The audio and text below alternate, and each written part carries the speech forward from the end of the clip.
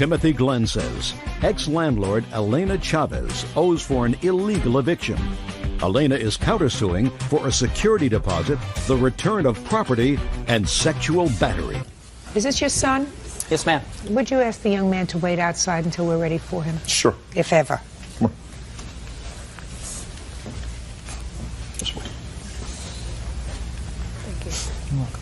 Thanks. You're welcome.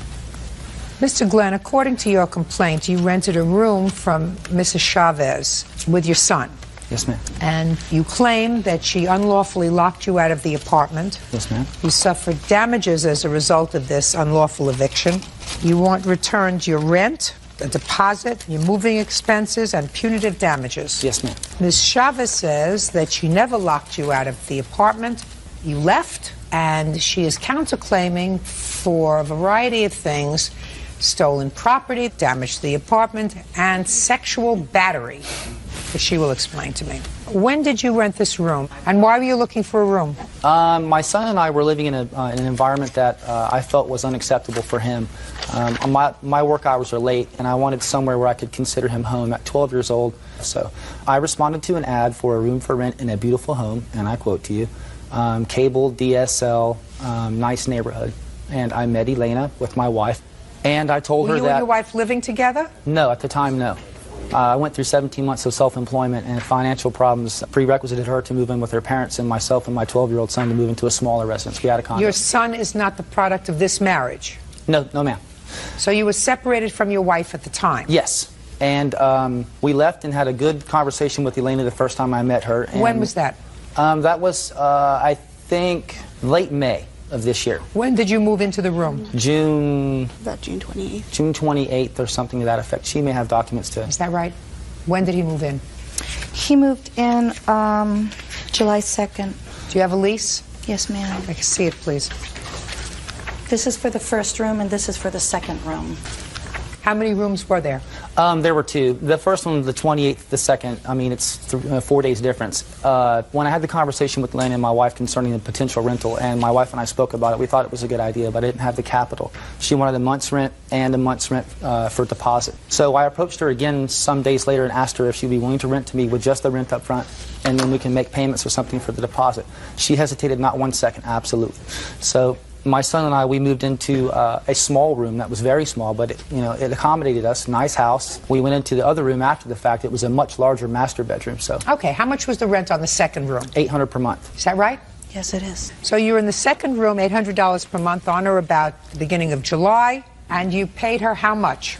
$7. She probably has receipts for that effect also. 7 something and. Mr. Glenn, you knew you were coming to court today. Right. My stuff is all over the place in storage and everywhere because of this. Mr. Glenn, that's not my problem. That's your problem. You I know you're understand. coming to court. If your stuff is all over and you're talking about a couple of months ago, you get it. You get it together so that you have it. I apologize. Ms. Chavez, how much did he pay you when he moved in the beginning of July? When he moved in the beginning of July, he gave me $600. The last payment he gave me to complete that was $200, supposedly $200, but he only gave me $150 of it, lacking $50. All right. $750 you received from him the entire month of July, and what was owing on that room was $800 for the rent. Is that right? The security deposit, how much did you receive for security deposit? He never paid that, Your Honor. Is that correct, sir? Not during the month of July. That's what I'm asking you. So the month of July, you never paid for the security deposit, No, ma'am. and you were $50 short on rent. Yes, Now ma'am. let's get to August. Okay. How much did he pay you for the entire month of August? $770. So for the entire month of August, you were $30 short in rent, correct, sir? Mm-hmm. And how much did he pay towards the security deposit? Nothing, Your Honor. Is that correct, sir? No, ma'am. And How much did you pay towards the security deposit in August? in the month of August, I paid $80 to her on the 26th, and I think I paid her $172 or something down to my penny in the 1st of August. So it's about $250 and 20 cents, roughly.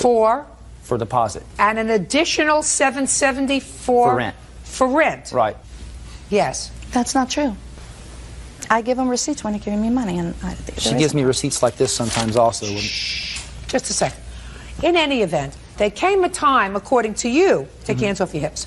Yes, ma'am. Came a time, according to you, in the month of August, that you told her you were leaving. Yes, ma'am. When did you tell her you were leaving? August the 26th, I was paid by a side job that I did. I'm an auto mechanic, fixed her car a few times, and said, Elena, let me give you $80, towards my rent, because I'm going to be about $80 short. She took the cash money, and she put it in her pocket, and she said, Tim, I can't put that towards the rent. That's got to go towards the deposit.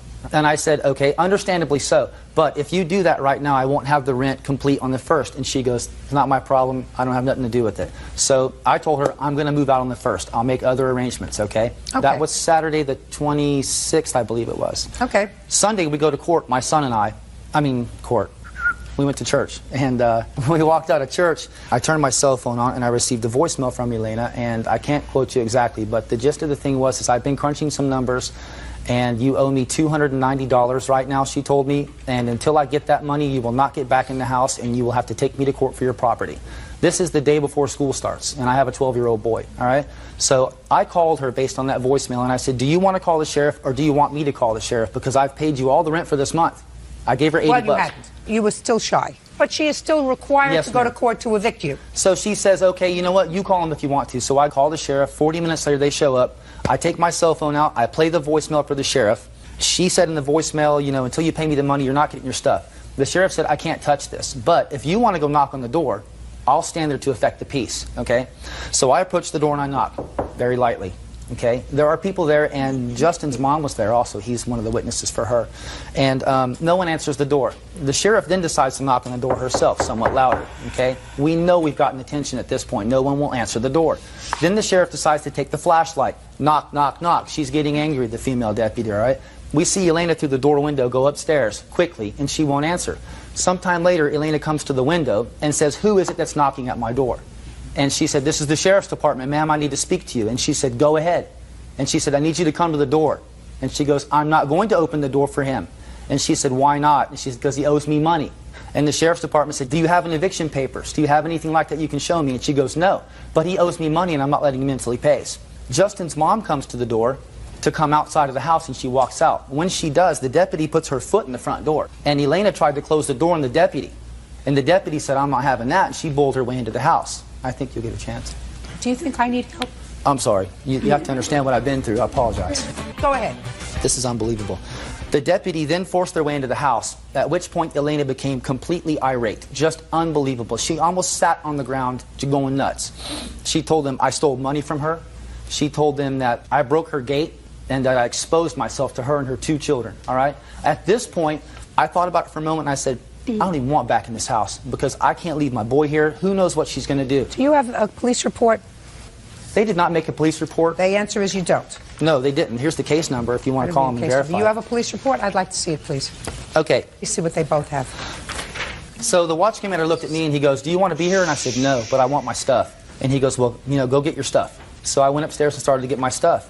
And the whole time I've got my cell phone on, my wife is listening to it on speakerphone the whole time. And the watch commander said, can you prove this to me, what you just said? And she goes, yes, I can. She goes, Justin, Alex, and that's these 2 guys here.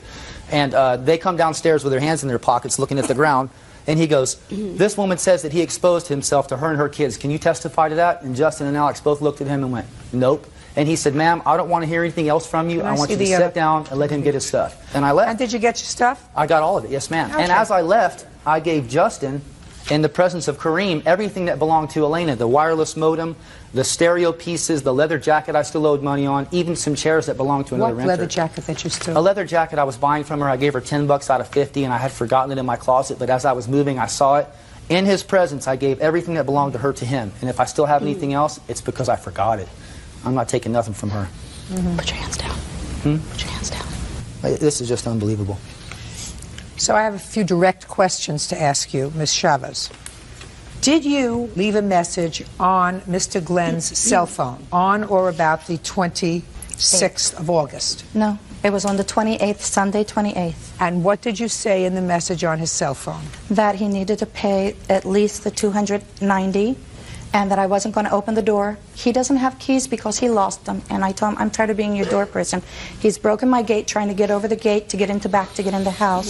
Listen, I asked you what you said. That he needed to pay that to get in the house and that I wasn't going to open the door if he wanted to come in. Listen to me. You cannot do that. You cannot lock him out. You cannot prevent him from entering. That's an illegal eviction. You cannot do that. I wasn't now, doing that. Yes, you were. Ms. Chavez, Honor, you absolutely were. I didn't change the locks. I don't care whether I you didn't do changed the locks. anything. Listen to me. I read the police. If he went and got his keys, he could have come in. I'm speaking. You were home when the police came to your door. Yes, I was. You refused initially to open the door for the police. For him. The police had to open Ms. Chavez! You refused to open the door for the police. You cannot do that. Now, when the police finally were able to gain entrance to your house and speak to you, what was the first thing that you said to them? I said I would let her in, but not him. And she said, fine, I just want to come in. So she came in, and we started talking. And she asked me what was going on, and I explained it to her. The first thing that you told the police officer as to why you weren't letting him in your house. Because he owed money, and I was trying to make an attempt to get him to pay some of it. Okay. Now we're going to get to your counterclaim. Take your hands out of your pockets. Yes, ma'am, I'm sorry. Your counterclaim is that A, he owes you for rent. B, he stole property from your house. You were unclear in your answer as to what property he stole. You want to tell me now? Yes, he took with him 2 towels, a rug, a VCR that I had loaned him. He never returned it. The cable transformers and the modem key that was given to him by Charter. He never returned those things. Okay. Do you have any of those things? Everything I thought was hers I gave to Justin, but I'm willing to look in my stores and see if I have the VCR still. I mean, you can buy a brand new 4-head stereo VCR for $20 at Walmart, right? I got it. Okay, so that's a lot of baloney. It sounded like a lot of baloney to me because it wasn't even listed in your answer. But what you want the most for is you claim a sexual battery. Yes.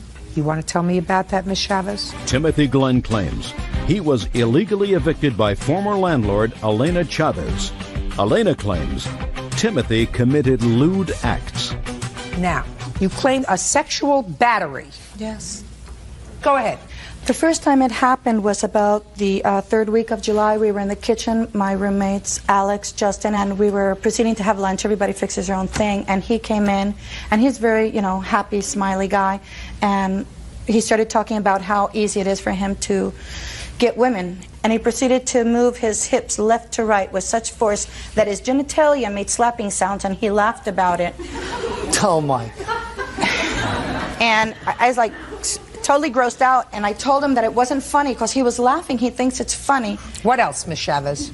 And other occasions he's done it before. He's Ms. Chavez, you know you're full of baloney. Yeah. I'm not. Hey, quiet. You want to go to the theater? Go to a movie. It's a court. He did this, okay? Listen to me. If he did it, and if you were so offended by it that you wanted to terminate his lease, I'm speaking. You give him 30 days notice in July, which is when you say this happened, and say, I cannot have that kind of behavior in my home. You chose not to do that, so I cannot believe I'm speaking. So close your mouth, put on your listening ears. You chose not to do that. What you chose to do was to allow him to stay there and then illegally lock him out. And when push came to shove, you resurrected this baloney to justify your illegal activity. And what I'm telling you is you cannot do that. And it's a terrible thing to say about somebody, especially somebody who was the custodian of a child, especially that. Put your hand down. I am. Put your hand down. In addition, in front of them, and not more than once. Listen to me. You had an option. Your option was, I'm speaking. It's irrelevant that you spoke to him. If the conduct was so offensive to you, you give him a 30-day notice, which is your right. He is a month-to-month tenant, and he would have to leave. You chose not to do that. You chose, after this happened in July, according to you, I'm speaking, lease. Put on your listening ears, you chose, according to you, to accept rent in August, according to you, of $770. And if the conduct so grossed you out, all you had to do in July was say, I want you out. You chose not to do that. So I disbelieve how grossed out you are by any of his conduct. You cannot do what you did. And especially sexual nature with regard to someone who is a custodial parent very bad. And I also gather from your answer, because he's got a complaint, that you called his son's school. The very day he moved out, you called his son. I'm speaking. You called his son's school to say that he was no longer living at that address. What was the reason for that? The document states that I have to do that. Oh, show me. Show me the document that states that you have to call the day after he moves out. I called 3 days. Show me.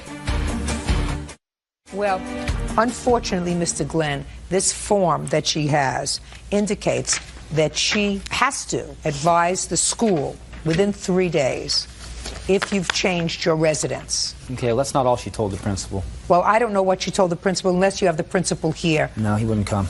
Well, your allegation is that vindictively, and I guarantee you vindictively she made this call, but she is required to do it, and therefore I cannot in good conscience rule in your favor with regard to that part of your complaint. I think Ms. Chavez acted wrongly. I think she made an excuse for her behavior after the police told her that she couldn't evict you. I agree. She couldn't lock you out, and she said, well, you were a threat to her because you sexually battered her. You may have been guilty of poor judgment or poor taste in your storytelling, Mr. Glenn, but there is no evidence whatsoever of sexual battery. Is there? Right. Okay. Mr. Glenn, where did you go after you left her house? Well, I went to Kareem Pardini's house that night. We didn't know where we were going to go until about 7 p.m. Okay, so you went to somebody's house, you slept there. Where are you living now? Right now, we're living next door to my wife in Altaloma. We're on the way back again, and it's great. I mean, everything's coming together. Well, that's fine. So it worked out reasonably well, but I believe that you have to be compensated, not just because she refused to allow you in, because ultimately what you said was, I'm afraid to leave my son here because she's acting like a nut. Hey. So I'm going to take my son and go elsewhere because I can't leave him here, and she acted improperly. Whether it was a motel I'm speaking. I'm sorry. I believe the fact that she told the police this baloney story about sexual battery is worthy of compensation. And it's worthy of compensation because of who you are, because of the fact that you are a custodial parent. And I don't think that she has the right to use that as an excuse for her illegal behavior. Judgment for the plaintiff in the amount of $2,500. Your counterclaim is dismissed. That's all. Parties are excused. You may step out. Joanne Smithson claims her husband's cousin, Doris Smithson, attacked her, slamming her face into the dashboard of a car. Doris claims Joe troublemaker. Ms. Smithson, you and the defendant are related to each other through marriage. Is that right? That's correct. And it is your claim that the defendant assaulted you. You want her to be responsible for your medical bills and whatever pain and suffering you experienced as a result of an assault. You say that the plaintiff was disrespectful to your father-in-law? To my father. To your father. And that what ensued as a result of her being disrespectful was really no more than a scuffle, and the plaintiff was not injured. That's Correct. Your defense. You both live in the same town? Yes, ma'am. Yes, ma'am. And what town is this? Bethesda, Paytonsville, Maryland? Tennessee. And how long have you been a Smithson? 27 years. And you? All my life. It's my maiden name. Are there rich Smithsons and poor Smithsons? Yes, ma'am. That's what I gather from these papers. Yes, ma'am. Are you one of the rich Smithsons or Yes, one of the ma'am. poor Smithsons? I'm one of the richer Smithsons. And you? The poor Smithson. No, I got it. But I gather that the rich Smithsons and the poor Smithsons don't get along too well. So I want you to tell me your first name. Doris Darnell Smithson. And your first name? Joanne. I'm going to ask if you would allow me to be a little less formal because, first of all, Smithson is a tongue twister. And second of all, I want to be able to differentiate between the two of you. So would you mind if I were a little less formal? Is that all right? All right, Doris, tell me what precipitated this problem. I want you to explain to me. Well, at the time, I really didn't know there was a problem. You know, there's always been harassment in the family ever since she's been in it, actually. But we've always got along with her because of my father's 92-year-old brother. Okay. Now, your father's brother is her father-in-law. Yes, ma'am. And it actually was me and her husband that actually had the argument. Okay. Just tell me what precipitated the argument. Okay. There was a sale of property. Yes. An estate sale. Estate sale. And it was the estate sale of your father-in-law who was selling off personal property. Yes, ma'am. Is that so far right? Yes, ma'am. Go ahead. Well, you know, I go up there in good nature. We talk good. I talk with Joanne. I talk with Sam Jr. about stuff that they still had to sell. And I asked them if they had any more of Mammy's stuff, you know, my grandmother's. And they said no. Then they were talking about a lamp that my father wanted. I have no idea about this oil lamp she's talking about. And I said, well, what kind of oil lamp is it he's wanting? And maybe I can get him one. And then Sam Jr. starts coming out just cussing. Sam Jr. is her husband? Her husband. Okay. See, so this was really mine and Sam Jr.'s argument. Okay. You and her husband got into an argument. Me and her husband got in an argument. Over this missing oil lamp. Yeah. Keep going. Okay. So he starts just fussing and just really getting mad, and I'm just calm. I'm like, well, okay, that's fine. You know, you've always been the greedy one in the family, and he always has. He's always been different from all of us. What day was this, Doris? Our fight was April the 16th, so it was the Saturday before that. It was the 10th. 10th of April. That was a week before this altercation Yes, that you had with Joanne. Yes, ma'am. Go ahead. So I left, and when I get home, he had called and said that my father went to their sale and left his lounge chairs. Him and my mother left their lounge chairs there. Did they purchase these chairs? No, it was their chairs that they gave took them to sit in at the auction.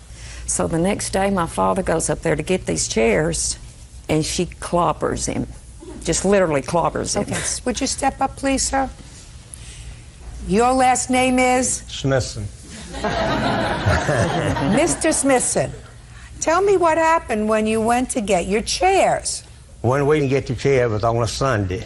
So I called Joanne and I asked, I said, we left 2 chairs up there. Did somebody get them or they're still there? She said, they're sitting out there in front of the barn. So I said, I'll be up there in the morning, which had been Monday morning. So I'll be up there around 9:30 or 10 to get them. She said, that'd be fine. So about 9:30, I went up there. I stopped right in front of the trailer at the parking place. And when I got out, my brother was sitting on the porch. And she come out, and that's when she started shaking her finger at me, cussing. And my brother got up. What did she say to you? She called me SBs, MF, you name it, she called it. But she had locked his chairs up in her trunk and wasn't going to let him have them. Listen to me. You tell Darnell. You listen to me. You weren't listening to me. Doris, you weren't there. And your father is doing just fine. But finally, she come off my porch, and I said, Joanne, where my chair at? She said, well, you gonna listen to me first. I said, no, I didn't come up here to argue with you. I said, I come get my chairs. So finally, she got the chairs out of the car and rammed them up again and said, hey, these chairs. She said, let me tell you some others. We got the lamp, but the only way you get it be busted over your D head. And she said they're married, but Sam Jr. tell everybody they ain't married. So I don't know. Well, that's not for me to figure out right now. Yeah. Thank you, Mr. Smithson. Thank you, may Your have Honor. a seat. What did you yell at him about? I did. Joanne, yes, you did. You did. I know you did. You know I know you did?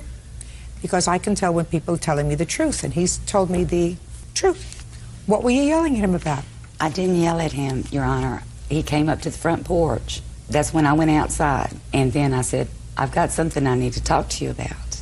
And I said, I don't want to hear any more about this oil lamp. Did you put the chairs in the trunk of your car? Yes, I did. Why?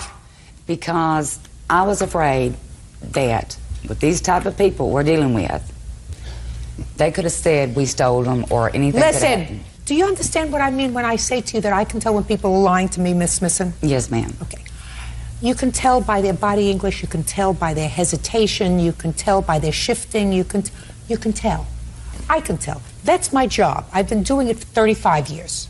So I can tell that you just made up a story. You were terribly disrespectful to him. There was no reason for you to put his chairs in the trunk of your car. Absolutely none.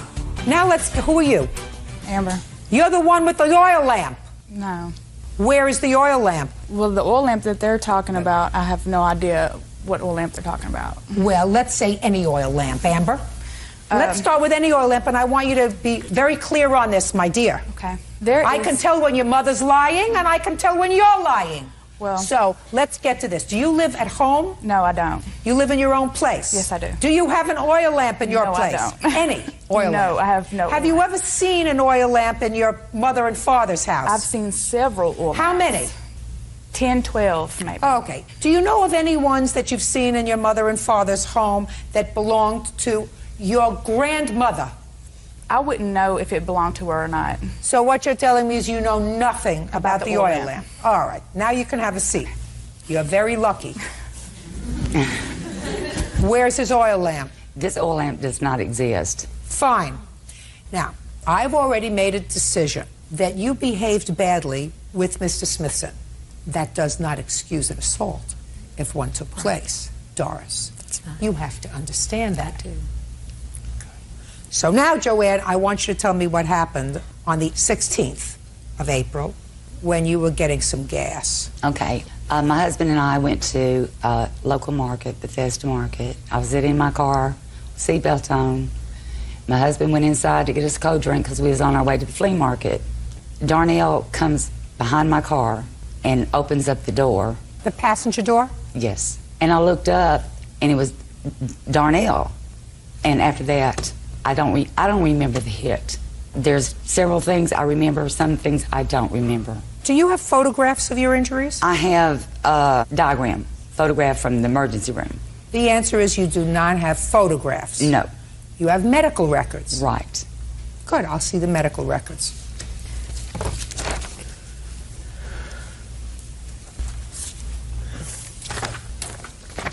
Anybody have a police report? Yes, ma'am, I do. I'd like to see it, please. I've got two. The day of the assault and also the revenge assault against me over the lamp that I was cleared of. What? The same day, she and her father took out a revenge warrant against me over a lamp. I never heard of a revenge warrant. Well, Right. it is. No, Okay. there's no not such one. thing as a revenge warrant. Then what is They it? filed a complaint against you. Okay. The same day that the assault happened. Well, there is absolutely no issue as to whether you were assaulted or not. You were, in fact, assaulted. Also, I was... Shh. Okay.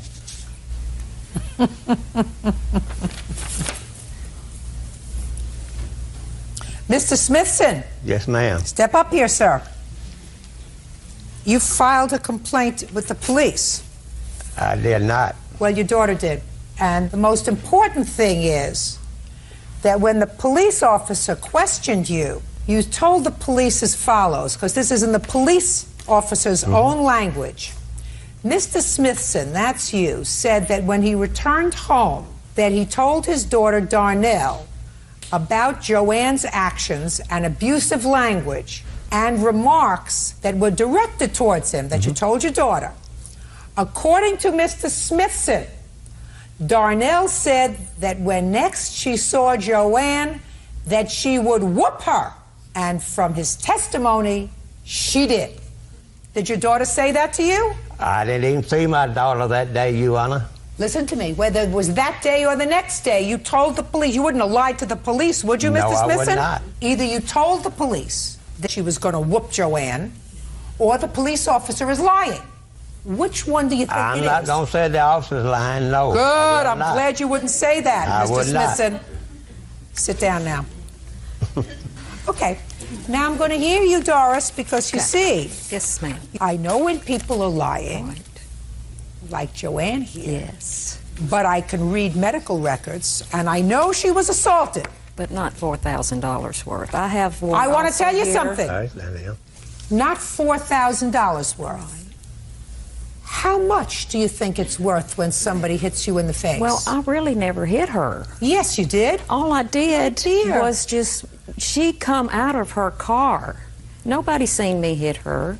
I didn't ask whether I was anybody. I saw the walking out medical. of there. Listen to me. I saw the medical records. She was hit in the face. Okay. Okay. I was also scratched right here. Did she go to your car? No, I live right across the store. I'm going to the store. They're already there. And she hollers at me first, "Hey, you." And I said, oh, Lord, here's Joanne. You know, she starts coming out of her car. I calmly just set her right back down in her seat. That's worth $4,000, madam. Well, Because it what could you're be. doing is fibbing to me. Doris, A, medical records don't lie. Diagrams of her injuries don't lie. Listen, pay careful attention. because you were angry that your father was disrespected by Miss Big Mouth over here. Well, if she was hurt. I'm speaking Okay. without any just cause, because I do have a feeling that she's a troublemaker. I believe that. Yeah. Because I think that probably a lot of things that were sold, things that might have had sentimental value to both brothers, should have been, before you sell them to strangers, you say, listen, would you like something of Mom's? Would you like something that's been in the family for a long time? That's what decent people do, Joanne. And if you didn't do that, and if your husband didn't do that, that means you're not decent people. Do you understand? However, that doesn't mean you can put your hands on her. So, the fact that she disrespected your father, and the fact that you did say to him, next time I see her, I'm going to whoop her, the fact that you did it is going to cost you $4,000. Judgment for the plaintiff, that's all. Devin Fowler claims ex-husband Jason Fowler fraudulently cashed her student loan check. Jason denies the accusation. Ms. Fowler, the defendant is your former husband, and it is your claim that the day before your divorce was finalized, your husband cashed a check from a student loan that was yours. It was a refund check. And in addition, he has some property that belongs to you. This all came about because after you were married, your husband, who was in the military, was stationed in Germany. You went to Germany. You have one child together. Yes, ma'am. And things didn't work out. You came back to the United States. It is your claim that the military sent some property after he left the military, and some of the property that they sent to his house belonged to you. That's correct. Your former husband says that he did, in fact, deposit that check into a bank account. It was a joint bank account, that you withdrew that money from the bank account. And as far as the property is concerned, you had said to him on more than one occasion that you had no interest in any of the property that you didn't take with you when you left Germany. Yes, ma'am. When were you married?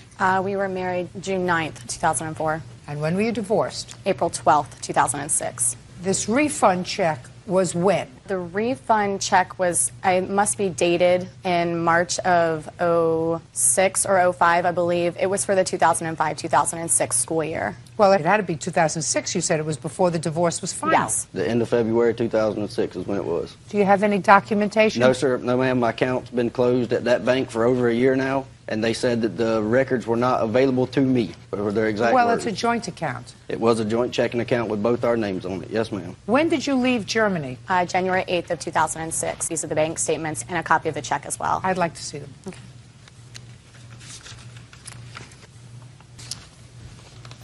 Because, Mr. Fowler, you would agree that if you deposited the check into the account, which is what you said you did, Yes, ma'am. if that same amount was withdrawn by the plaintiff, the bank statement would indicate that, correct? Yes, ma'am. And I haven't seen it yet. But if it doesn't indicate that that same amount was withdrawn, you would say that you were mistaken, right? Yes, ma'am. Okay, so let's see what happens.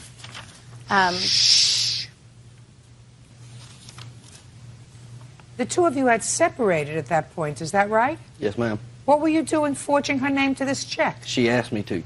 Tell me about that. She asked me to sign it and deposit it because I asked her if I wanted her to mail it, and she said no, she did not have a bank account back home yet that she could deposit the check into or get it cashed, so she asked me would I deposit it. We both had debit cards to the same account, and I was putting money in the savings account for her to withdraw out of. You were depositing money for her support and the support of your child? Yes, ma'am. Is that right? That's not correct. I opened a bank account as soon as I returned home to Delaware in January because I began work in February. That check was cashed on April 11th of 2006.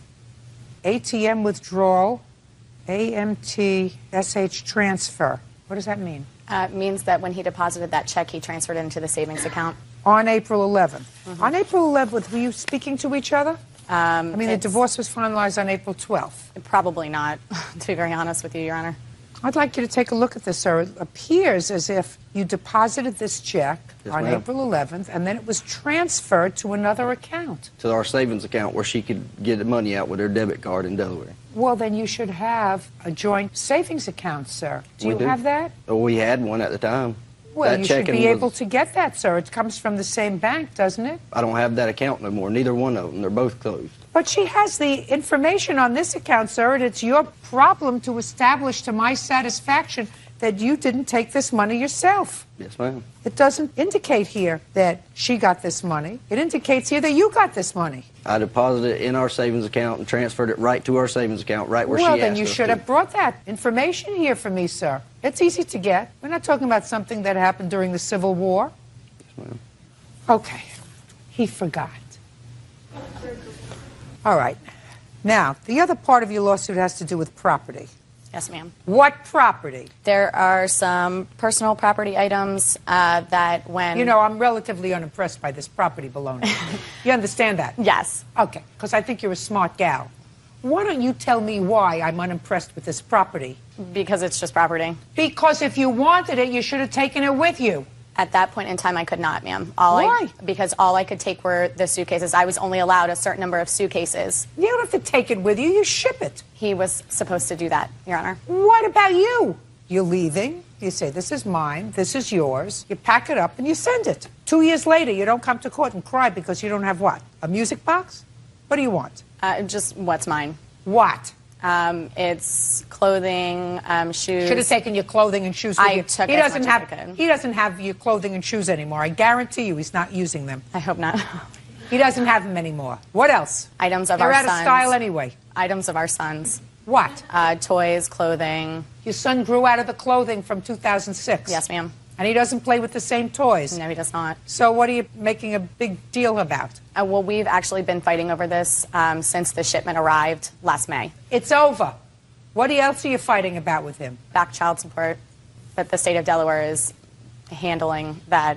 It's already been handled and arranged to make payments. I've got my child support comes directly out of my with whatever's paid to go back because I was stupid and sent her cash instead of sending her a check every month. So that was my own stupidity, and I admit that. But I'm paying the back child. Listen to me. I know. Why did you send her cash? You mean you put cash in an envelope? Yes, ma'am. You put cash in an envelope. It's illegal. I know. Right? I'm 6'2".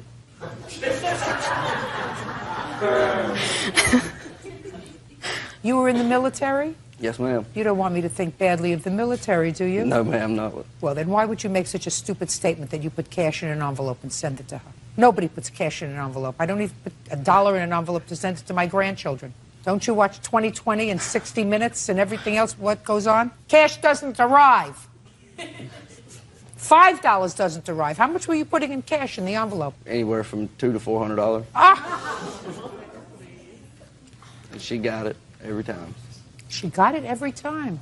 Really? Did you get the $200 to $400 that he sent you in cash? Every month. Every month.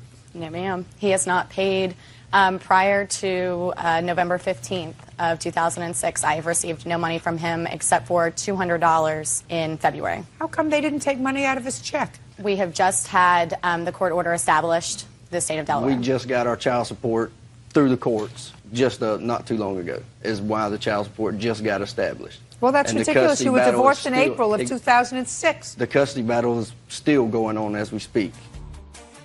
What kind of custody battle? There is no custody battle, Your Honor. Last year for his birthday, I drove 12 hours from where I live in Georgia to Delaware to see him on his birthday and got to spend 4 hours with him, at which she walked around the mall with me and my oldest son and Harley and my fiance, now, she wasn't at the time, and wasn't with him at all. Why did you bring your girlfriend with you? Because it's a long drive and she helped me drive. And we had just gotten off work. We went up there in 2 days and came right back. Went up there and came right, it was just a round-robin trip just to see him for his birthday. Where did you move to when you left Germany? I moved back to Delaware and with my parents, who've been very supportive. Where had you married? In Delaware. Delaware. In Delaware? Mm-hmm. And where had you met him? In Delaware. In Delaware. Where did you move to? Georgia. Georgia? Yes, ma'am. Well, listen to me. If I had a child and I wanted to be near my child, a child that was born in Delaware, where I married in Delaware, where I lived in Delaware, I wouldn't have moved to Georgia. I got another son in Florida also, so well, then you got to learn to keep it zipped, sir, or at least get it geographically suitable. I got it taken care of. Geographically suitable. Yes, ma'am. You want to pollinate half the civilized world, sir? I would suggest you do it in the same state. You owe $1,046.09. That's all. Thank you. Thank you. Dennis Nelson claims his adopted son, Christopher Nelson, illegally sold a Corvette he was allowing him to borrow. Mr. Nelson, this is your son. Yes. You were married to his mother, and did you formally adopt him? Yes. And you are now divorced from his mother? Yes. When was that divorce? September Of? 06. According to your complaint, you believe that your son owes you for a car that you gave to him, titled in his name, but with a condition. And the condition was the car would be returned to you if and when he joined the Navy. He told me he was already signed up for the Navy in January. Right. So that was the condition that you indicated. To get him off of a motorcycle that he was riding rather recklessly. Right. And you said to him, his car, putting it in your name, when you go into the Navy, I want you to give it back. Right. Did you ever go into the Navy? No, Your Honor. Mr. Nelson, I read your whole complaint, and your whole complaint has sort of a convoluted story about certain trust that you had in your son to do the right thing. He took the car, he sold it to somebody else, then he took it back, then he sold it to another person. Bottom line is, I read your complaint very carefully, sir, and your complaint is clear. Even if I believe what you said in your complaint, which was you gave him this car, you transferred the title to him, is that correct? He insured the car himself, is that correct? Yes, Your Honor. Did you pay for the insurance yourself? Yes, Your Honor. And how long did you drive the car? Only for a couple months, Your Honor. Then you sold it and bought something else. Yes, Your Honor. Mr. Nelson, stop playing with your papers. Okay. Because you're not going to understand what I'm saying to you unless you pay attention. Gotcha. If I believe what you say in your complaint, you made him a conditional gift. And the condition of that gift was that the car would be returned to you when he entered the Navy. But he has not entered the Navy. Okay. So how can you get the car back? Or the value of the car? Okay. Do you understand? I know that you're angry with him. I don't know exactly why. Maybe we can resolve that. But the conditional gift that you made to him it becomes a permanent gift if he never joins the Navy. Is it your intention to join the Navy? No, Your Honor. Why not? I decided to keep pursuing my medical field that I am now. And not join the Navy? Okay. Ever. When did you give him the car, Mr. Nelson, just for my own information? September 27, 06. And you titled it in that same month. And when did you sell the car, sir? Down in October around. Who'd you sell it to? I didn't personally meet them. My stepfather actually had it in Desert Hot Springs, and he sold it for me. To whom did you sell it? To a private party out of Banning. Stand up. How much did you sell it for? Your Honor, Christopher owed me some money, so he had gotten another vehicle. So in lieu of the money that he owed me, What did he owe you money for? Personal loans. Explain it to me. Just everyday living, helping him with insurance, paying for some of his tuitions through furthering his education in the EMS field, things of that nature. How much did he owe you? About $4,500. Educations are expensive. How long have you been married to his mother? Since July of 06. You were divorced in September of 06. So how could you be married in July of 06? It was a typo on the court's behalf, and we're since straightening that out in litigation. What do you mean you're straightening that out? What does that mean? Well, what it means is there was a typo that instead of putting a 9 when the divorce would have been finalized, it would look like a 7. So we went forward with the wedding. Come to find out later that it was a typo, so we're in litigation now at the courts to rectify that. Why don't you just get married again? We will, sir. Ma'am, when we're done with this. Pardon me. May I reiterate? Just a second. So let's assume he owed in the relatively short time that you've been together with his mother. How much did you sell the car for? That exact amount. To whom? I don't know the name of the person. I took the car to my place of employment, placed a for sale sign in it, and 5 hours later sold the car. I don't know the name of the people. I really didn't expect this. A man or a woman? It was a man for his daughter. Did you get a check or cash? I received cash. Do you know that I don't believe a word that's coming out of your mouth? I'm sorry. Do you know I'm sorry. that I don't really believe a word that's coming out of your mouth? Do you trust him? I know it was true. Let me tell you something. Most of what he just told me was not true. I beg to differ, Your Honor. Oh, on this day that you can do all you like, sir, but I understand. I just swore between God and this court to tell the truth. Quiet. I understand why Mr. Nelson is annoyed. The truth of the matter is, he made a conditional gift, and it didn't work out the way he had assumed it was work out. He certainly wasn't giving his son a car to give to you, to give you money. And so I can understand why he's annoyed. I understand why you're annoyed, sir. Thank you. Okay? When I get a chance, I'd like to explain. Go ahead. First, the car was stolen from her. She has a judgment on it. A judgment? What do you mean it was stolen from you?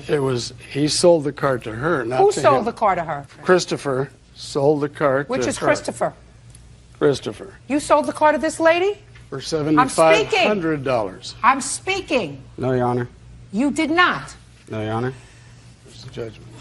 I'd like to explain. Go ahead. When I received the car, I heard from a friend that I believe Kelly was looking for a car around $5,000, $7,500 or so. And so me and her were talking and everything, but she only had about $2,500 to give me. I knew she was going through some hard time, so we made a verbal agreement that she was to have possession of the car and I was to retain ownership until final payment. After a couple of weeks, I kept getting the same response that... How much money did she give you? She gave me $2,500 as a down payment, and then I was still waiting on $5,000 when she went down to her security lockbox at quote-unquote Pachanga. Well, after many weeks of trying to talk to her and give me the same excuse, it wasn't until after I talked to a lawyer and a detective from the Murrieta Police Department about the legal part of it that I was in full right to go and repossess my vehicle. What'd you do with the $2,500? She took me to court. And what happened with it? I even told her that I would give her the back. What happened with it? I was unable to attend. What do you mean you were unable to attend? I had a class that I was already enrolled in to further my... Go ahead. I have a witness in the back. You didn't know you could have... For what? Christopher. I will testify To what? to whatever you want to hear. Well, I He'll don't want to testify to whatever he I will want to hear. testify to the fact that he did steal the car. He was paid in Just full. a second. Just a second. You have a judgment against him for $7,500? She has the judgment. You have a judgment against him, so there's no question. Here's the bill of sales for the other car. A court has already ruled on that. On that one. On this one. But the other witness will testify that he did take the car. No, I got it. He said he repossessed the car, and he couldn't go to the hearing, to the court date, because he had a class. Okay.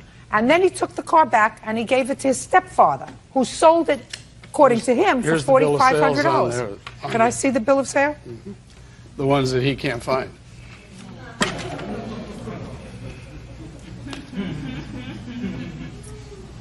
Your last name is Mater? Yes, ma'am. Well, I have a bill of sale, sir, with your signature on it, indicating that you sold this car to Joanna That's for the name. $5,700.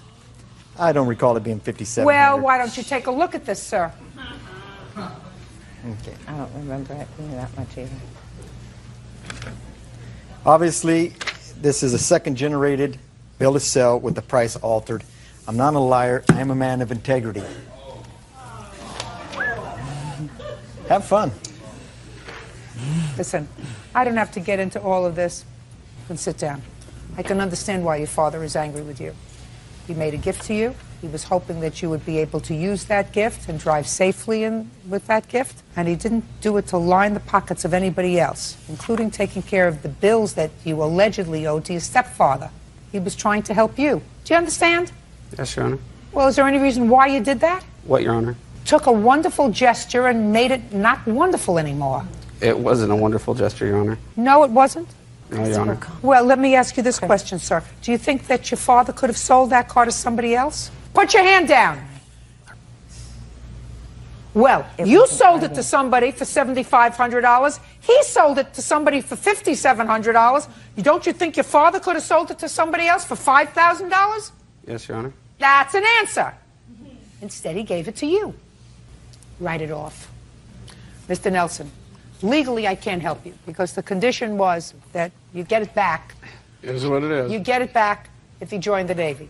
Didn't join the Navy. He's not going to join the Navy. Unfortunate. Sometimes your best intentions are not necessarily. His words were he signed up for the Navy in January. I understand that. Okay. Okay? Thank you very much. Good enough. Case is Thank you. dismissed. That's all. You owe him an apology. That'll never happen. Parties are excused. You may step out. Lisa Pelisek says former live-in boyfriend Franz Zygmuntovich owes for several items she purchased for his home. Ms. Pelisek, the defendant and you were involved in a relationship. You lived together in his home for a period of time. You claim that while you were there, you purchased some furniture for the home, put it on your credit card.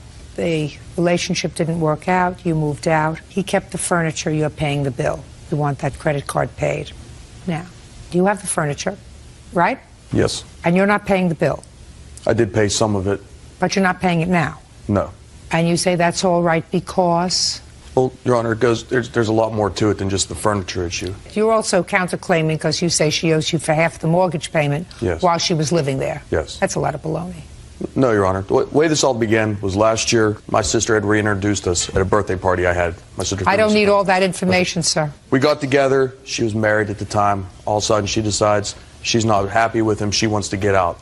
Originally, we were looking for a place for her to live somewhere nearby me. At the time, she called me and says, you know what, why don't I just move in with you? I'll stay there. That's all good. She moves in, proceeds that she wants to get this, get that, get this, get that. Well, I already had my house established. I'd been living there for over a year, almost 2 years. I had all this stuff purchased for my home. She didn't like the bedroom set. She went and sold that, kept the money on that, bought a new bedroom set. She wanted blinds, just stuff. Just a second. Let's get over this counterclaim first, because when I said that's a lot of baloney, I meant that's a lot of baloney. Because nowhere in your discussion with me, sir, did you say that when she moved in, she agreed to pay half your mortgage. I forgot to mention it. She was getting... Listen, if you start out with a fib, I don't believe what you say. Well, do you understand? I didn't give you the whole... You didn't let me finish. Go ahead. Okay. Part of the thing was she was getting money from her husband, plus unemployment. She said she was going to help me out with stuff. I was also buying on my credit card items, tickets, concerts. I'm talking about rent. Let's get rid of the rent. Okay. You have a counterclaim for rent. Yes. I said to you that was a lot of baloney. You want to address the rent, sir. Okay. So far I've heard she was getting alimony from her husband. She was getting unemployment. She said she would help you out. Well, part of the deal was she... No, look at me. Okay. Part of the deal was she was getting money. She said she was looking for a job and was going to help me out. If she's suing me for everything, then she never helped me out with anything. That's not a contract to pay half your mortgage. I never made a contract to pay her credit card Just either. a second. I'm talking about your counterclaim, sir. Okay. In order to have a landlord-tenant relationship, which is what you are suggesting to me, because that's what it was. You may have shared it. Don't look so unhappy, please. Don't give me the sad-looking face. It doesn't impress me at all. Okay, so, put the smile on the face, or just, but this sad face doesn't go far. I have no heart. Do you understand? Perfect. When you form a landlord and tenant relationship, even with somebody with whom you are sharing a bed, there has to be an agreement to pay a finite amount, so much per month, first of each month. Okay. There was never any agreement for that. Yes. Now, I knew that when I read your papers. Okay. You were trying to convince me there was. All I'm saying to you is, I don't believe that there was ever any agreement to have a landlord and tenant relationship with the plaintiff. No. So your counterclaim's dismissed. Okay. If, however, what you're telling... Get the sad face off, please. If what you're telling me is that when she moved in with you and you were sharing a home, your bedroom, sharing your bed, she said, I don't like this bedroom set. I want to get a different one. So she got rid of the old one. Yes. And she purchased a new one. Yes. And she kept the money from the one that she sold. Yes. Wouldn't you have been smarter to say to me at the beginning, no, we didn't have an agreement as far as rent is concerned? Because now I tend to doubt that, that she sold the bedroom set and kept the money. Is she going to tell me she kept the money? If she's not lying. Let's see. Did you keep the money when you sold the bedroom set? I applied it to the Discover credit card. It was $450, and I made the payment on my credit card. Now, why did you get a new bedroom set? Now, look at me. Okay. Why did I just you get did a not new like the looks of the old one. You and didn't. We were planning on going to get married, and I was going to live there the rest of my life. He told me that I can... You bought him a present, a new bedroom set. He told me Forget I can decorate his house any way I want, and it's not a problem, and he would pay any charges that I put on my credit card that went toward the house. Really? And what were you paying? Don't look confused. It's a very easy question. You weren't paying any rent. Right, nothing. He was providing you with a roof over your head, telephone, gas, electric, water, all that other stuff. My question to you, madam, is your husband was supporting you, which must have irritated the hell out of him, because here he's supporting you and you're living with somebody else, and you were getting unemployment. What were you doing with your money? I was just paying off my bills that I currently had. I had some credit cards, and just miscellaneous bills. And whenever I took the children out to do activities. Whose children? I have a son, Zachary, and he has a daughter, Savannah. And we would just go out and do things with that money. Okay, so you bought a bedroom set on your credit card. You kept the money from the bedroom set that you sold. What else did you buy? There were just many household items, new kitchen sinks. There were shower curtains, shower rugs, window blinds, just miscellaneous home items, shelving units for the basement. But it all just really added up. And over what period of time did you purchase these things? From the time I actually officially moved in, which was July 16th, until September 15th. Exclusive of the bedroom set, how much did you spend? Exclusive of that, around $3,000. And how much did you pay towards the expenses of the house? Nothing. Consider it rent. You live there with a child? Yes. You think you can get a place to live with your child for $1,000 a month? No. Including gas, electric, telephone, whatever other expenses there are? You can't. Just out of curiosity. Why did you leave? There were problems in the relationship that had developed. I ran out of money is what it was, Your Honor. Yeah. Once I said I had no more.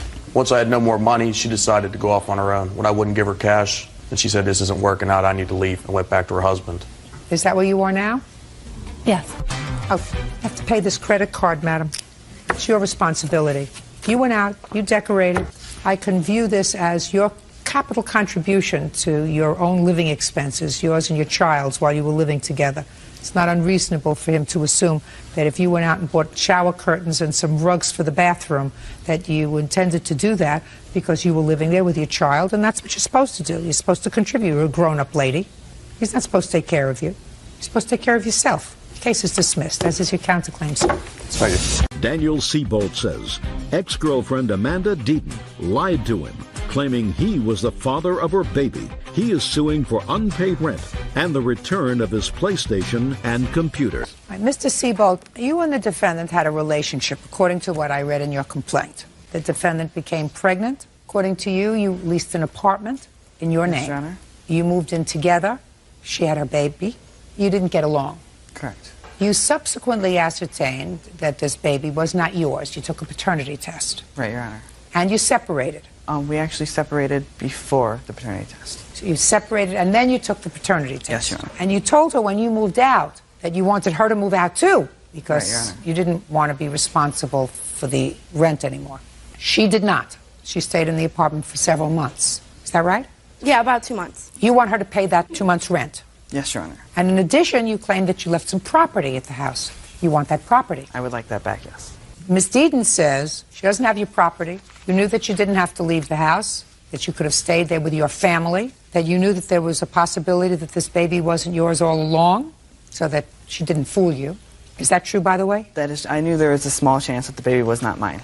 How small a chance? I assume there's a very small chance, but obviously not that small. Just curious. Why did you assume that there was a chance that the child wasn't yours? Because I found out that she had cheated on me with one of my best friends. After I found that out, and then we started talking a couple months later, and we tried to patch things back up, and then we found out she was pregnant. How come you didn't have a paternity test immediately? I was just trying to forget the incident of the cheating and the separation, trying to work back towards our relationship, and any reminder that was sort of painful for me. I was just trying to get back on with our lives. How old are you, Mr. Seabolt? I am 22 years old. How old are you, Miss Deaton? 18. Shh. Please. How old is your baby? My daughter is 14 months old. Does the child's father pay child support? No, he does not. Why not? At the time of conceiving my daughter, I was not dating Daniel. I was in a relationship with the father. Upon becoming pregnant, upon knowing I was pregnant, I should say, because I did not find out right away. I found out after I was 10 weeks along. Daniel and I had started dating at that time when I... Could you answer my question? I mean, I'm not interested in from the year of the flood. I just want to know how No, come he does the not. father doesn't pay child support for the child. He signed his rights over to Daniel Seabolt. You mean he terminated his parental rights? Yes, he did. With a lawyer? I don't believe so. It was between him and I and 2 witnesses, and then notarized and sitting in his courthouse, so... It means nothing. That's good to know. Thank you. I was not of knowledge. Well, I'm telling you, unless He's been advised of his right to counsel. Child has to have an attorney as well before somebody can give up their rights. He's giving up his rights to somebody else who's not the father. Ridiculous. Correct. Your child has the right to be supported by two parents. And before somebody can give up their parental rights, there are certain rules and regulations that have to be followed. And you can't just wake up one morning, give yourself a good scratch on the rear end and say, I think I'm going to give up my rights and my responsibility as a father. How old is this other character? 22 as well. Okay. Now, she stayed in the apartment for 2 months after you moved out. Yes, Your Honor. Where did you expect her to go? I assumed she'd either go to her parents' house, where we actually moved from, because they were kind enough to let me stay there when we found out she was pregnant. I told her upon leaving that I wanted to move back into the apartment, so I was asking her to leave, but I didn't want to see our daughter out. I wanted to keep a roof over her head, and I told her she could either stay there and pay rent, or I asked her kindly to move out. How long was your lease?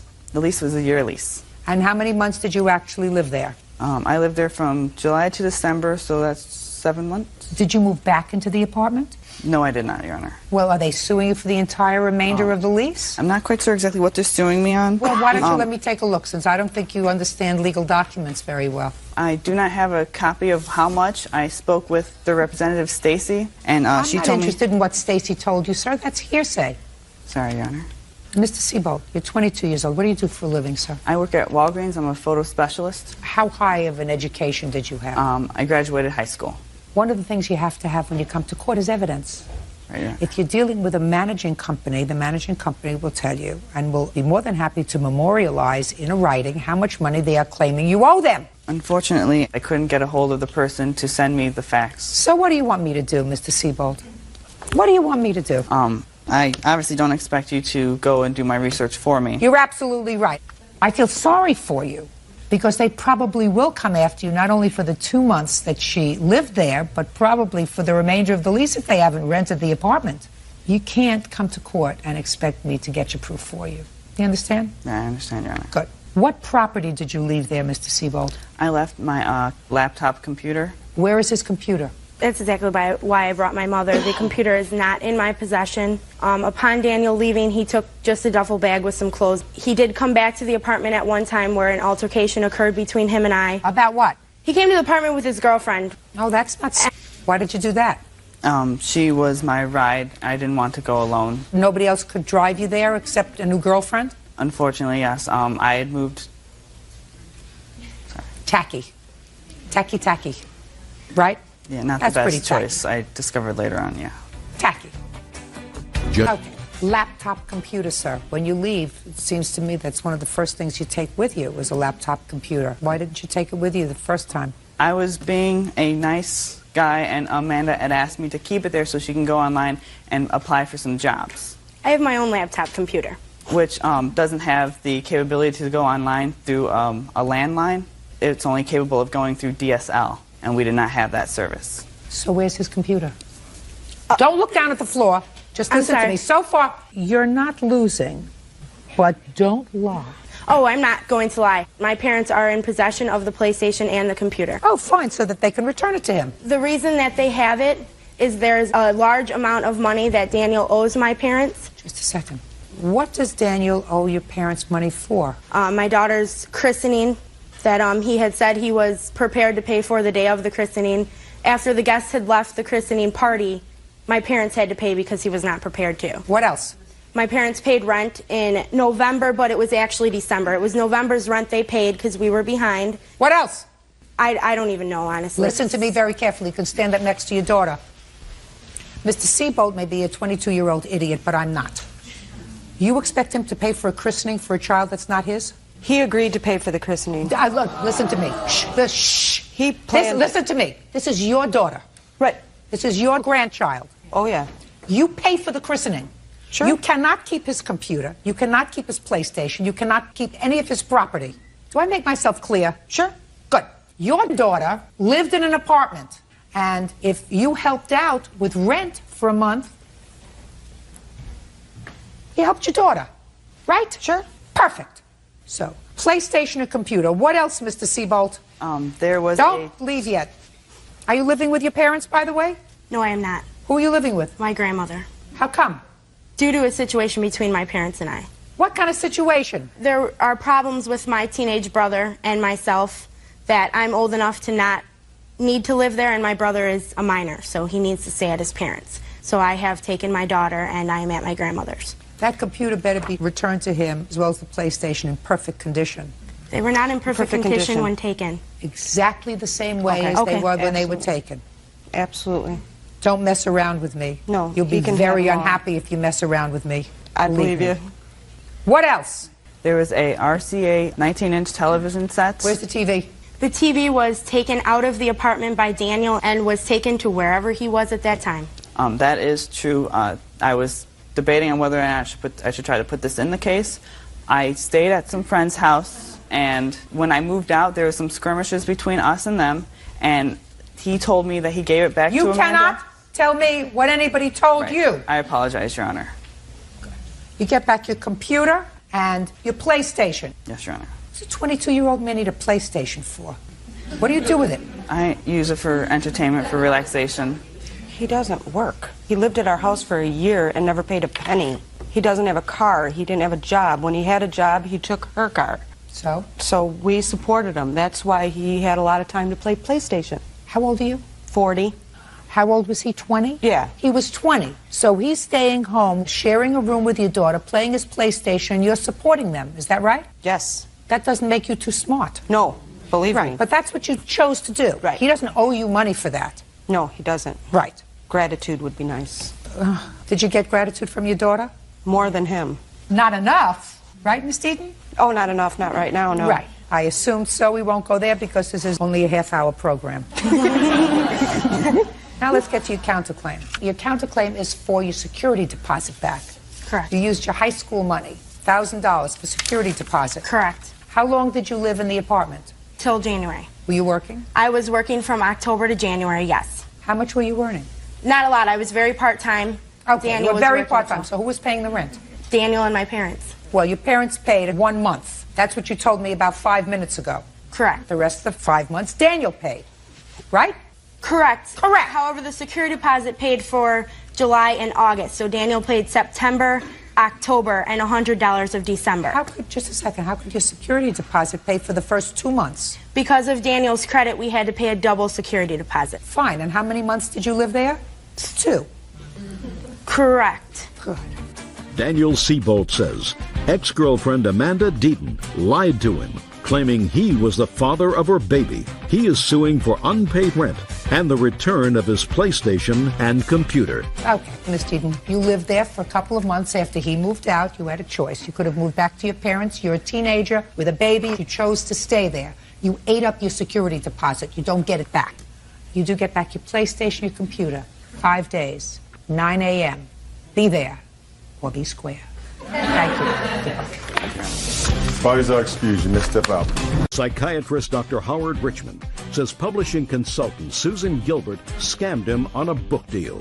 According to your complaint, Dr. Richmond, you retained Miss Gilbert's services because you were interested in publishing a book. That is correct. And she had, well, you had heard she had had some expertise in assisting people to get their works published. You gave her approximately $2,500, and it is your claim that she really defrauded you because she was not working solely in your best interest. You want not only your money back, but you want twice that amount of money as punitive damages. So I have a few questions before we get into this. Had you written a book? Yes, I did. And the subject? It was called The Healing Field, a story about myself, a psychiatrist, and one of my patients who was dying from anorexia. Only when I got out of the box of my traditional training did my patient start to heal. How long did it take you to do the book? About 5 years. And what brought you to Miss Gilbert? I was at a publishing event in 2003, and the defendant was one of many experts that presented that day, and she said that she could help me get my book published. How much was Miss Gilbert's fee? Her fee was $150 for an hour of coaching over the phone. And what kind of things did she coach you about? Well, she talked about having a branding, who I was going to. Told me about this fantastic opportunity to be a co-author in a book along with big names such as Dr. Phil, Deepak Chopra, and Wayne Dyer. And I would need to pay $5,000 to, under a tight deadline, write a chapter in the book. So then in October of 2004, I wrote a check for $5,000, sent it to the publisher, Linda, and then 2 weeks later... The publisher is not Linda. What's the name of the publisher of this book? Her name is Linda, and her corporate company, logo is Mentors Publishing House. Never heard of them. Neither had I. So what'd you just write him a check for $5,000 for? Dr. Richmond? Well, at the time... Doctors are notoriously bad businessmen, sir. It was a good sale to be associated with these big-name authors. Yeah, but you got to do your own due diligence, Dr. Richmond.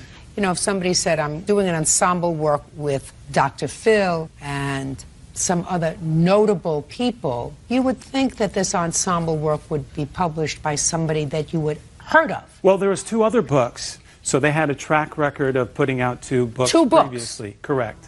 In how many years? I'm not sure exactly. So in their whole history as a publishing house, all you knew of was 2 books they had published? Correct.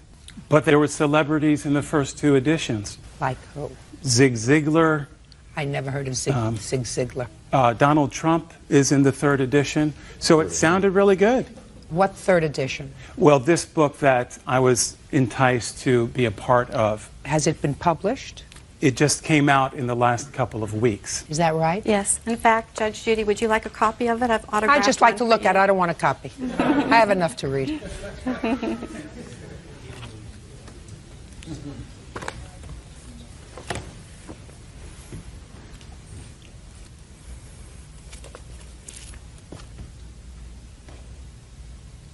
By the way, in case you want a picture of Zig Ziglar, this is what he looks like. That's him. All right, so you sent $5,000 into this publisher. Go ahead, what happened? I wrote the chapter.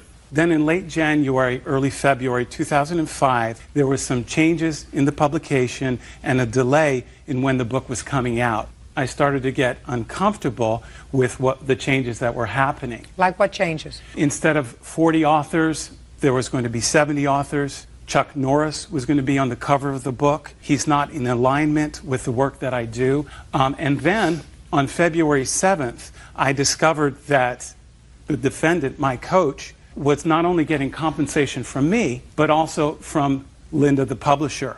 In exchange for bringing people in, she would get to write the foreword and have her picture on the cover of the book. And that was in an email that I only discovered February 7th. She never disclosed this to me. I was shocked. My confidence in her began to evaporate. Did you have to pay $5,000 to get into this book? I did not. And the reason you didn't have to pay $5,000 to get into this book is because you brought other clients into the book? Right. The relationship. Just a second. Yes. My questions, your answers. Did you at any time tell Dr. Richmond that you were involved as a co-author in this project, but that you were being compensated in part for bringing in other prospective authors? Yes. When did you tell him that? At the inception of the discussion of whether he would come in or not, because one of the questions that they had was whose picture would be on the front, and at that time, the publisher had offered that my picture would be in that larger space there on the cover. That doesn't answer my question. You can write a chapter, but if everybody who's writing a chapter pays $5,000 for your bringing in other authors, you were getting a free ride. My question is, did you tell that to Dr. Richmond? I did not state it in those words. Well, those are the words that you should have used, Ms. Gilbert. If I could clarify one thing for Judge Judy, though, the $5,000 fee is not a fee. He made a commitment to purchase 1,000 copies. There's no difference between buying 1,000 copies and paying $5,000 to get in, because it all goes to the publisher. They are at least assured of 1,000 copies, and if they get 70 authors to each contribute $5,000, that means that they have guaranteed themselves 70,000 copies of the book being sold, which guarantees them a spot on some list that says we've already sold 70,000 copies, and therefore you should read this book. That's sort of a no-brainer. It's right, marketing. Ms. Gilbert? Absolutely, it's marketing. So that wasn't explained to him, that the $5,000 is that you can get 1,000 copies of this book. You don't have 1,000 friends. What you're going to do is you're going to take pieces of your library. You put 500 in one house and 500 in another house, and some in the kitchen and some in the living room. I've written books, I know. I got stacks of them all over my house. Some were sold, some did not. Listen to me.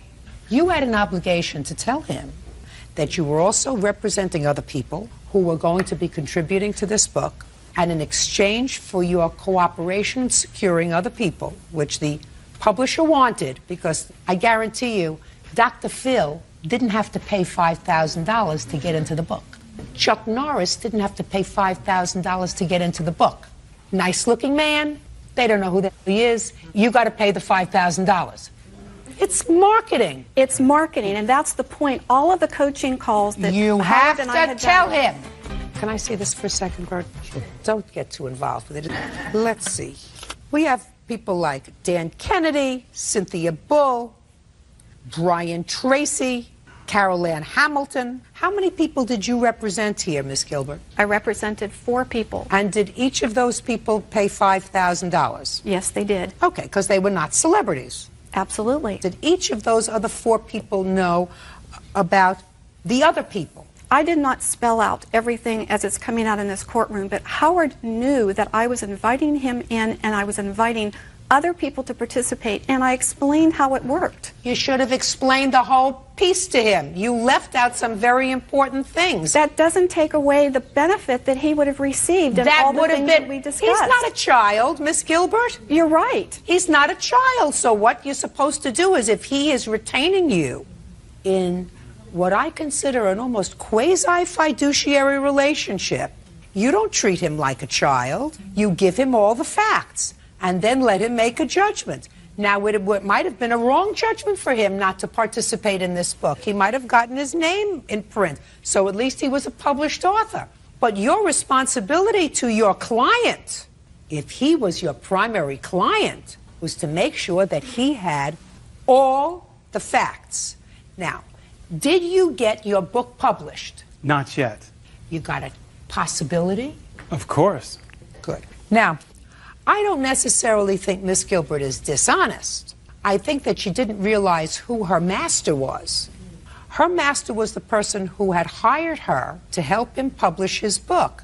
Quite honestly, Dr. Richmond, in all probability, had you not gotten your money back, because you got your $5,000 No, back. I did not. You did not? No, I did not. Why not? Well, as a matter of fact, when I decided to withdraw from the project and ask the publisher for my money back, on February 25th, the publisher agreed to send me the check that day. I waited. No check. Then I discover my coach, my agent, told her directly not to give me my money back. How do you know that? I heard it verbally from the defendant, and also I have an email from the publisher that confirms the Can I see it? conversation.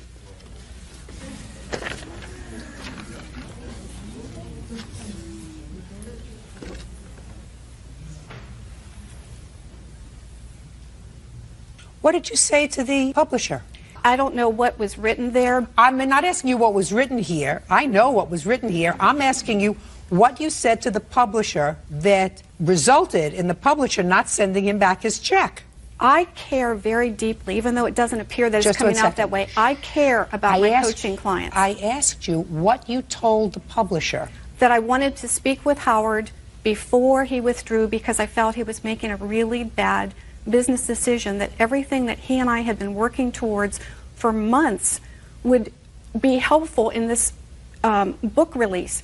And so I wanted an opportunity to speak with him. Well, did you speak to him? I did, and he still withdrew. Just a second. Did you then call back the publisher and say? Multiple times. And say, give him back his check? Absolutely. Multiple times I have requested, and I thought that she would. But Dr. Richmond just a has second. taken him But to this court. says, yes, I held off sending the check because of my conversation with Susan. Which is what I said, that I wanted to speak with Howard. So you never got your money back? No, Your He Honor. took them to court and wanted judgment. Did you get paid? No.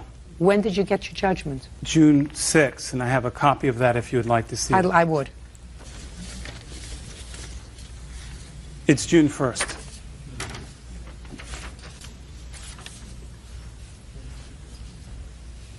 You have any idea why you haven't gotten your money? Lack of integrity. Have you called them? Yes. And what have they said? No response. Tried to get the money from the bank account. No money there. Cat and mouse game. Her client has said, I want my money back. The people are ready to send you your check. You say, don't send him his check. I want to talk to him. That's not up to you. If he's hired me as his coach and I feel that he's making a mistake, I'd like to speak with him before that happens. You had no business speaking to the publisher about him. You don't know who your master is in this situation. You took money from him. You are his advocate. As is, I was advocating for him that this was a good project. He's not a baby. It's up to him to make a judgment as to whether or not he believes that he wants to go forward with this project. You know, Chuck Norris is a very nice man. He says, I don't want to be in a book with Chuck Norris on the cover. I don't know why. I've met Chuck Norris, got a lovely man, he's got a lovely wife. Their philosophies may be inconsistent. Who knows? That's not up to you. That's up to him. How much did he pay you? How much did he pay me? Yeah. A total of $2,500 over 6 months for 17 sessions. And when I begin to work with someone, Judge So Judy, far, he's out $5,000 plus another $2,500, and he doesn't have a book. And the $5,000 of that $7,500, put it down.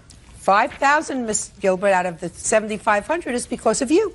Sounds to me like better practice would be not to come in front of 10 million people and tell your story, but to give him back his $2,500. Judgment for the plaintiff in the amount of $2,500. That's all. Parties are excused. You may step out. Billy Tyler says his daughter, Tiffany Cantrell, had him falsely arrested for stealing her car. Mr. Tyler, the defendant is your daughter, and it is your claim that she had you falsely arrested for stealing her car. Your daughter says that you did exercise control over that car without her permission. She had every right to notify the police that you had, in fact, taken the car without permission. So let me start with you, Miss Cantrell. I understand that you are married. Yes, ma'am. Your husband is in the armed services. Yes, ma'am. Where is he currently located? He's in Afghanistan. And how long has he been there? He's been deployed since October. This car was originally purchased for him. Yes, ma'am. Tell me how it came about that your father got the car in his possession. The car was on my grandmother's property, and he took it because he was angry that my mom had left him. Where did you get the car from, Mr. Tyler? Judge, I originally bought the car in Cleveland, Alabama at a car auction. What do you mean you bought the car? I was there to buy some cars, and my ex-wife had called her, and she came over to the auction. And she seen the car, and she said, I'd like to have this for Kevin, her husband. Who paid for the car? She did. So that she wrote a bought the check. car. She You wrote- didn't pay for the car. No, she Well, wrote you a said, check. I bought the car Well, at an auction. I You meant, didn't- Judge, that I was there to buy the car, and she wanted it, so I let her have it. That's how. You were at an auction to buy several cars. Your daughter Yes. came with you. She saw a car that she wanted. She wrote out the check for it. So she bought the car. Right. Don't play Right. with me, Mr. Tyler. Okay, I'm not, Judge. I guarantee you Okay. it's not going to happen. Okay, so your daughter bought a car, and according to her, she parked it at her grandmother's house. No, Judge. Where was it? It was in my yard. So it was in the yard of the house where you were living. Uh-huh. Who were you living there with? My ex-wife. Anybody else? My cousin. What's the address of this house? 77, Highway 75. And is that where the car was taken from? No, ma'am. Where was it taken from? 71, Highway 75. That's where your grandmother lives? Yes, ma'am. Do you live next door to your mother-in-law? That's my mother, Judge. Or your mother? Yes, ma'am. Was the car parked at her house at any time? No, Judge. Okay. How did it come about that you took control over this car? When the car was bought, it was to be brought to my house to fix for Kevin. And at the time, Judge, they were going to pay for it to be fixed. And Kevin had gotten hurt and come home. And Kevin asked me when he was home if I would keep the car at my house until he came back and fix what it needed. And when I get home, I'll pay you for it. Okay. So we had a windshield put in it. When you walk out my back door, it was sitting right there with a car cover on it. Then, Judge, when my ex-wife left... Okay, so you separated. Yes, ma'am. Go ahead. It's a long story behind it. Anyway, let's put it when simply. Ulta wanted the car. to give to her mom, because I wouldn't let her mom Just a have second. one. In whose name was the car titled? Mine. Yours. And my husband's. So she said, I want the car. I'm going to give it to Mama. Yes. So what did you do? I had told her prior to this that me and Sammy was going to fix the car. He told me, he said, if you'll pay for the parts, I'll do the labor, and when Kevin comes home, we'll give it to him. And Judge, that's what I had in mind doing. I don't care what you had in mind, and sir. she- I don't care what you had in mind. I got the gist of it. You and her mother separated, and she said, I want the car to give to Mama. Right. I assume that's because her mother didn't have a car. Right. And Okay, and you said no. and not unless you pay me. Okay, so now you want to be paid before Kevin came back from Afghanistan. Well, if she was going to take it. Okay. You had made an arrangement with Kevin that he would pay you for the parts when he came back from Afghanistan. Yes, ma'am. That was your contract. Yes, ma'am. So now you're changing the contract because now you want to get paid right away. Well, the car was to stay there, Judge, till he came home. No, it can go anywhere that the owner says it can go. But he told me to keep it there until But then you spoke to him again and he said to give it to her. No, he called on the phone, Judge. I said you spoke to him again and he said to give it to my wife. If she pays. No. Yeah. He said give it to my wife. If she pays the labor to Sammy, not the parts. But just the labor to Sammy has nothing to do with you. Right. What did you do with the car? Well, a couple of days there, the car winded up. You could tell where it had tried to be broken into. Not for sure who done it. We took it and put it in storage. Not we. You. Well, me and my cousin. He had done the labor on it, Judge, and I'd paid for the parts. Did you tell her where it was? Yes, I told her I'd put it in storage, and when she paid us, she could get it. There was a labor lien against it. And she wanted proof of it, Judge, so I sent her proof of it. Let me see what you mailed her. And may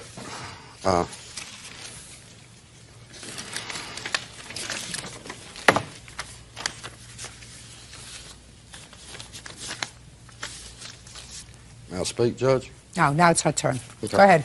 When they sent this letter, they did send the letter, but it was not sent until after the investigator had called and spoke with him about my car. Is that right? Yes, ma'am. I have the report. And Can I see the report, yes, please? That's interesting, because you send her this ridiculous note that says, I have in my possession a Pontiac Firebird, and there is a $10 storage fee on it. And then you change the amount of repair bill. It looks like you put first it was $1,300, then it was $700. I don't know. Can't figure this out. And you say if you don't respond within 90 days, the car will be sold at public auction. Now this, I don't know what date this is, but she signed for it on May 23rd, because she allegedly sent this by certified mail. But she filed this incident report on the 16th of May, which is before you sent this letter to her. So the police contacted you. Put your hand down. Police contacted you and said, where's the car? Or they contacted Sammy.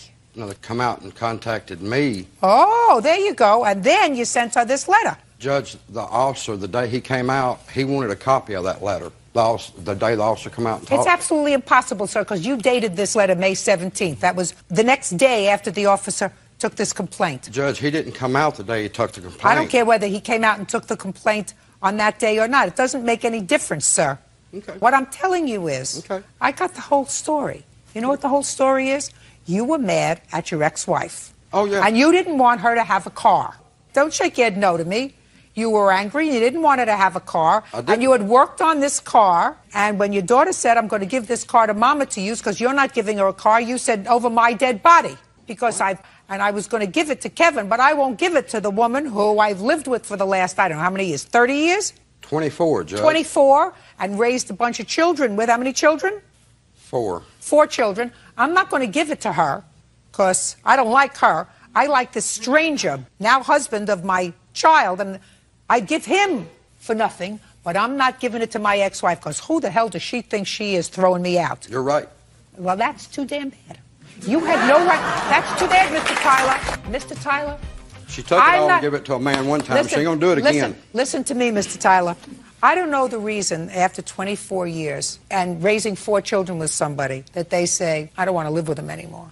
I'm not going back over that. I don't know whether you were a good husband, whether you were not a good husband, whether you were a kind person to her, whether she was a kind person to you. I have no idea. She's the one who left. She may have had good reason.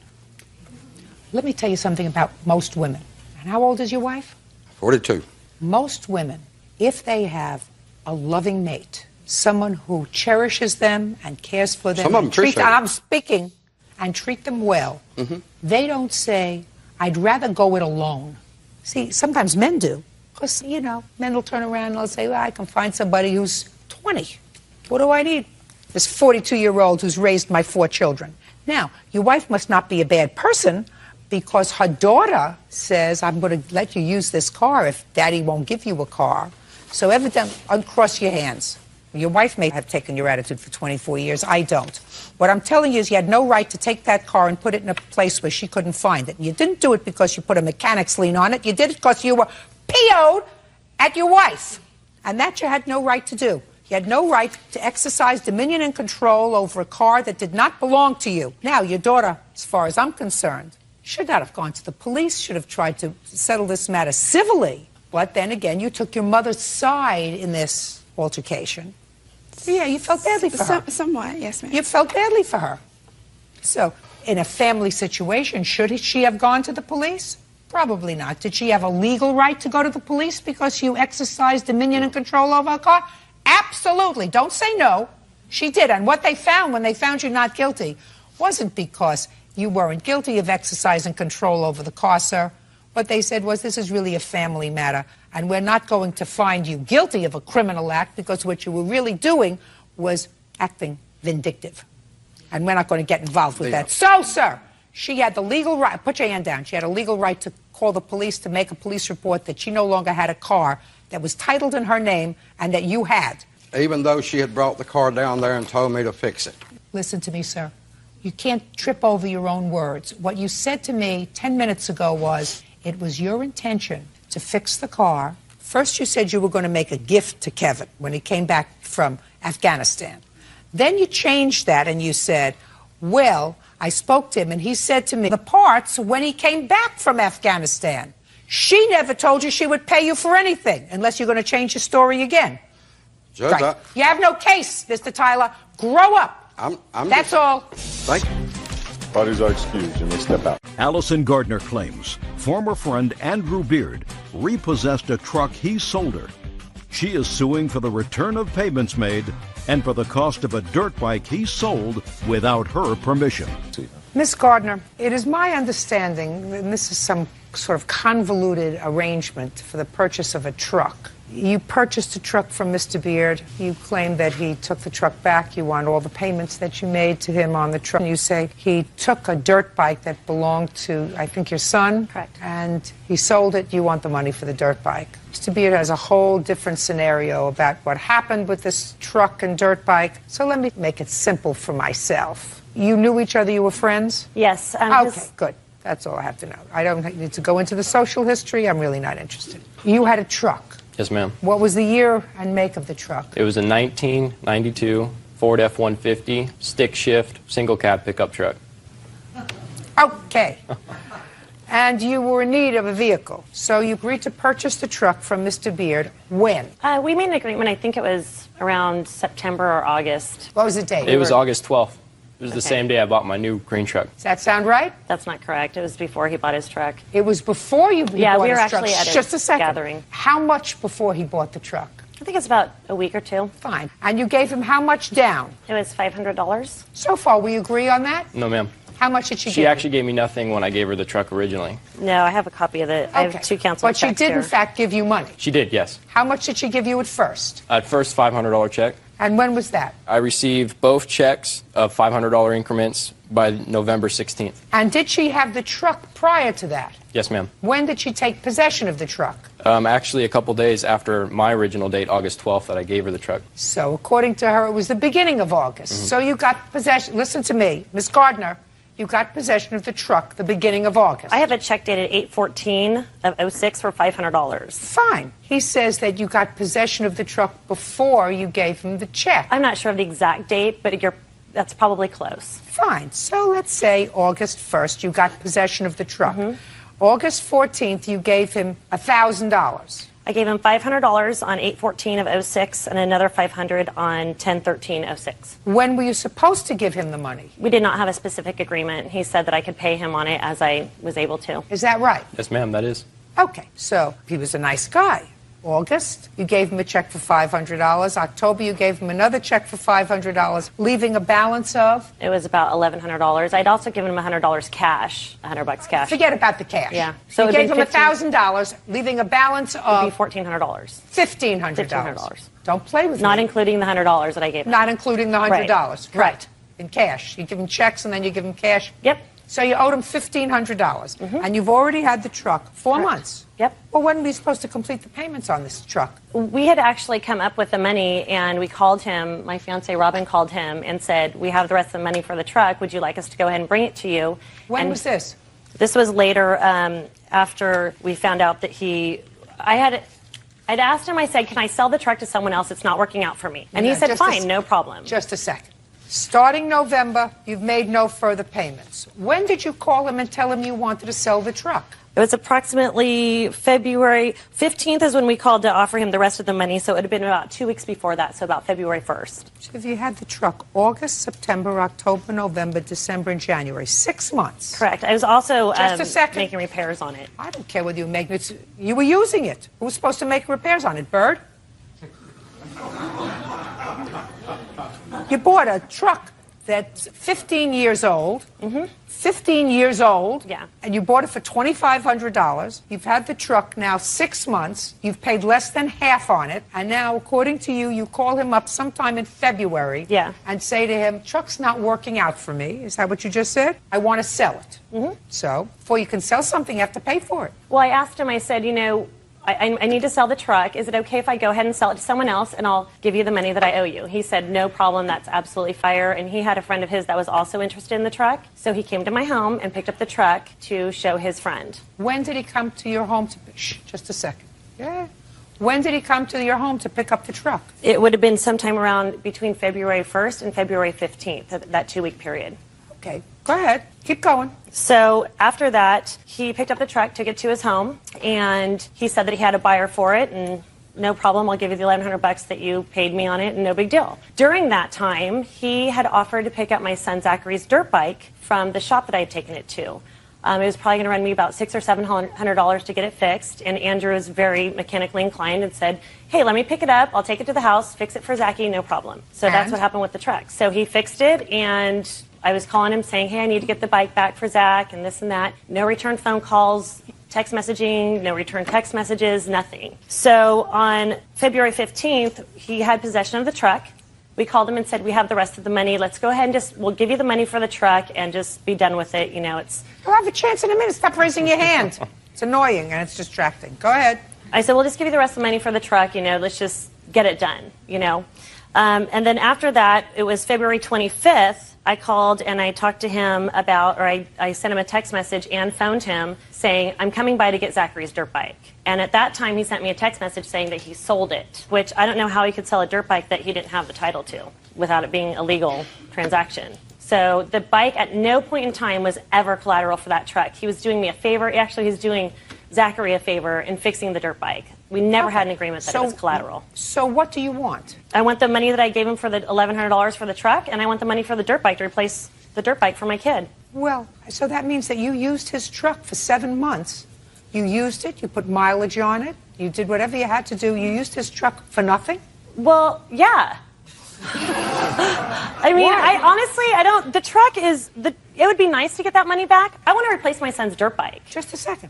Well, I'm trying to understand, madam. You purchased something, you didn't finish paying for it, you used it for 7-8 months, and now you want the money back that you gave him, which was less than half of the amount of the truck. I mean, let's break it down. The reason I'm asking for that is because he said, hey, no problem, when I sell the truck or you sell the truck, when you find a buyer for it, I'll give you the money back. No big deal. I'm going to listen to him, but you know why I question what you say to me?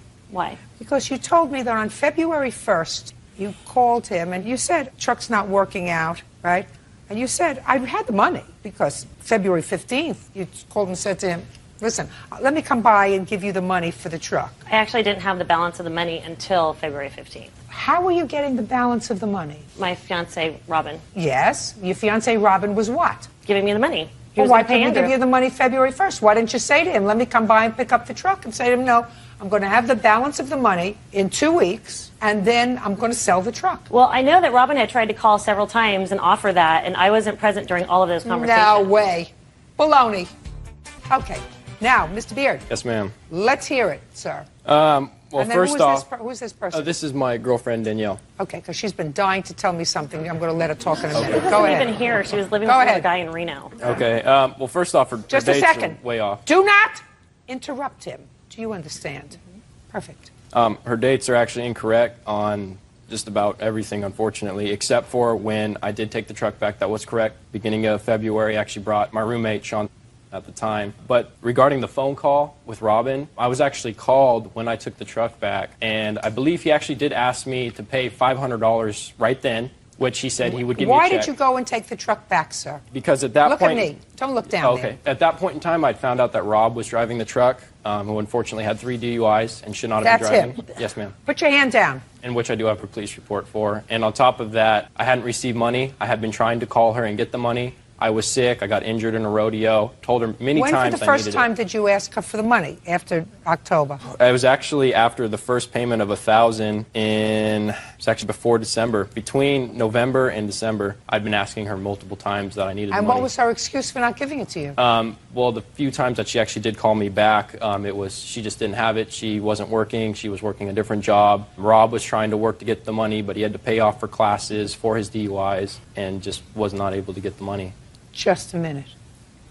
Okay, so you went to pick up the truck because you were repossessing it. Yes, ma'am. Title had never passed, I assume. No, ma'am. You had ownership of the Yes, truck ma'am. until it was paid off. Yes, ma'am. Okay, tell me about the dirt bike. The dirt bike was actually given to me in end of August, and I was supposed to repair it, like she had said. That was correct. And it actually was staying at my house because with her house she was renting, it just was cluttering up her garage, and I was still working on it, which was fine. And by the time the truck transaction was starting to go south, I had informed her I'd feel more comfortable if it stayed at my house until it was sold as collateral, and she did agree upon that, and it was considered just to stay at my house, and I was going to fix it and had every intention on giving it back if my truck was either fully paid off or given back to me in the condition I had given it to them. Okay, so you took the truck back. Yes, ma'am. First thing, let me tell you, Mr. Beard, she's not getting the money back for the truck. She used your truck. She did not fulfill your contract. She is not entitled to any money back. It's not as if she took it and had it for one day. She took it and used it, and he drove it. No question in my mind, he drove it. My concern is with this bike. So now you have the truck. Did you sell the truck? No, ma'am, I traded it. You traded it for what? It what? was hard selling it because when I had taken the truck back, it was at my house. I was in the process of repairing it, which it extensively needed, and they had came to my house when I was in Chico on business, called me, quickly left a message saying, I'm picking up the truck, I'm leaving my car for you. Before I even, that's not acceptable, I'm working on this truck. What do you mean they're leaving their car for you? They just said they would leave her car with the keys. I had no idea. By the time I got back home, there was her car with keys under the tire and my truck gone. What kind of car did you leave? A 99 Infiniti G20. What did you leave it for? Andrew had known that I was going to use the truck to move. I was moving out of my house. It was just a second. At that So point you in were time. using just a second. So I picked So up you the picked truck and up used the it to move. you picked up the truck to use it. Yes. When? I don't know the exact date. You know but the date? I don't. I'm horrible with dates. Early February. Early February, Yeah. yes, ma'am. It was February. So she left her car and picked up the truck after you had repossessed it. Yes, ma'am. Okay, got it. When you say you traded it in, what did you trade it in for? I traded it for a boat because I felt at that time I can get more money after repairing the boat than I could the truck. Because when I received the truck after she had taken it, after I repossessed it, the tailgate was smashed, my bed liner was scratched, the side of the truck. It was very apparent that they were bitter about me taking the truck and smashed You have pictures of it? I have pictures of how it looked. Unfortunately, I do not have pictures of how it looked after.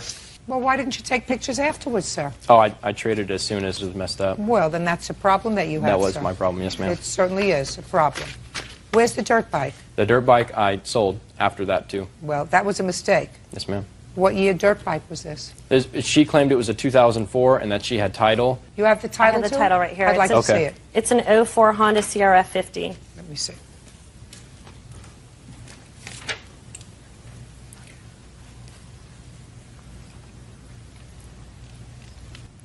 Okay. How much did you sell it for? $550, which was totally going to cover the mud in my radiator, the damage to my tailgate, the smashed spark plugs, and the condition overall the truck was running. I don't know what these things cost. I have no idea. I actually have a Blue Book statement. I'd like to see it. Yes, ma'am. I also have an estimate from Roseville Cycle Center that would be I'd the be- replacement value as well I'll as use Blue Book. It shows the retail and MSRP in 2004 of what that bike went for. Okay. SRP in 2004 was $1,100. Retail now is $749, and the average trade-in was $562. But if she went to purchase it, at this point she'd have to pay $750. Is that what I'm understanding from this? Yes, in an excellent condition. Yes, ma'am. Okay. What was wrong with it when you gave it to him to fix? My son had got water in the tailpipe when he was washing it, so it just needed to be cleaned out. Is that right? No, ma'am. I didn't think so. Otherwise, why would he have? I'm not very good with Otherwise, why tailpipes, would he so I have don't it? know. Otherwise, why would he have it since August?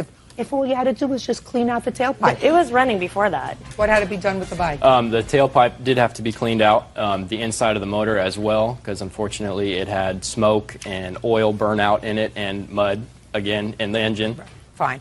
You shouldn't have sold her bike. Shouldn't have sold her bike. I understand your frustration, but you shouldn't have sold her bike. She doesn't get her $1,100 back, and she doesn't get what she's looking for, which was $2,700, because that's ludicrous. She gets $550, which is the trade-in value of the bike, and that's what you got for it. Okay. Right? Yes, Good. Judgment for the plaintiff in the amount of $550. Thank you.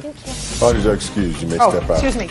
You were dying to say something. Is there anything that you were dying to say? No, he covered it. Perfect. Thank you.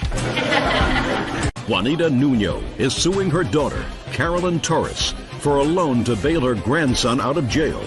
Juanita says she may lose her home to foreclosure. Ms. Nuno, this is your daughter, and according to your complaint, you made your daughter a series of loans. She hasn't paid you back. Your daughter says, yes, it's true that you gave her some money. They were gifts. You do that to all your relatives, and you're singling her out for repayment of these gifts because she had a fight with your other daughter. Is that right, Ms. Torres?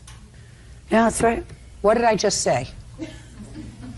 I owe her money, I guess. I don't know. Yeah, I don't know. They're gifts. To me, they're gifts. I heard what you just said. Are you okay? Yeah, I'm okay. Did you have anything to drink today? No, I don't drink. You use any drugs today? No, I don't. Well, then explain to me what your problem is, Ms. Torres. I don't have a problem. Who is that? My kid's father. Do you live with him? When I want to, I don't know, when I want him there, I guess. Step up, sir. What's your name? Anthony Torres. How long have you been with Miss Torres? About 20, 21 years, off and on. Do you work? Yeah. Your wife suffer from a disability? No. Well, is there something wrong with her today? She seems to be out of sorts today. Well, because I Mr. don't Torres. think she should be suing me, that's why. Why did you agree to come here? I don't know. Did you discuss coming here with your wife, Mr. Torres? Yeah. Why did she come? Because it's a lawsuit and she needs to come. Juanita Nuno says her daughter, Carolyn Torres, owes for a loan for bail. Juanita says she posted her grandson's bond after he was arrested for burglary. Now, if you've been with Mrs. Torres for 20-some-odd years, then you are the father of this young man who got himself into trouble last year? Yes, I am. And the first loan, according to you, Ms. Nuno, was for bail for your grandson. Yes, it was. What was he arrested for? Jack broke into a school. So he was arrested for burglary? Yeah. Did you call your mother and ask her for bail? Yeah. What did But you he say to called her? her first, though. He called and I called after. Who called? I think my son called first, and then my niece called me, and then I called her back. And when you called your mother, what did you say to her? Bail him out. I don't have the money. And what did she say to you? She said, what happened? And I explained to her what happened. That Jack broke into a school. So can you bail him out? She does everybody else, so I figured she'd do him. Why didn't you bail him out? Like I said, I don't have the money. Well, how do you support yourself? By his child support checks. Well, you live together. Why does he send you child support Well, checks? when I want to get, I'll call him. He doesn't really live with me. Miss Nuno, you really expect her to pay you back? Yes. From what? She applied for Social Security, and she was supposed What was to... the nature of her disability? She has arthritis in the spine. That's inherited. It comes down the line. All of us have it. So she applied for Social Security disability. Yeah. And they were going to grant it to her. All she needed to do was take a physical exam. So you expected her to pay you back out of her disability from the government? Well, not only from that, but from my son-in-law. And I believe him because he never lies. Well, did he promise to pay you back? He said he would pay me back. He would pay the bonds people. So that would be good enough. Is that right, sir? Yeah, that's right. So why didn't you pay her? I intend to. I just haven't had the chance to do it. It's a year and a half ago, almost 2 years. When are you going to do it? As soon as I can. So after they didn't pay you the $1,600, 6 months later you gave her another $2,000. You want to tell me why? Because I beat her daughter. That's why. That's exactly what happened. She lent me money to move out because I beat her daughter. For stealing my passport check. No, Judge Judy. Yes, that's what happened. I billed Anthony out in November. You got $1,600, Ms. Nuno. What's the $2,000 for? For getting me out of her house. I was staying with her for 2 months. Why were you staying there for 2 months? Because my stupid son, we lost our house in Redlands, so I had to go move in with her because of what he did. How many other children did you move in with? 5. How old are your children? 15, 14, 10, and 3. And my son, Anthony, that's 18. He's 18. You have a 3-year-old child? Yes, I do. How did you, with your terrible disability, have a 3-year-old child? I guess. I don't know how. Well, how else am I going to have a kid?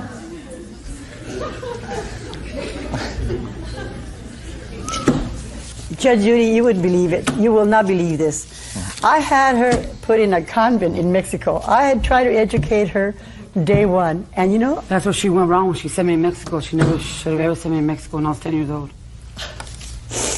Never. Do you have anything you want to say to me, sir? He didn't say nothing. No. I'm not speaking to you. Well, he's not going to say anything. I'm not... He'll still won't say nothing, though. I'm not speaking to you. Well, I'm speaking to you. I'm telling you, he won't say nothing. Listen to me very carefully, Ms. Torres. You've already shamed yourself in front of a lot of people. I don't care. You have a 15-year-old, a 14-year-old, a 10-year-old who can all understand everything that's going around them. I feel very sorry for them, and I guarantee you that if you live alone with your children now, I'm putting in a call to social services to go and monitor your home if these children are in fact living with you. Are they living with her? Are the children living with her? Yeah. Well, somebody's going to monitor it. You're not there, is that right? Most of the time, no. Listen, Ms. Nuno, there is no question in my mind that having spent 10 minutes with your daughter, you had no reasonable expectation that that $2,000 was going to get repaid to you. Maybe the bail money, because you say that you had confidence in your son-in-law, and he says that he agreed to pay you back and he just hasn't gotten around to it yet. Mr. Torres, you have to find something to do with your time other than make children, sir. You have enough children. You have 5 children. And based upon what I've heard, you're not doing too well. And neither are your children. So you have to find some other way of occupying your spare time, like getting a second job, so you can support everybody, so they can all live together and not scam the government anymore. Do you understand me, Mr. Torres? This is all one huge scam you've been living with her. Judgment for the plaintiff in the amount of $1,600. That's all. Step out. Jason Wilson says ex-boyfriend Jorge Mina owes for damages from an assault. Jorge says Jason called his mom a bad name. Mr. Wilson, according to the complaint that I read, you and Mr. Mania had been partners for some time. That's correct. And after the two of you went your separate ways, you had asked Mr. Mania to take care of your cat.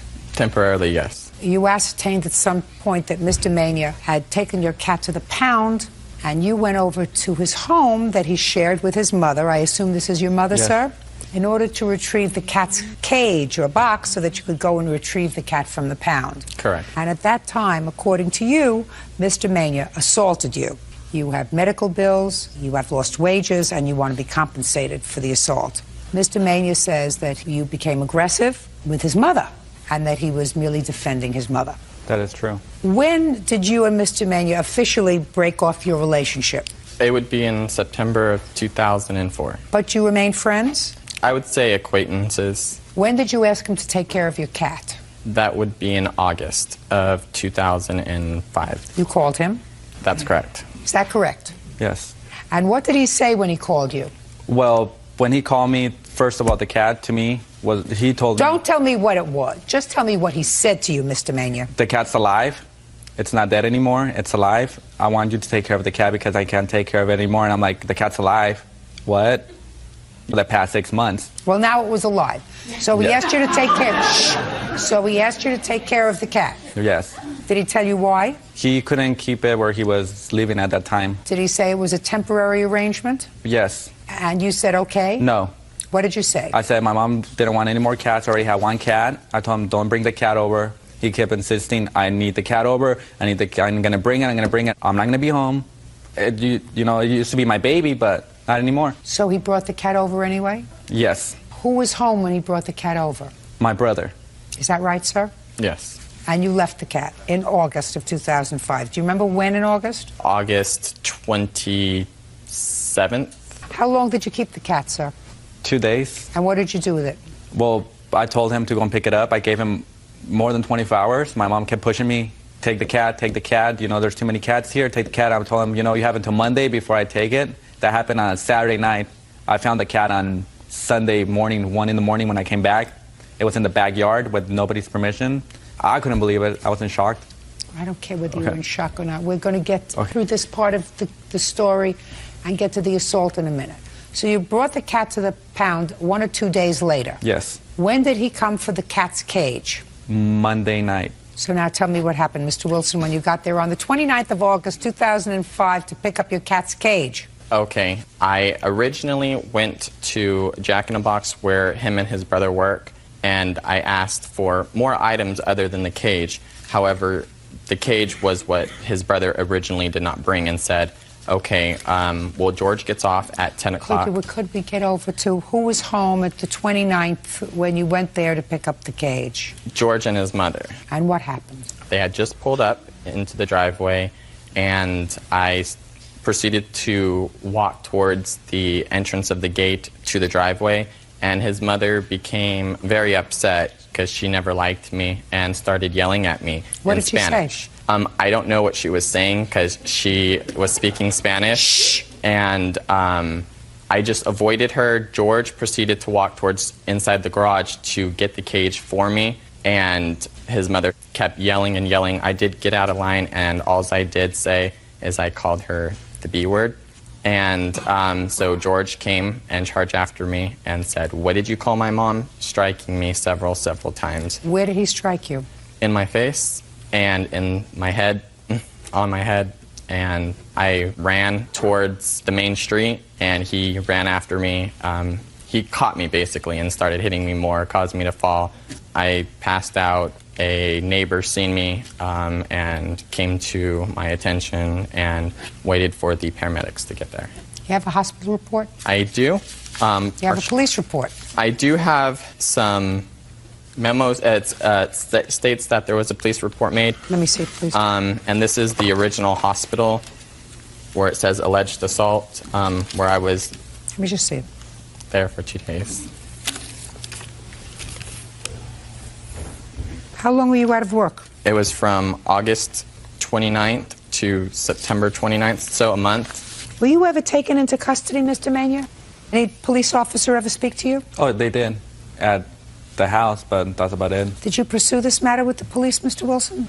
I did not proceed to convict or press charges due to I didn't want to ruin it for him on becoming a legal resident, and that's why I didn't. Step up, please. Your mother speaks Spanish? Yes. Can you tell me your name? Yes, Your Honor. Samantha Lubrani. I'm a certified court interpreter. Mrs. Mania, what did you say when he came to pick up the cat's cage? ¿Qué le dijo usted al señor Wilson cuando él llegó a buscar la jaula del gato? Estaba dentro de mi propiedad. I was on my property. Sin mi permiso. He was on my property without my permission. Yo le dije, ¿qué estás haciendo aquí? I said to him, what are you doing here?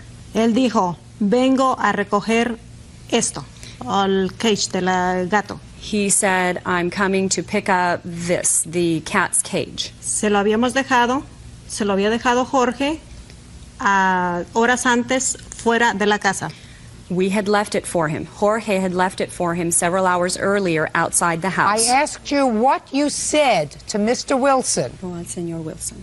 ¿Qué estás haciendo aquí? What are you doing here? What else did you say to him? ¿Qué más le dijo usted a él? Nada más. Nothing else. I don't think I believe you. Parece que no le creo a usted. I don't think I believe you. Parece que no le creo a usted.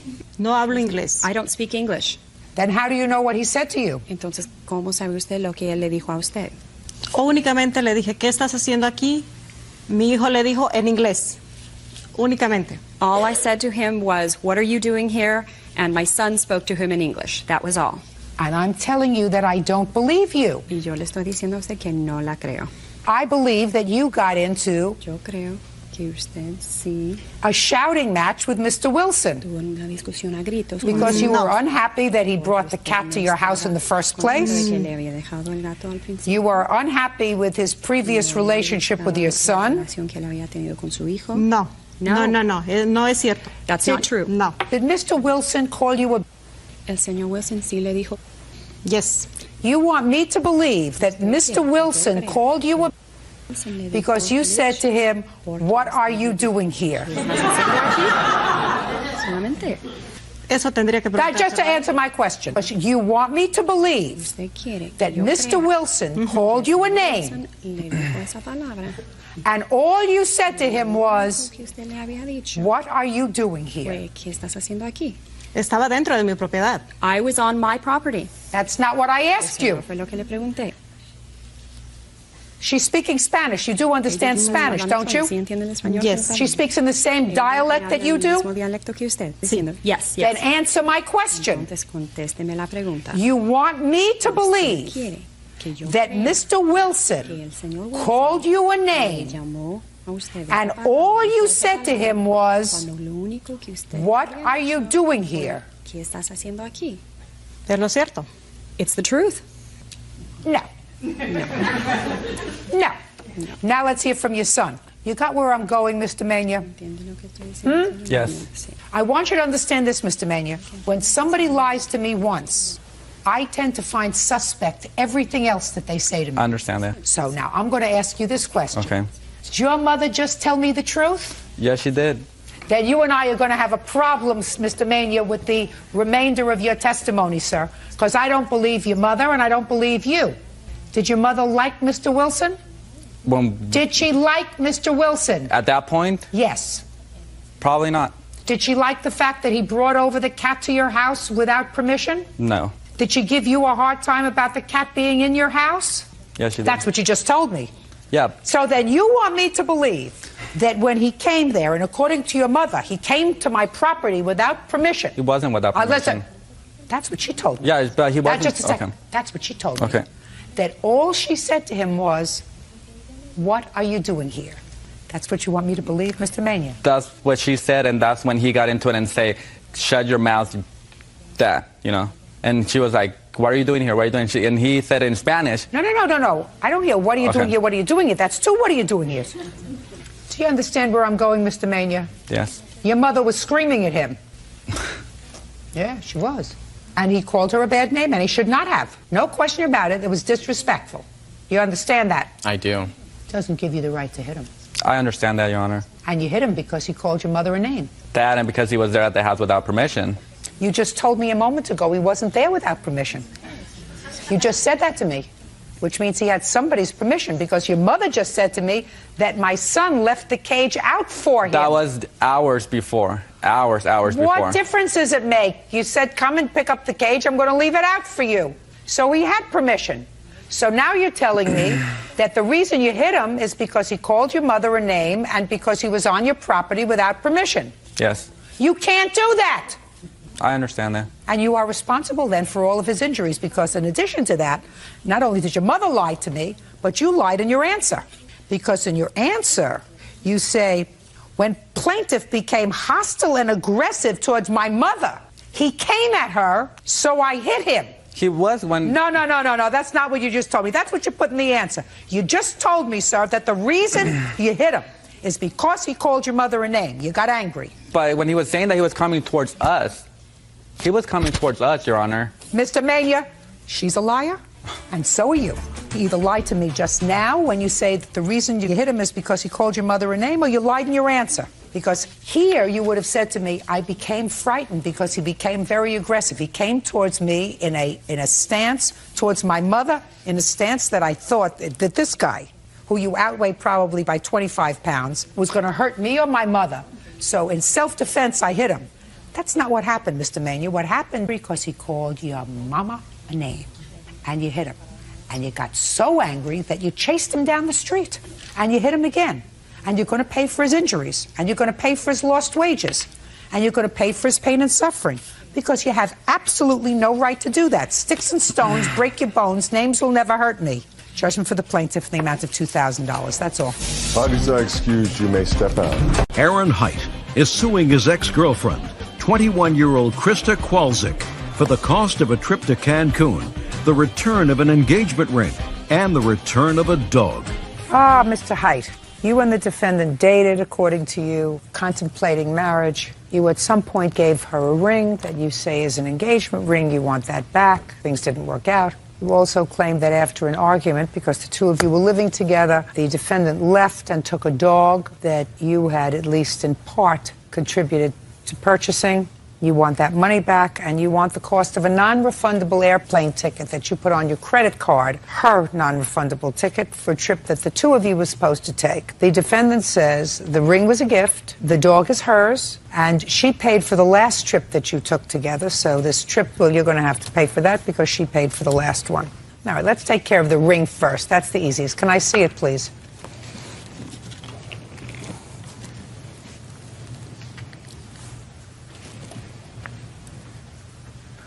Well, that certainly looks like an engagement ring to me. You know, that comes under the old category, if it walks like a duck and quacks like a duck, it's a duck. You know? Yes. When did you purchase the ring, sir? Actually, I purchased the ring in 2004, Your Honor. For her? No, Your Honor. I didn't know her back in 2004. You mean just in case you met somebody? No, I was in a relationship before, but I never gave that ring to another girl. I just had it, and I couldn't return it back then. So it never was on another girl's finger. But I did have it, Your Honor. Okay. By the way, did you ever tell her that you've had this ring since 2004? I didn't mention that, Your Honor. Go ahead. Okay. Me and the defendant, we broke up January 8th, and when she took possession of that ring was February 6th. She invited me, because we had that dog together. It was her dog. His name's Monty. So she invited me to go and see how the dog was progressing, see how big he got. It was a dog school. So it was a dog school behind a pet store. So I went. And during our relationship, Krista was always like, if you ask me to marry you, the answer is yes. She would get mad when I said I would want to wait at least a year. So there was no like big surprise, like she would say no if I asked her to marry her or anything. Okay, so you went to the dog school. Okay. We went with Monty. And she didn't believe that I had an engagement ring. So I just brought it with me to show her. So I showed her. So you were trying to get back together again? You know, I did care about her, but I did not propose to her in the back of a pet store at a dog school. I was just showing her the ring like I had it, and I really cared about you, and take a look, you know? She put it on her finger. Take a look, this is how much I care. Take a look. So she put it on her finger, she loved it, it's gorgeous. I said, it's not a good idea, I'm not giving it to you, it's not a gift, there's no way I'm giving you a $5,200 ring. You didn't even clean it. I never wore it. You didn't even clean it. It's dirty. It's got clear evidence that it's been worn before. There are deep scratches into it as if it had been worn. It was never worn, Your Honor. I never once... Well, she did put it on because she put it on her finger that day and got in her car. Doesn't make any difference. Go ahead. So you let her try it on. I let her try it on, and I asked for it back. She was like, no, can I hold on to it? Her thing was, can I hold on to it? All right, that was on February 6th. On the 9th, I ended up still going on that Cancun trip with one of my friends. So you went? I went. With your friend? With my friend, right. Okay, so we've taken care of the plane ticket. Though the plane ticket, that's not transferable. You still have that plane? She could have it. It's hers. It's $368 that I'm asking for, and she can have the credit, you know. Who paid for the last trip you took? She did, Your Honor. $2,400. That sounds like even Stephen. I paid for a lot of other gifts. For most of our relationship, like... Listen, let me ask you a question. You have absolutely no use for this ring. It was a gift. First of all, it's an engagement ring. He never proposed to me, Your Honor. I know he didn't. I also don't believe that he ever gave it to you. I believe him. I believe him. And if I didn't believe him, I would still tell you have to give it back to him. Men don't like to give somebody something that's very expensive, like an engagement ring, and then, for whatever reason, I understand you moved out. Which my mother helped me. My mother. Your mother came over to the house, according to him. Next thing you knew, you were gone. Give him back his ring, please, Bird. All right, the ring is yours. The trip you took with your friend, I hope you enjoyed. You pay for it. Let's get to the dog. And then I will leave you both in peace, and hopefully you can say, we've had enough. It's over. Move on. Now, when did you purchase Monty?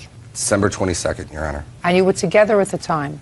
We were boyfriend-girlfriend, yes, Your Honor. You were living together? Yes, Your Honor. And you put in $900 according to the papers for the dog? According to him, but I did pay $1,200 cash for the dog. I have. And the how receipt. much did Mr. Height put into the dog? He says... Don't tell me what he says. Nothing. Nothing? He says he put in $300. Is that what you put in? Your Honor, I did.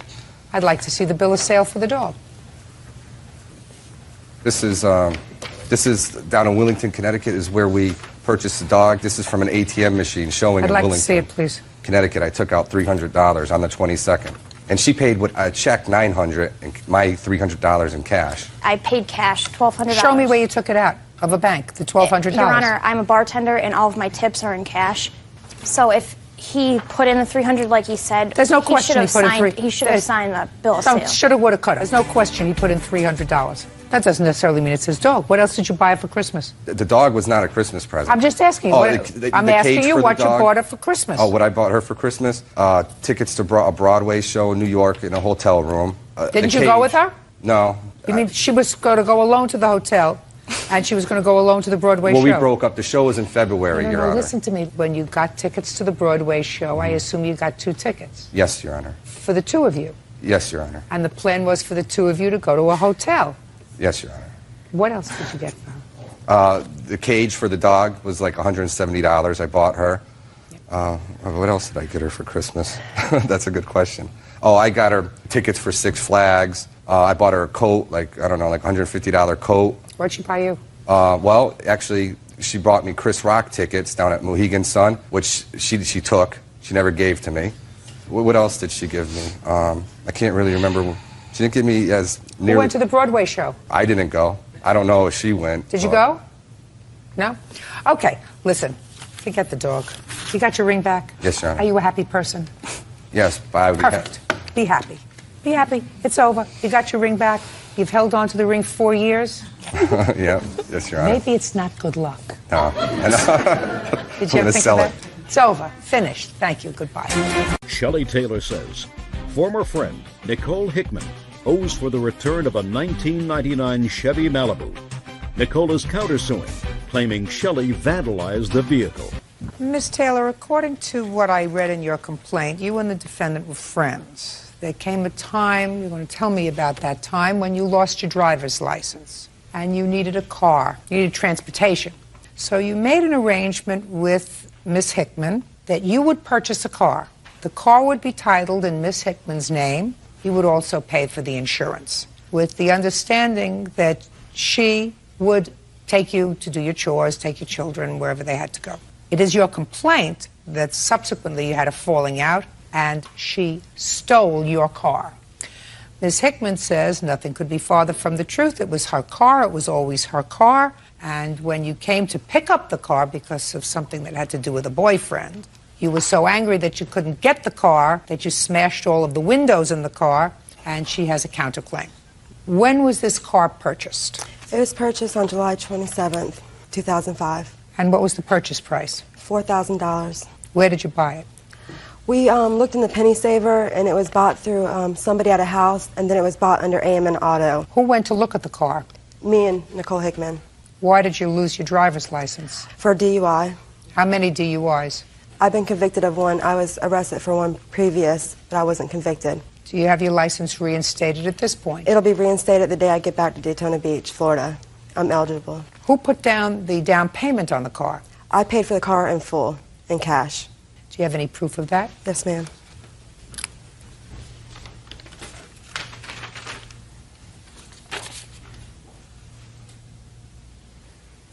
Okay. You looked for a car together? Right. Why? Okay, I had a 98 Contour that she had gave me a couple years back when she had lost her driver's license for the DUI. Just a minute. When you say she gave it to you, she gave it to you as a gift? Yes. That's untrue, Your Honor.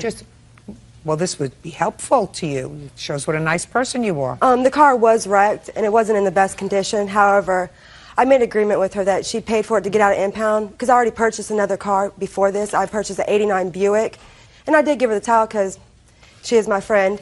Okay. So you gave her the car? For $250, and she was supposed to pay me $250 more. Okay, but you didn't. Over favors and stuff, we wrote that off. Okay, go. Okay, so the transmission on the car went out.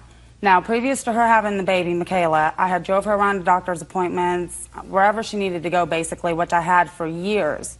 I was going to get the transmission on the Contour fixed. We started looking at cars because I was going to go ahead and put... Slowly. Okay. I was going to go ahead and put the money that I had for the transmission on my car, which was $1,500 at the time, towards a new vehicle, which she was like, you know, why don't you just get something new? We were going to get a place together. She was my girlfriend. She wasn't my friend. That's untrue, Your Honor. Shh. Go. Okay, we looked in the penny saver. I found a Malibu. I had wanted a Malibu for a while since my friend here had purchased. I just drove the car. I only had $2,000 at the time for the car. Shelly told me that she would go ahead and give me the rest of the money. She had just received a $30,000 settlement from a previous lawsuit that she had against an insurance company, and said that she would pay the remainder that I didn't have for the car. We were going to move in together. It would be my car, but it would get her around as well, and her kids. It was going to be like the family car, and that's what happened. Show me proof that you paid $2,000 towards the car. I don't have a proof that I gave her anything because I gave it to her in cash, but all I have is like my pawn slip where I pawned my necklace to get the contour fixed, and I have forms of unemployment that I had. I know it's not proof that I gave her any money. It isn't. You're right. All right, so we have proof and we have no proof. I paid for the car in cash. You don't have any proof. I have a bill of sale. No, the bill of sale said that you purchased the car. Yeah. So that you could register it. I understand. Okay. Who's Shelley Taylor? Who's Linda Taylor? That's my mother. So your mother gave you a $4,000 check. Yes, ma'am. So this check is not made out to the person who sold the car. No, ma'am. They wanted cash. Can I say something to that? Got it. I got it. Now I got it. So you have this much proof. She has no proof. Good. Now, so what happened? I got the car registered. She paid for my insurance. We went to a lady that she knew. Okay, she paid the insurance. That's right. How much was the insurance? Ma'am, it was $668. So far you paid $2,668 according to you. That's right. Not according to her, but according to you. That's right. She paid for more than half of the amount necessary to get this car on the road, despite the fact that the car was titled in your name. Right, but it wasn't Just the facts, ma'am. Okay. So far, she paid for more than half to get this car on the road. Okay. Despite the fact that it's titled in your name, because she can't have a car titled in her name because she has no driver's license and Florida, she can't get insurance. I'm speaking. Sorry. In what month did you two have a falling out? On August 10th, according to her paperwork, which I'm not sure the exact date. I have a police report.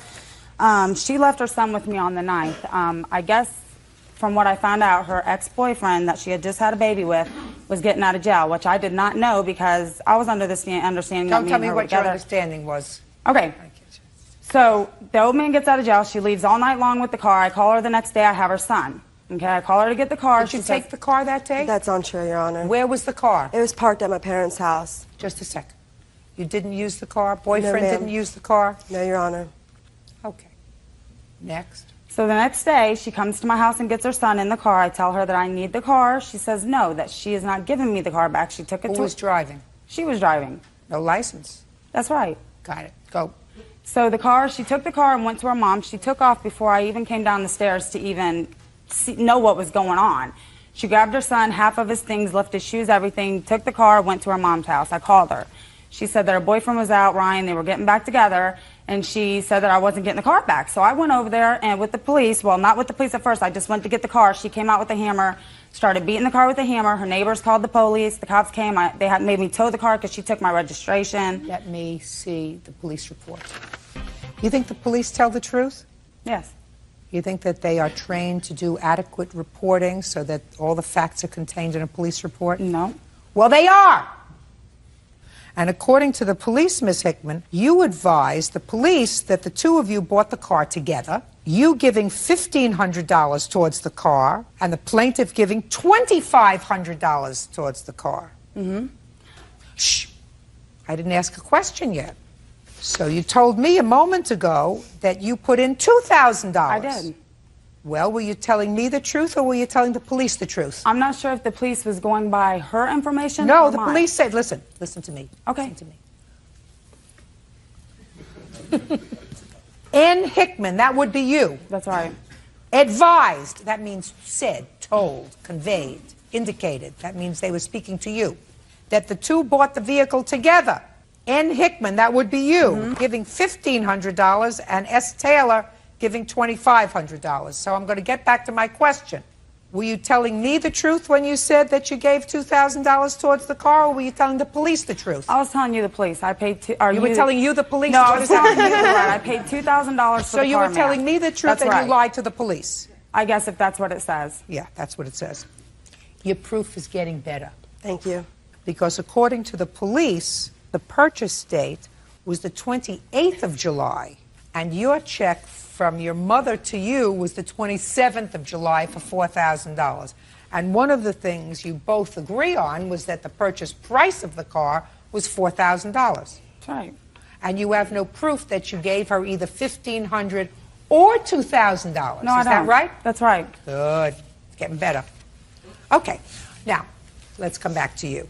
Naughty, naughty. One should not have lost their temper. Why did you smash the car?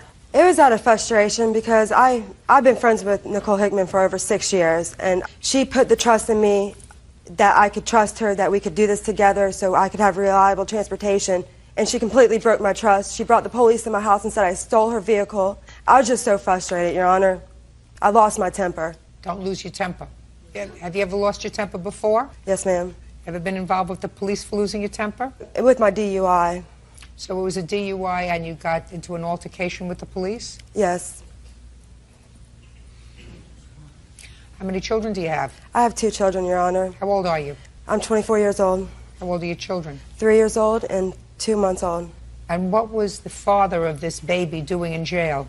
Possession of crack cocaine, driving without a license. It was his first time seeing his newborn child. We are not together. He's incarcerated again, so I don't have to deal with him. Miss Taylor, you're 24 years old, and so far what you've indicated to me is you're a 24-year-old with very lousy judgment. Yes, Your Honor. And until you grow up, I suggest you not have any more children. I'm and not. concentrate on the 2 that you have. And don't bring any bums into their life.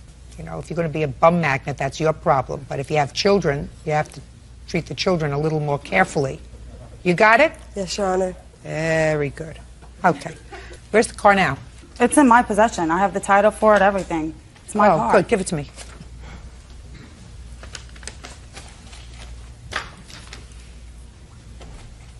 I also have information people she sued. I mean, this is something that she does. Listen to me. I don't care how many people she sued, madam. Okay. I find that you have absolutely no stake in this car. You paid absolutely nothing towards this car.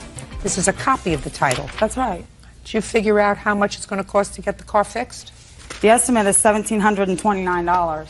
Listen to me. Court will enter an order that the Department of Motor Vehicles is to transfer title to the car in your name. Do you understand that? Yes, ma'am. Because this is a copy, so I can't have her sign it. Okay. And I'm entering a judgment on your behalf in the amount of the car if she does not turn the car over to you. Do you understand? Yes, ma'am.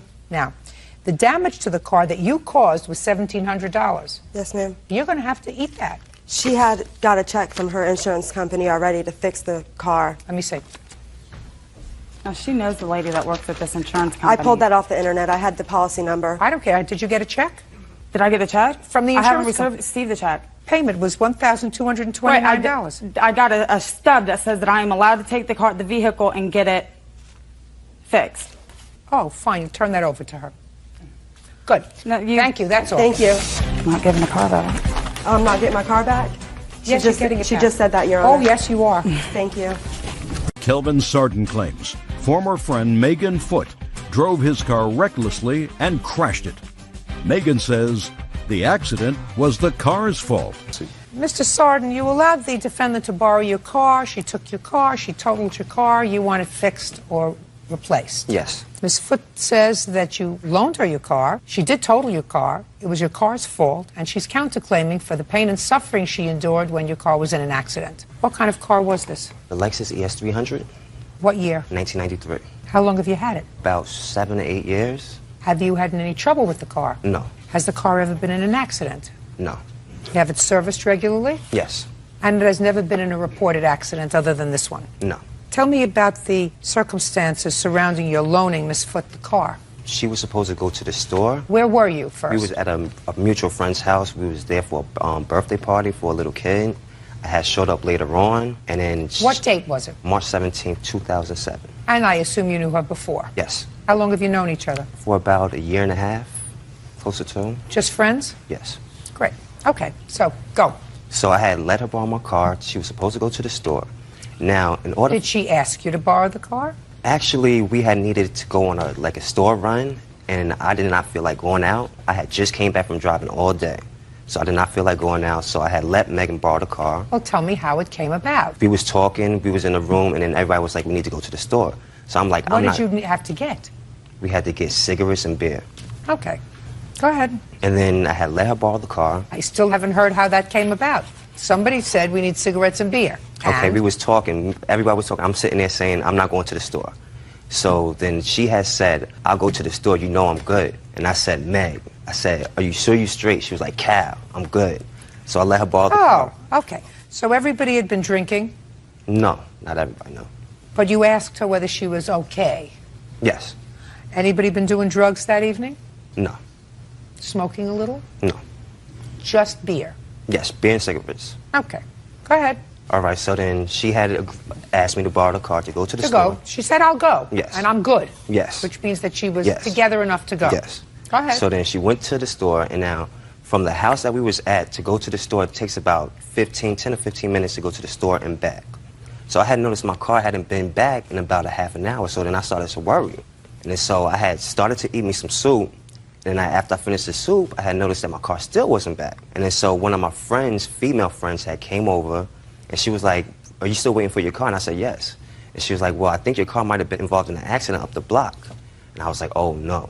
So then I hopped in my friend. Okay, and you found the car. Whatever. All right, you didn't witness the car accident, but you were there. Yes, ma'am. Were you on your way to the store or from the store? I was on my way from the store. On your way back to the party? Yes. And what did you have in the car? I had actually gone to pick up my roommate, and he was supposed to pick her up from work that evening. He had gotten intoxicated and forgot. Calvin. Was supposed to pick up your friend? Yes. Your Honor. Fine. What about this beer and cigarette run? We had gone to pick up cigarettes at the store. Who did? Me and my roommate. So first you picked up your roommate. Correct. And then you went to pick up beer and cigarettes. Cigarettes. There was Just no cigarettes? beer to be picked up. No. How old are you? I'm 21. And then you were on your way home. We were on our way back to the party. How far from the party were you? About a block? Probably a minute to 2 minutes away. A few blocks. So tell me what happened. I was driving. The steering had malfunctioned. Let me get over here.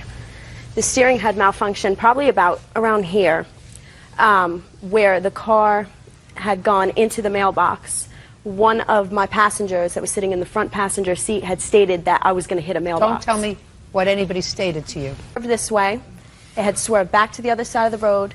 Then it went over to the other side again and had gone up on the grass, hit the telephone pole, and that's about all I remember because I was knocked unconscious. You have a driver's license? Yes, I do. You have a car? Not at the time. No, I did not have a vehicle. Did you ever have a vehicle? Yes. What happened to the car? I had sold it because of personal issues. Sold it why? I had been going, I'm a single mother, and I was more concerned about caring for my child at the time. The car was not in my expenses. It wasn't in my means at the time, so I sold the vehicle so I was able to accommodate my son as properly needed. You work? Yes, I do. How do you get to work? I have a vehicle now. I went and purchased a vehicle about a couple months ago. This happened in March. Correct. A couple of months ago is April, May. Right. I purchased the vehicle in May. When had you sold your other vehicle? That was, November of 2006? From November in 2006 until May, what did you do? I had family members helping me out. My brother lent me his car every now and then. Well, how did you get to work every day? I would have my family members drop me off to work. Who do you live with? I live with my roommate. She talks very, very fast on her feet. Yana, but I don't believe everything that you're saying to me. You understand that? Yes, I do. You understand that? You know, because if something doesn't make sense, there's always that slight hesitation. Right. So you can always tell when somebody is giving you a line. Right. Making things up as they're going. You understand what I'm saying to you? Yes, I do. Perfect. Okay, where's the car now? The car is totaled. Totaled? Yes, and I have pictures also right here showing that it's totaled. And also I have an invoice from the place where it was totaled at, stating that it was a total loss. Well, it certainly is a total loss. Did you replace it? No. You know what the blue book is on it? Yes. I have it right here. I'd like to see it. There you go. Right there.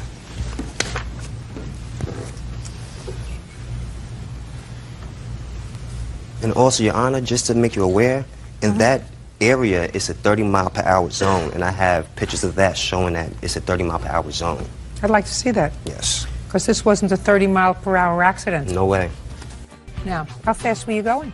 To be honest with you, I don't really recall, but I was never given a speeding ticket. Were you taken to the hospital? I refused the ambulance ride because I didn't know what kind of situation he had as far as insurance. I didn't want to put him into financial debt. What, are you kidding me? You didn't go to the hospital because you probably had a high blood alcohol level. I was never given a sobriety test. I didn't ask you that. Also, Your Honor, I have in my police report where it says that she had slid 144 feet.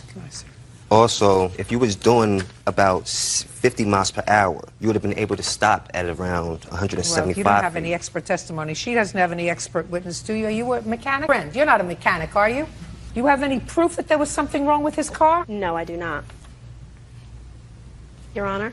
What? I do have an eyewitness that was in the vehicle with me that saw the steering malfunction and lock up on me. Before or after you slammed on the brakes?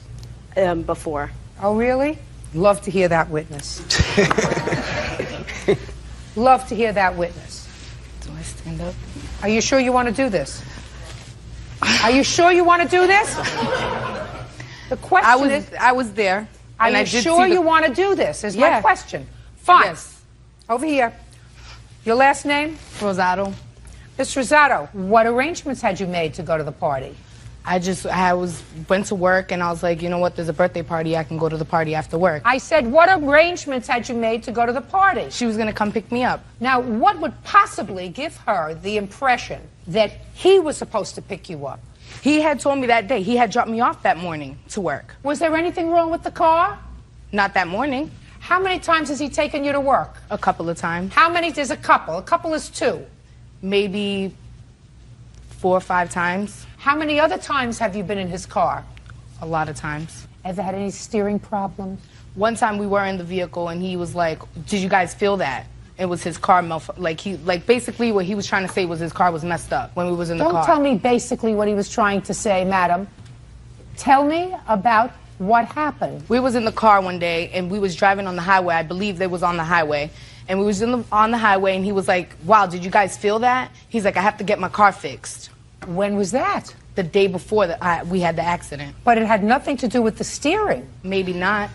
I'm not sure. I don't know nothing about cars, Yana. Listen to me. The day before the accident, so he said to you, wow, something's wrong with the car.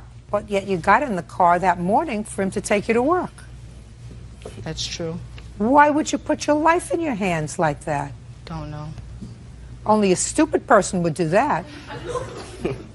You're not a stupid person, are you? No.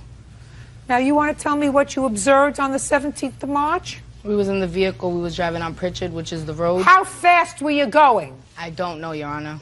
Well, let me ask you this. Were you going 30 miles an hour, 40 miles an hour, 60 miles an hour? I wasn't the passenger. I was in the back seat. I wasn't looking at the speedometer. You don't have to look at the speedometer to know whether you were going 30 miles an hour or 60 miles an hour. I wasn't paying attention, Your Honor. Perfect. Then you can sit down. You weren't paying attention. I'm not interested in what you have to say. Anything else you wanted to say to me? Yes. He signed up for an insurance policy where he knew he was only covered for him to drive his vehicle if anything were to happen in a situation like this. My question is, why would you let someone use your car when you know you're not insured if anything were to happen in your vehicle? The question is whether you were driving negligently. No, Your Honor, I wasn't. That was sort of a rhetorical question. There's no question in my mind that you were speeding. Based upon the damage to this vehicle, there's no question in my mind that you were going over and above the speed limit. There's also no question in my mind that you had had something to drink that night. It's irrelevant, therefore, whether or not he had insurance that covered you. And if you got hurt, you shouldn't have driven too fast, and you shouldn't have had anything to drink while you were driving. That's the price that you pay when you act stupid. Meanwhile, you have to replace his car. Judgment for the plaintiff in the amount of $5,000, that's all. Thank you, Your Honor. Parties are excused. You may step out. Dora Huff claims estranged son-in-law Paul Veloff owes for bail money she posted on his behalf.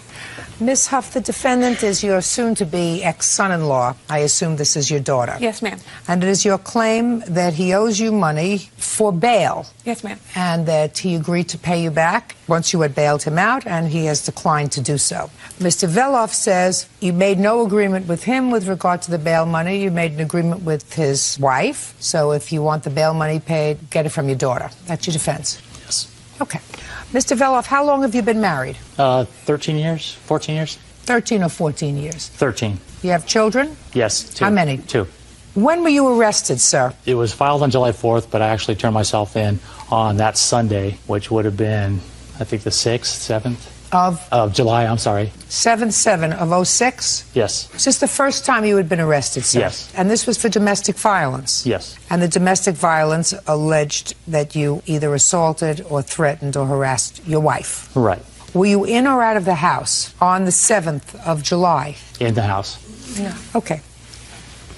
Mrs. Veloff, when did you complain about your husband's conduct to the police? The incident of 4th of July. Tell me about the incident. We have been having marital problems for quite a while, and a recurring situation came up again that he was not working and taking care of his responsibilities. It escalated into a yelling argument that turned physical. Shortly after, well, the argument went on for quite a while. He was restraining me. I was not allowed. I was undressed coming out of the shower. He wouldn't allow me to get dressed. He wouldn't allow me to leave the master bedroom. Finally, when I did get out of the bedroom, I made it down to the lowest floor of the house, got a phone, and dialed 911. While I was on the phone with the dispatcher, he left the property. While he was gone, they dispatched 2 sheriff's vehicles to the house. They took my statement, took photos. A copy of the statement, please. Do you have a copy of that police report? No, ma'am, I do not. Okay. They took photographs of what? They took photographs of the marks on my body and the damage to the home. What kind of marks did you have on your body? My arms were bruised where he had grabbed me and forcibly threw me on the bed. My neck was irritated and red. Your Honor, I do have a copy of the... I'd like to see them. Where were your children when all this was going on? There was a 4th of July community picnic that my daughter was at, and my son was outside playing basketball with a friend of his. I believe, well, he was in the driveway. I think they were playing basketball. How old are your children? 14 and 12.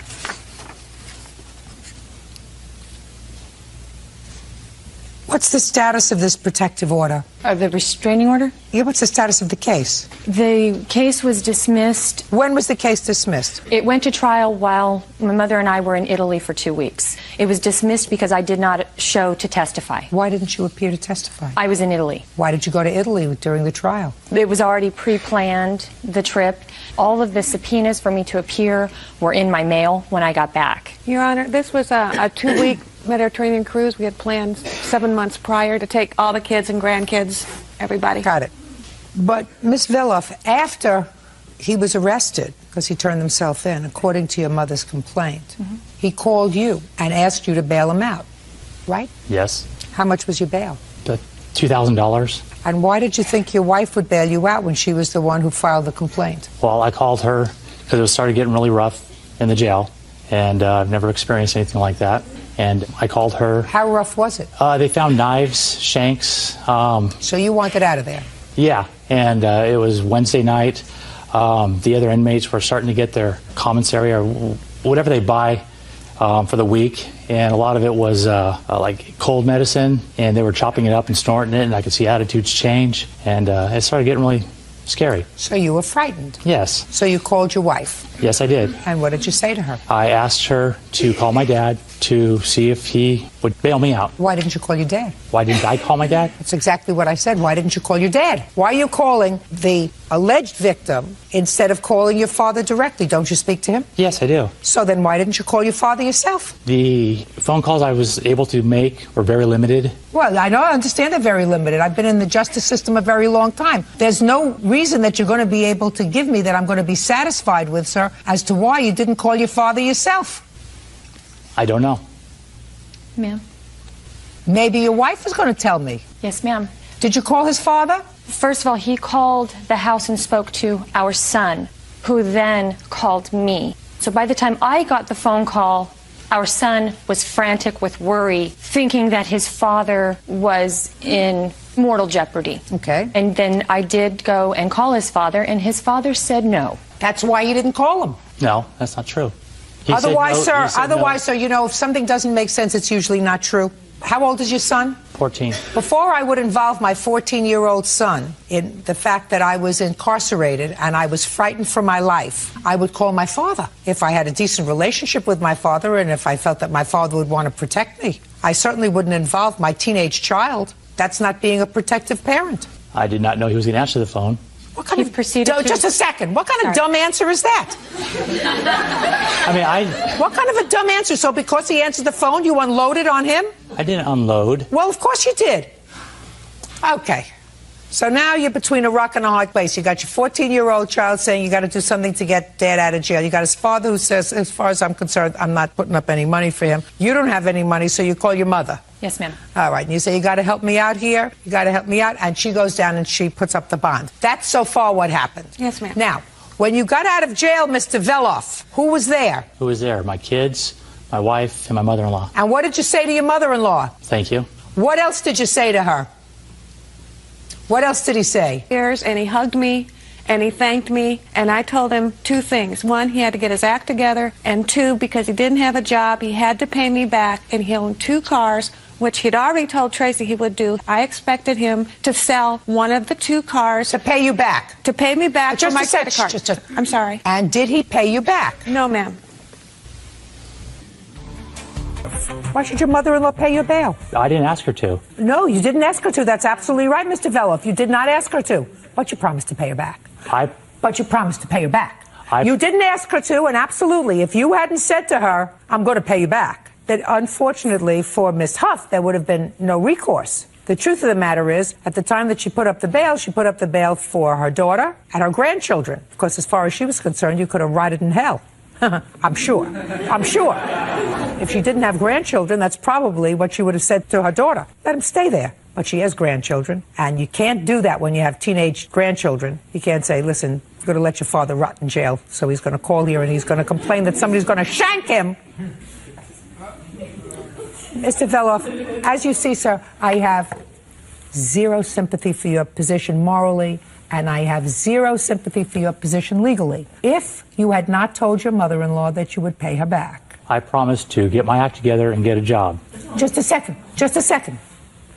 Did you get your act together? Yes. Did you get a job? Yes. Good. Now you have money to pay her back. Judgment for the plaintiff in the amount of $2,020. That's all. Step out.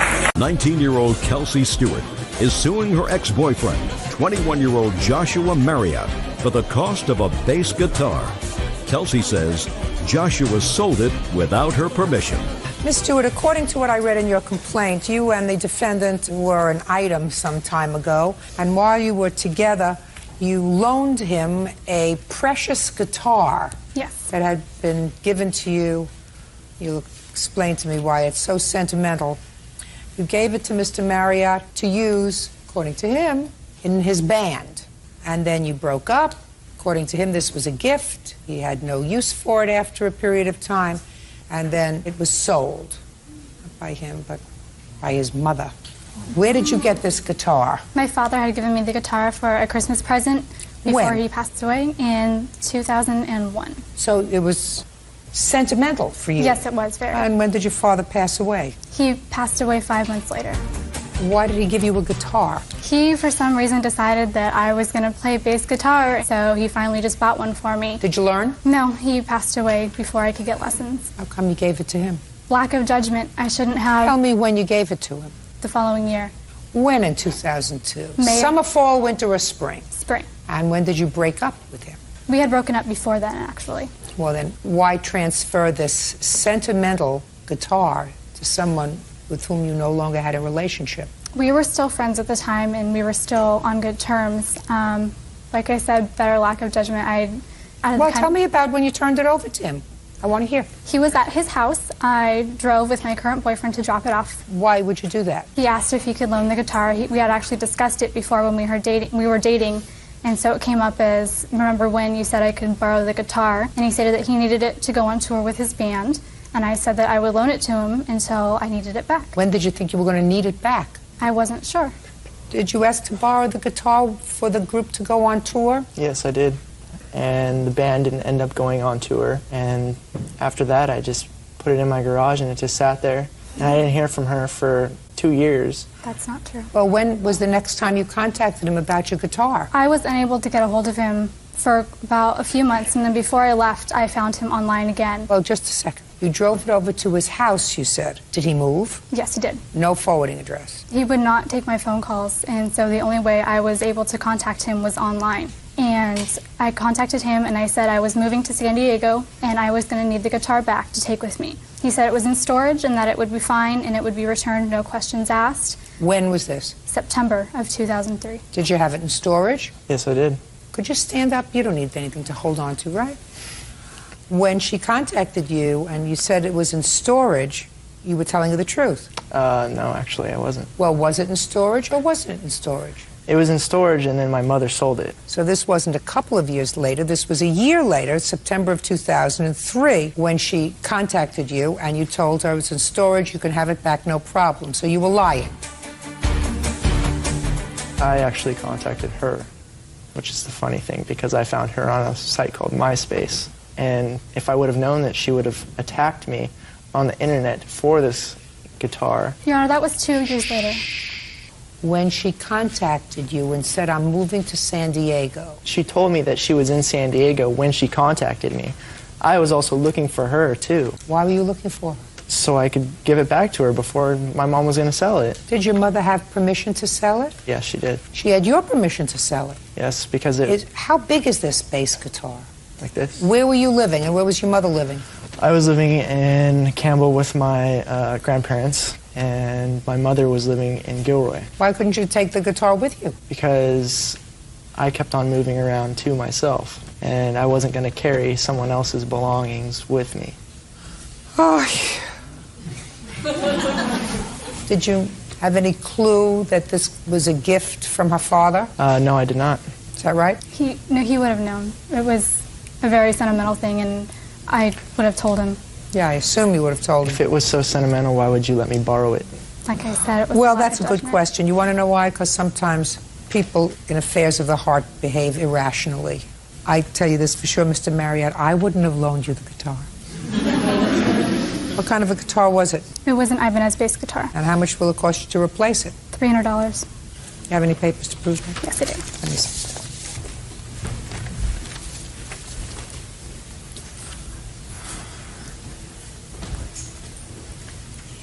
Is this a picture of the guitar? Yeah, but it was red. It was not red. Yes, it was. Wasn't quite interested in the color, but that's what it looks like. Yes. Judging for the plaintiff in the amount of $300. Goodbye, good luck, have a happy life. This one doesn't have any sentimental value, but at least you have it. Bye. Parties are excused. You may step out. Russell White is suing his neighbor, Adalberto Flores, for the cost to fix his car. Russell says Adalberto's daughters wrote on the vehicle with chalk. Mr. Flores, we thought it best that your 4-year-old little girl, who was the subject of this case, was here to me to be a little bit upset about being here. I don't think it's necessary for her to be here. If it is, I'll have to see her in chambers. Clear? Yeah. All right. Mr. White, you and Mr. Flores are neighbors? Yes. And your children played together for some period of time until recently? Yes, Your Honor. It is your claim that Mr. Flores is responsible for some damage that his daughters did to your car. Yes. You fixed the car, and you really want Mr. Flores to pay your insurance deductible, which is $500. Yes, Your Honor. And Mr. Flores says that there's no evidence that his girls caused any damage to your car. Yes, Your Honor. Who caused the damage to your car and when, Mr. White? Well, on October the 13th, I was working 3 to 11. When I came home that evening, I noticed some damage on my car. You have photographs of it? Yes, I do. I'd like to see it, please.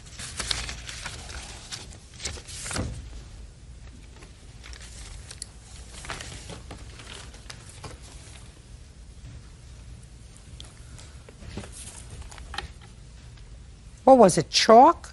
It was chalk, and it was like someone had scribbled on the back of it. It's hard to see in these photographs. Yeah, it's but hard because of the color of the car. Yeah, but I do see sort of circular motions. Yes. Got it. Now, you weren't there. What makes you think his girls did the damage? I have a witness that saw this occur. Well, then I'll hear the witness. Bert, can we get a witness? I assume they're outside. How you doing? Swear the witness, please. Sir, raise your right hand. Do you swear to tell the truth in these matters? Yes, sir. State your name for the record, please. Alfredo Warren. Mr. Warren, are you a neighbor of these people? No, ma'am. I stay in South Bend, Indiana. Okay. Mr. White said you observed something that happened with his car. Yes, ma'am. Are you a friend of his? No, ma'am. What were you doing near his house? I was up there visiting with some friends, and on this particular day, I was sitting in the car while someone else went in the house. And I just noticed two small kids of they wasn't black, but they was like maybe mixed or Mexican or some kind of race. And the smallest one was riding on the car from like the trunk part, and I seen her go around the side. And what was the other one doing? Sitting like on the sidewalk. Go ahead. So the next day, when I was coming back to drop this girl off, I so happened to see the person that was getting to the car that had been rode on. Was that this gentleman? It was this gentleman. So I asked him, did he have kids? And I said, well, I think I seen your kids riding on your car. And so he said, no, it wasn't my kids, but my car was vandalized yesterday. And I told him if he needed any help, I just gave my number. And then I got a call at work, and I heard about the whole issue. Would you recognize those children again? Yeah, probably if I seen them, yes, ma'am. Would you recognize the older child? Well, I mainly just seen the small one riding on the car. Did you see the one who was sitting down? She was like at the head of the car. So I just noticed a head, you know, like you just glance, because I'm looking through my rearview mirror, and so that's how I seen it. Do you recognize this young lady here? I don't know if that's the youngest one, because she was shorter, and this was like, it's been like some months ago. Okay.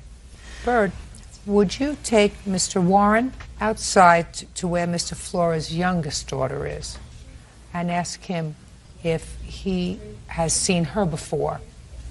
Okay? All right. Mr. Warren, why don't you go with Officer Bird? Now, before Mr. Warren comes back, you step up here. Right over here. You hop up in that chair. Tell me. All right, Jessica. So before this gets any worse, did your sister ride on Mr. White's car? No. You sure about that? Yes. Do you know anybody who damaged Mr. White's car? No. And you weren't present that day, sitting there while your little sister either took a piece of chalk or anything else and rode on Mr. White's car? No. You sure about that? Yes. Okay. Go and have a seat.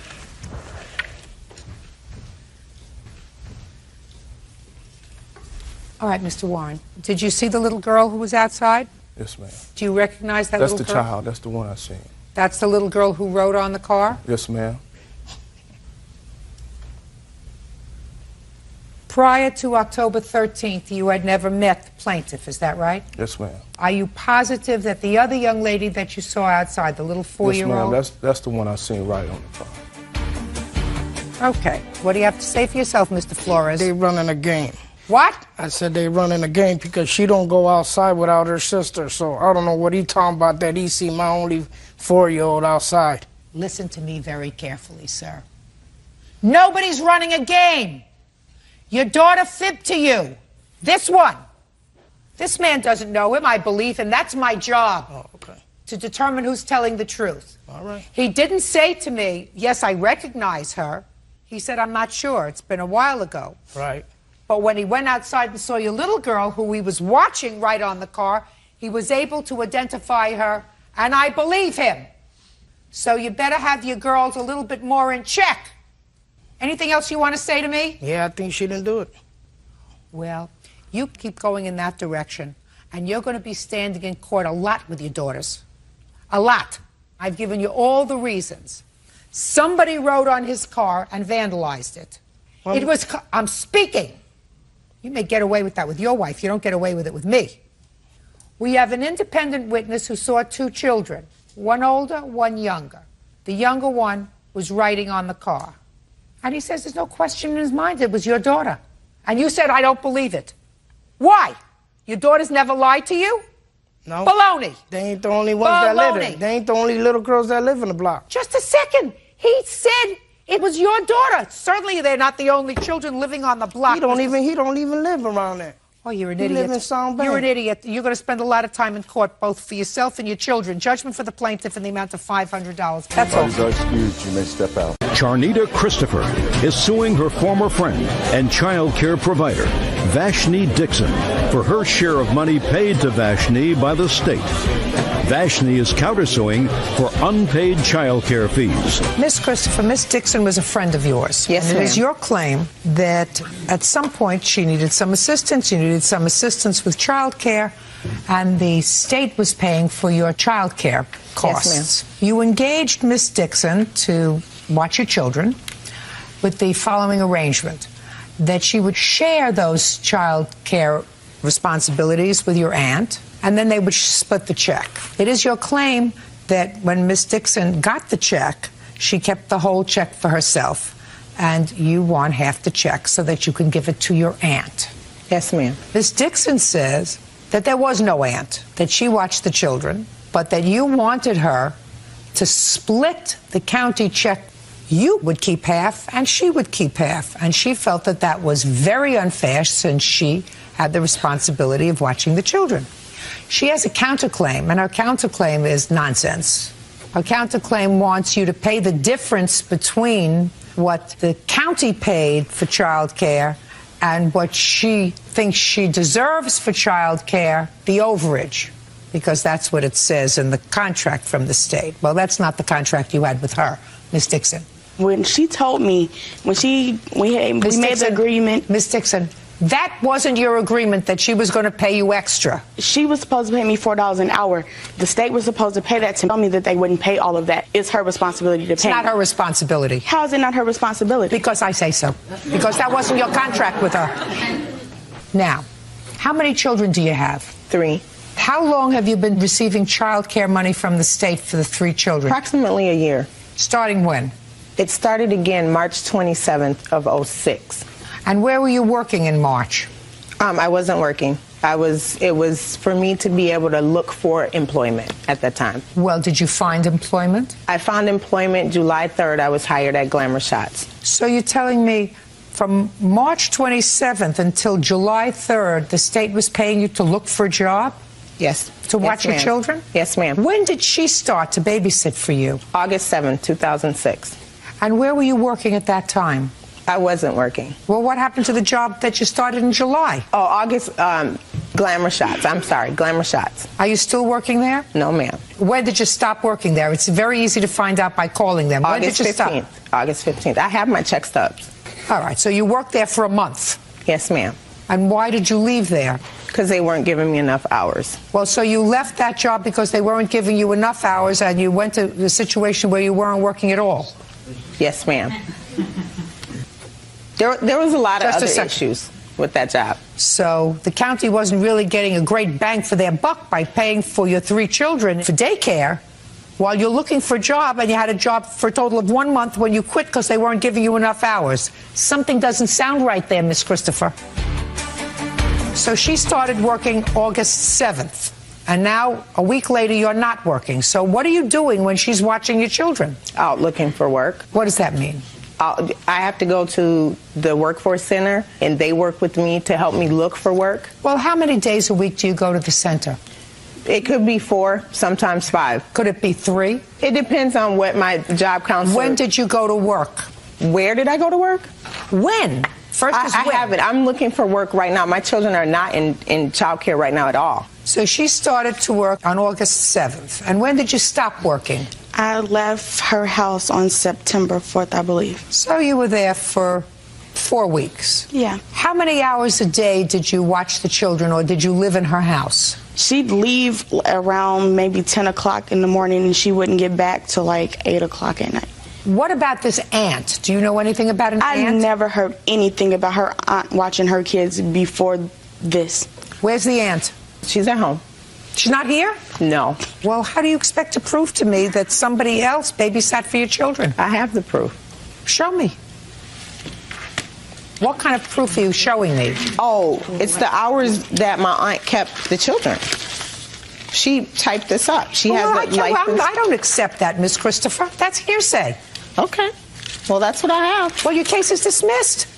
My dear, she got a check for watching your children. You have no proof that somebody else watched your children. Ridiculous. Case is dismissed, that's all. Alan and Terry Voss Nunez are suing Melissa Moley for the value of a pool table and bedroom set they sold her. The couple claims Melissa ultimately canceled her check.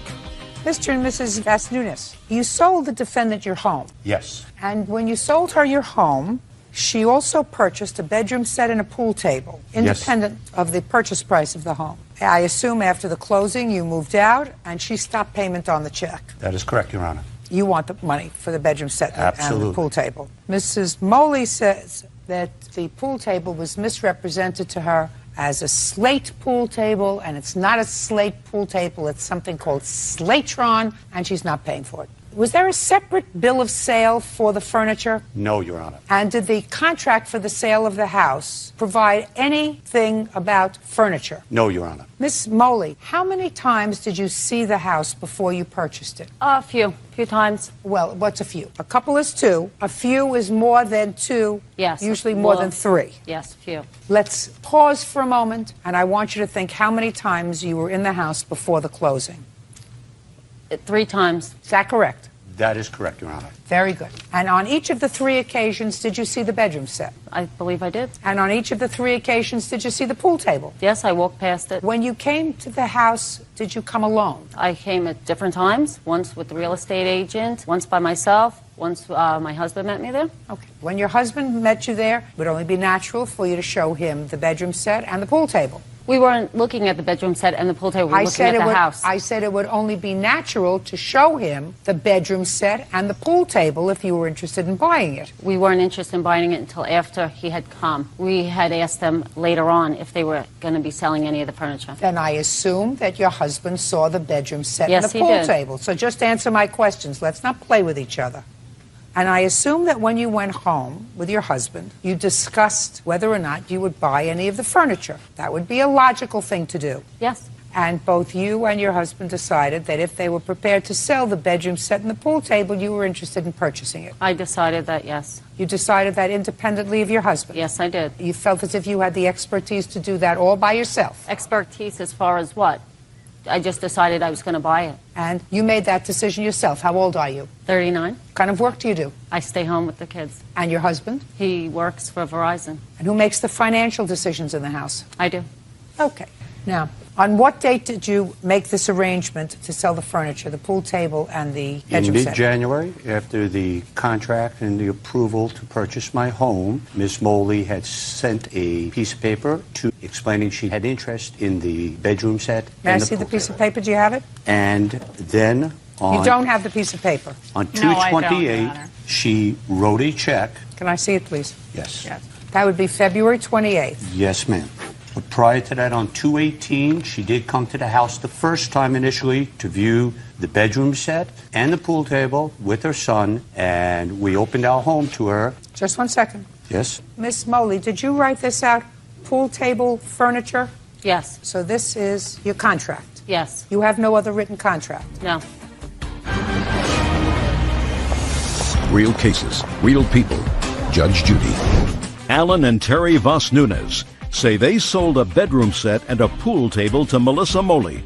They claim that several days later, Melissa canceled her check. You paid him $900 for a pool table and furniture? Yes. Furniture that have his reference to as the bedroom set? Yes. Okay. And you canceled this check? Yes, and I gave them a new check for the $450. I tried to reach them by telephone. We went to closing on the 28th. On the 1st of March, I called Terry Voss Nunez on her cell phone, which she had given me. I left her a message stating that I was disappointed the pool table was not slate, like she had told me. She didn't call me back until 8 days later. So I attempted to reach them, couldn't get them. 8 days later. Miss Moley, listen to me. You are responsible for this. This is your contract. Absent another writing, this is your contract. You agreed to purchase a slate pool from table. them. No!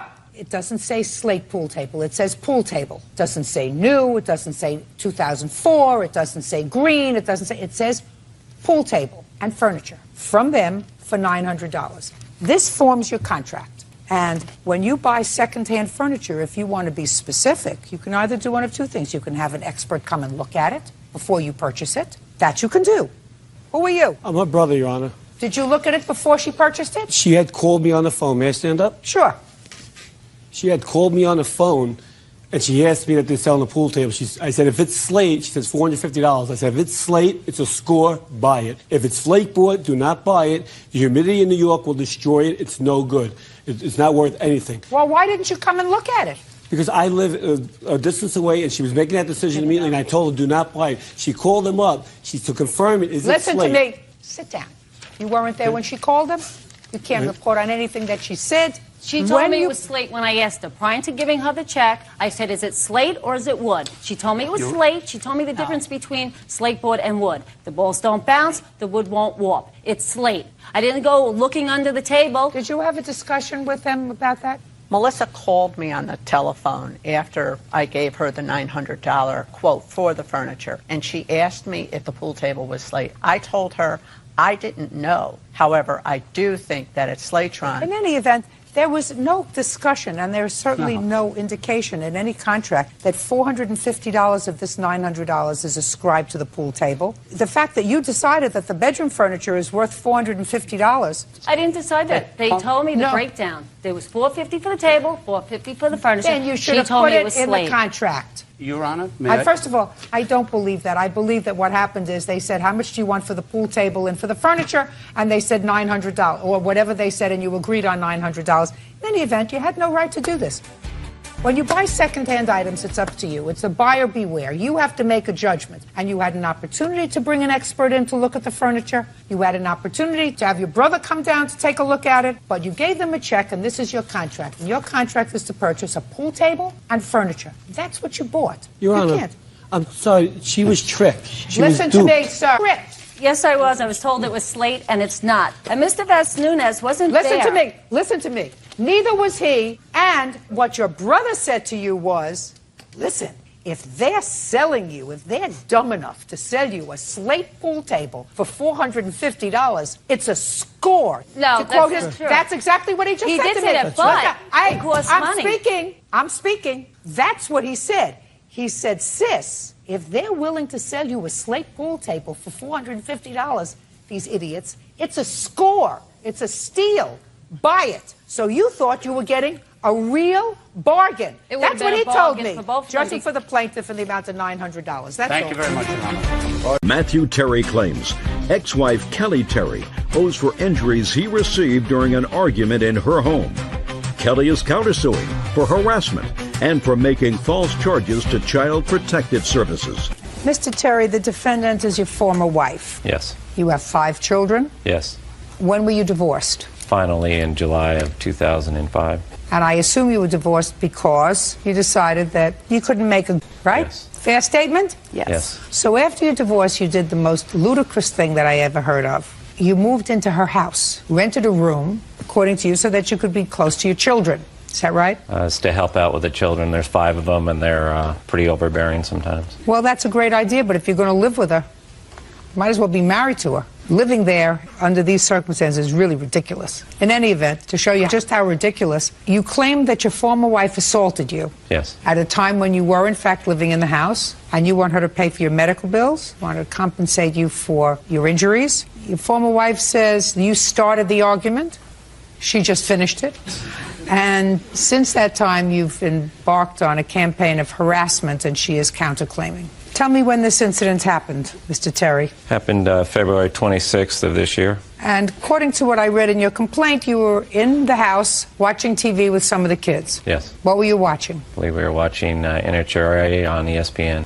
You were watching? NHRA, it's automobile racing. And how many of the children were you watching auto racing with? I believe all 5 of them were watching, and 2 of the oldest ones had left the room at this incident. How old are the children? They range from 7 to 16. So the 16-year-old left. Yes. One below that is how old? 14. That one left. So 3 little ones. Out of the room, yes. The little ones are there. Tell me what happened. We were sitting there watching TV. She came out of her room, which is adjoining the living room, and started swearing and was upset about something, and went to the fireplace, sat down, and was smoking a cigarette. At the whole time, she was sort of cussing me out and saying how negative things were with me. Why were you angry with him? I had asked him to help do things around the house and to help with the kids instead of sitting there watching TV. That's what you do to a husband, not to a tenant. Well, he gets a big discount tenant in rent because of his help. But he was a tenant. Correct. If you wanted to boss him around, you should have stayed married to him. Okay, so you were angry because you would ask him to do some chores, help with the kids, and he was sitting around watching TV. Yes. Acting like a husband. Yes. Right? Yeah. Rather than as an almost employee, because if you say that he gets a big discount in his rent, then you're giving up a certain amount of rent in order to get work out of him. Correct. So you weren't getting work out of him. Right. Recipe for disaster. So you were angry and annoyed and letting him know it. Yes. What happened next, Mr. Terry? She kept raving on and Were you badgering me with her voices. Mr. Terry, were you ignoring her? I responded to some of the things. How did you respond? Just with my mouth. In front of your children? Yes, nothing negative came out of my mouth. If there was nothing negative that came out of your mouth and she's cursing at you, why don't you tell me what you said to her? I don't remember. I was concentrating on the program. Well, try to remember, Mr. Terry. I'm curious what you were talking about in front of your I don't see what the problem is this evening. I'm with the 3 children. They're with me, or all 5 were with me, so it's not like I'm not watching them like she wanted to. And she just kept bickering. So go ahead. Let me hear. And she finished her cigarette, got up, charged me, swung at my face, hit me in the shoulder. I have a previous injury, and it's like a tender spot in my shoulder. You were still sitting on the couch? Yeah, I was sitting on the front part of the couch, like leaning forward with my hands crossed, just watching the show.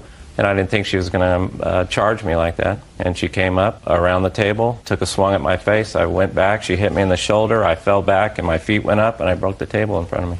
Go ahead. And then I sat back up from falling back into the couch, and I looked at the glass on the floor, and she went off saying that I was breaking things and that I did that on purpose. And I said, no, I fell back when you hit my shoulder. And she was really steamed then. And I picked up a big piece of glass, probably 4 foot by 4 foot, over her head, threw it down, my finger, and it hit me in the arch of my foot, cutting it. And then I got up, and she was throwing things at me continuously, and I told her I was going to call the sheriffs, and she said, no, I will do that. I got up to go to the phone, and she was already there, so I just left and went out and sat on the stairs. Were you treated that night? No.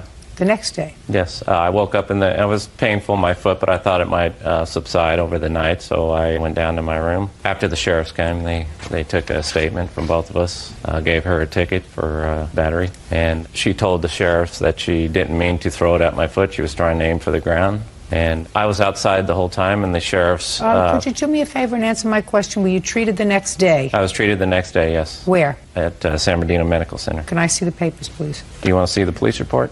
Yes.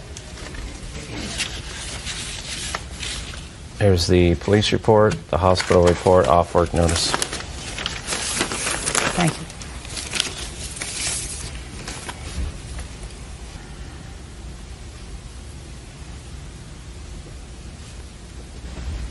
Okay, Ms. Terry, I'd like you to tell me your version of the events of the 26th of February. Okay. He was sitting on the couch, and I think just the one youngest child was there. I think the oldest 2, who are actually 15 and 17, were gone because they're usually never at home. And he was sitting on the couch watching TV, and I went and stood in front of the TV and asked him if he would help me do some things around the house. This was in February, 8 months ago, so I don't remember what I needed him to do. However, when I stood in front of the TV, he told me to move my fat because he couldn't see the TV. And the TV is big. It's like a 52-inch TV. And so when he said that, I was furious.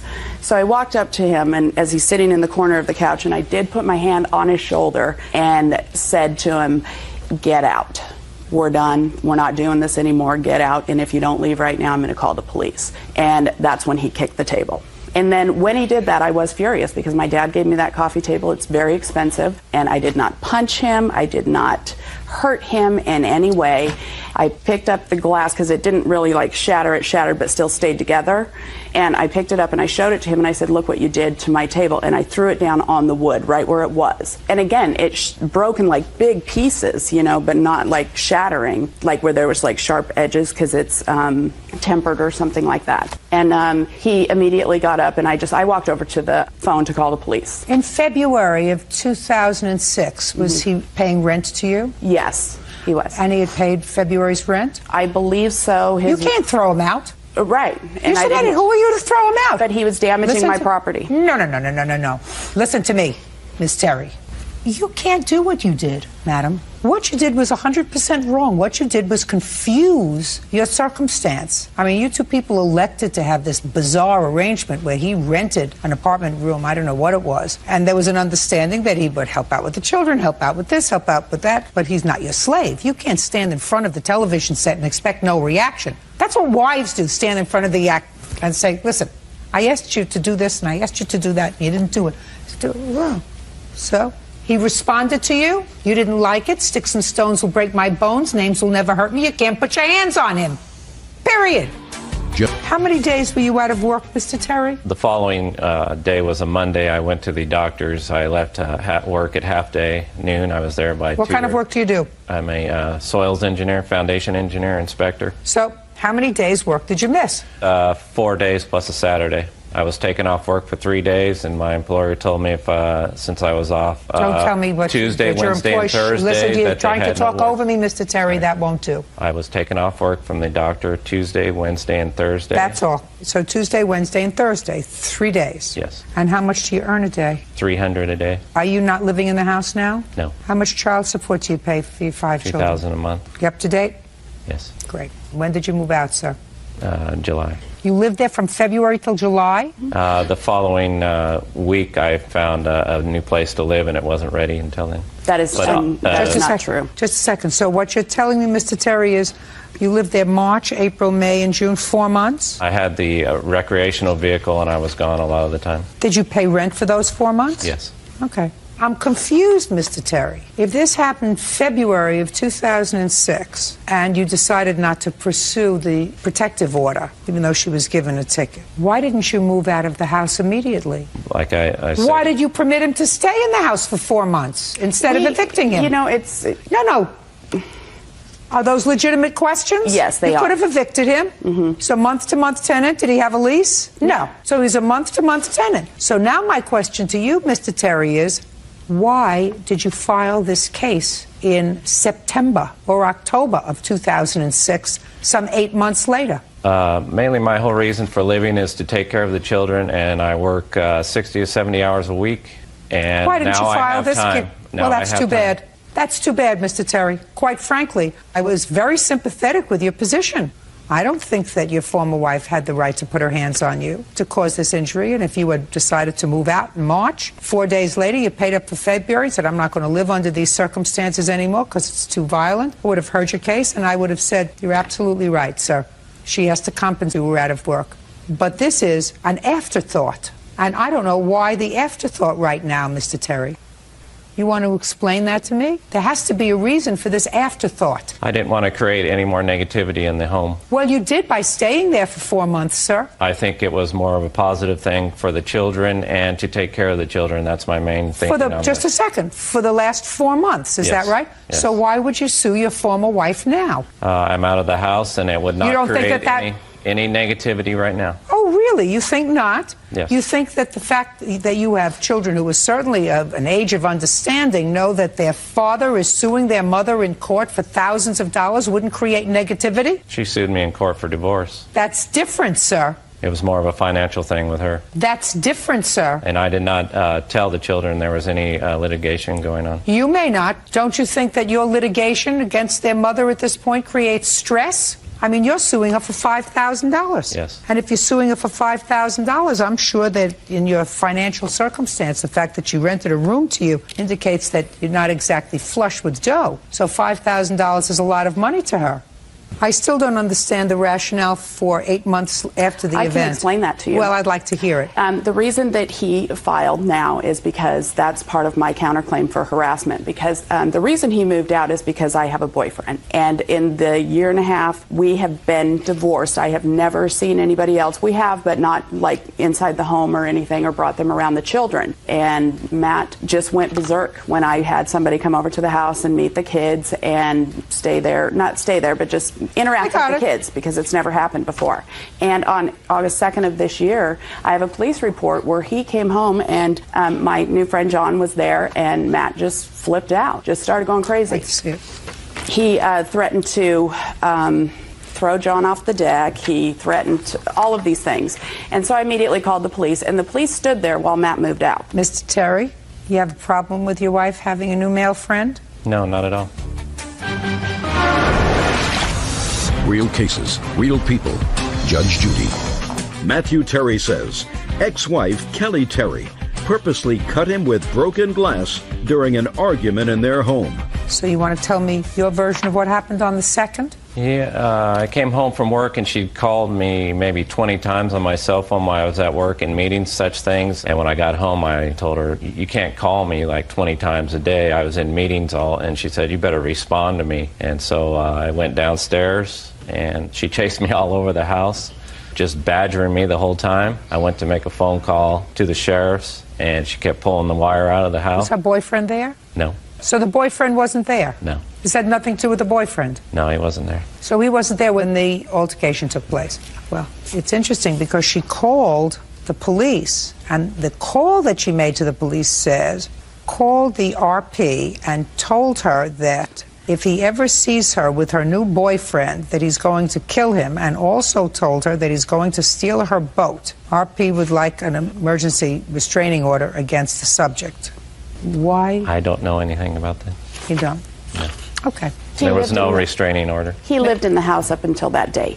And the police were there as he was packing his stuff and leaving. And he did make a comment to John. We were outside, you know, I just wanted him to just go. And he walked by the sliding glass door and said in front of the police, I hope you're clean because I'm calling Child Protective Services to John. I hope your record's clean. And after that, and that's where the counterclaim comes in. This is the second time in my life I've ever been to court. The only other time was divorce court. And the judge commended us on having the most friendly divorce that he had ever seen. And we've been friends, great friends. We're just not good married. You weren't good living in the same place either. We were for a long time. A long time we were, until I decided to move on with my life. And that's the problem that he had, is that I guess because I married him, I'm never entitled to be happy. I don't love him like that, you know.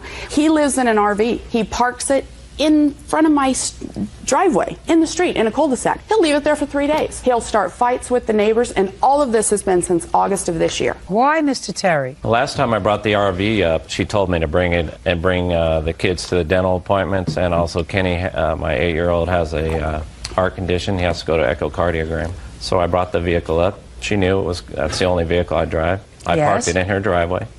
Yeah. Plugged into her electricity. Right. But she said you left it there 3 days. I was there for 3 days with it. Did she ask you to move it? On the third day, after I asked her what was happening with Kenny, Kenny told me that a friend of hers had choked him and thrown him down. And once I brought that up to her attention, it put her off, and she called the sheriffs. That's not true. I have 2 teenage kids that go to high school, and so my house usually has about 9 or 10 high school kids in it. Listen, you don't have to hear it. Yeah. She wants you to leave her alone. Where do you usually keep your RV? I live in resorts. Keep it there. Just keep it out of her driveway. Yes. All right, Ms. Terry, I'm not entertaining your counterclaim for harassment right now or ever. I think that things have happened, and he's just got to get over the fact that you're moving on. Moving up, moving on, moving out. You're absolutely entitled to do that. Hopefully, and I want you to pray every night that he meets a nice young lady, because that's the way that he's going to move on. He's going to move on. He's going to take you off his plate and put somebody else on his plate. Go looking for somebody. Go to Match.com. Go someplace. Go someplace, Mr. Terry. You'll find somebody who absolutely adores you. I'm not after her at all. Good. My whole thing since the divorce was to take care of the children. That's my main thing. Listen to me. I raised them. Listen to me. My sense is that you both are trying to be reasonable parents. Yes. You're just frustrating your children in the process. And if you have occasional spats, that's unfortunate, but it's not unexpected. You're going to have occasional spats. If you didn't fight, then you would still be living together. But, Mr. Terry, there is no way that I'm awarding you $5,000 and taking that out of the mouths of your children. That's just not going to happen. You are, however, entitled to reimbursement for the 3 days that you were out of work as a result of your former wife's actions. That's $900. Did you have any unreimbursed medical bills? Yes. What were the unreimbursed medical bills? Unreimbursed. I have to pay back the insurance company, Pfizer What insurance Health, company? Pfizer Health, Benesite, for anything that I recover that they paid for out in medical bills. Listen to me. If what you're telling me is that your insurance covered the medical bills, Yes. that's what you're supposed to tell me. Yes, they covered $300. I have a $200 deductible, and I have to reimburse them for any. I understood what you just said to me, sir. And I think that you're a very smart man, a little passive-aggressive, but a smart man. So is what you're telling me that you had to pay $200 because that's your deductible. Let me see the check for $200. I don't have a check. Well, did you pay it? I paid $110 of it. Show I owe me. $94. I Show don't me. have it. Well, that's too bad. So your wife owes you $900. That's your wages for the 3 days you were out of work. Mr. Terry, put your hand down. Judgment for the plaintiff in the amount of $900. That's all. Jennifer Spurgeon is suing her son, 25-year-old Ozzie, when he was arrested for writing fraudulent checks. Miss Spurgeon, you are willing to acknowledge here in court that this is your child? Yes, my son. According to your complaint, he owes you for bailing him out of jail. Yes, he does. He says he never asked you. You bailed him out on your own. What were you in jail for, sir? I forged some checks in 2002. For forgery. Yes, ma'am. And the forgery was in 2002? Yes, ma'am. When were you incarcerated? New Year's Eve, 2005. Is that because that's when you were arrested or because you violated your parole or probation? That's when I got arrested. For the forgery in 2002? Yes, ma'am. It took him 3 years to figure it out? It took them 3 years to catch me, ma'am. Because I didn't do anything else wrong. Is that the only time you've been arrested? No, ma'am. Between 2002 and 2005, how many times were you arrested? 0. Before 2002? Couple, 2 or 3. For what? Me and a couple of my friends stole a racing four-wheeler. Stole a what? A four-wheeler, a racing four-wheeler when I was 17. How old are you now? 25. Oh, that's a long time ago. What else? Possession of marijuana. When was that? I was 19. Anything else? Possession again. Don't learn your lesson. No, ma'am. Now, is that forgery case resolved at this point? Yes, ma'am. Was it resolved after a trial or a plea? After a plea. What did you plead guilty to and when? I pled guilty to forgery. I'm not sure. It was the last case was just resolved 2 months ago. Which last case? Well, there was 3 counties the checks were in. It was 3 different counties. Where'd you get the checks from? A friend of mine. Whose checks were they? His checks. You stole the checks from him or he gave them to you? He gave them to me. To do what with? To get money. What were you using the money for? All kinds of different things. So it took whatever county was 3 years to figure out what was going on. So you were arrested December 31st, 2005. Yes, ma'am. What was your bail? In the beginning, it was $89,000. Was your friend arrested too? I don't have any idea. Why was your bail so high? Because of the amount of checks that there was. How much? I don't remember. Give me a ballpark figure. $1,500. How long did you spend in jail? 46 days. Was that the first time you had been incarcerated? For 46 days, yes, ma'am. More than a day or two? No. It was the second time. How long was the previous time you were incarcerated for a substantial period? A couple days, no. A couple of days? Yes, ma'am. So this was 46 days? Yes, ma'am. Did you like it? No, wasn't fun at all. How many times did you speak to your mother? Did you call her? Oh, yeah. You call her every week? Every couple days. What'd you talk about? Everything. How I was doing, how I was feeling. Was I learning anything? Was I going to do it again? My daughter. You have a child? Yes, ma'am. What do you do for a living now, Mr. Stephan? I run a concrete business. A what? Custom concrete business. Custom concrete? Yeah. You work all the time? Most of the time. You make a living? Yes, ma'am. You filed tax returns last year? Yes, ma'am. Good. How much did you earn? I don't remember. Ballpark. $35,000. Nice. And you only have one child? Yes, ma'am. Who do you live with? I live with my father. Still working the same business that you did last year when you were... No, ma'am. Making $35,000? No, ma'am. So you left a good business and you went into the custom concrete business? Yes, ma'am. So you must make more money? Yes, ma'am. Great. Love it. Now, it's one of the things you spoke to about your mother, how unhappy you were in prison? In jail? Yeah, of course. Did you discuss with her bailing you out? It came up time to time. How did it come up? I would ask her if she would bail me out, and she would tell me no. And? But look where you are. You're here. 46 days later, you're here. So how did it come about, sir, that you got bailed out? I finally made it to the last county that I was going to, and I made a phone call to my mom, and she had said... Made a phone call to your mom at the last county. Shh. We do everything my way here, because it's my playpen. So you finally got to the last county where you had a shipment, right? Yes, ma'am. And the bail in the other counties had been sort of resolved, so you were waiting to get to the last place because they weren't letting go of you until you got to the last place, right? Yes, ma'am. So now you got to the last place and you called your mom and you said... Hi, Mom, what's up? And she said... I mean, basically, that's what I called her and said, hey, how you doing? And she told me to call her back in an hour. She was working on something. And that's all you said to her. Hi, Mom, what's doing? How's it going? Yeah. How's it going? And she... All right, good. Now he's at the last county. What day is it, Mrs. Spurgeon? Around the 7th or 8th of February, 06. And he calls you from the last county that wants him, Yes. right? And what does he say to you and what do you say to him? He was pretty upset. What did he say? Mom, I can't take it anymore. You've got to get me out of here. I've called Grandma. Grandma can't help. She has no money. She's on disability and my father's pension.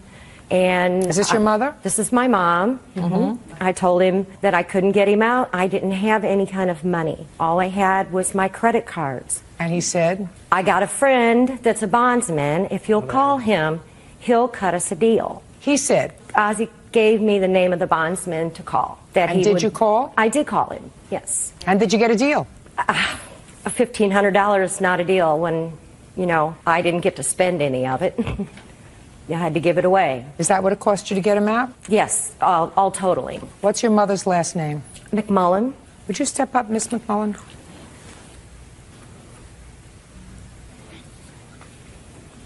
How many grandchildren do you have? 17. Is he one that you like? He always calls up and says, this is your favorite grandson. That's okay. Yeah, he's got a gift of gab. Did he call you from jail and ask you to bail him out? Well, he said he needed help getting out, but... Did he call you? Yes, he did, several times. Several times. And he said, I need help getting out? Mm-hmm. He wanted to get out. What did you say to him? I can't help you. I'm on a fixed income, so I can't help you. And what did he say to you? I know. I guess he was fishing. How many times did he call you? Trying to see if he could get some money? 3 or 4 times, yeah. Remember calling your grandmother? Yes, ma'am. Did you ask her for money? Oh, yeah. Remember calling your mother? Yes, ma'am. Did you ask her for money? Yeah. Great, thank you. Now we got it. Now you can be seated. Okay, thank you very much. See, I knew you might lie about your mother, Mr. Stephan, but I knew you wouldn't lie about your grandmother. You made some payments to your mother on this bail. How many payments did you make on the bail?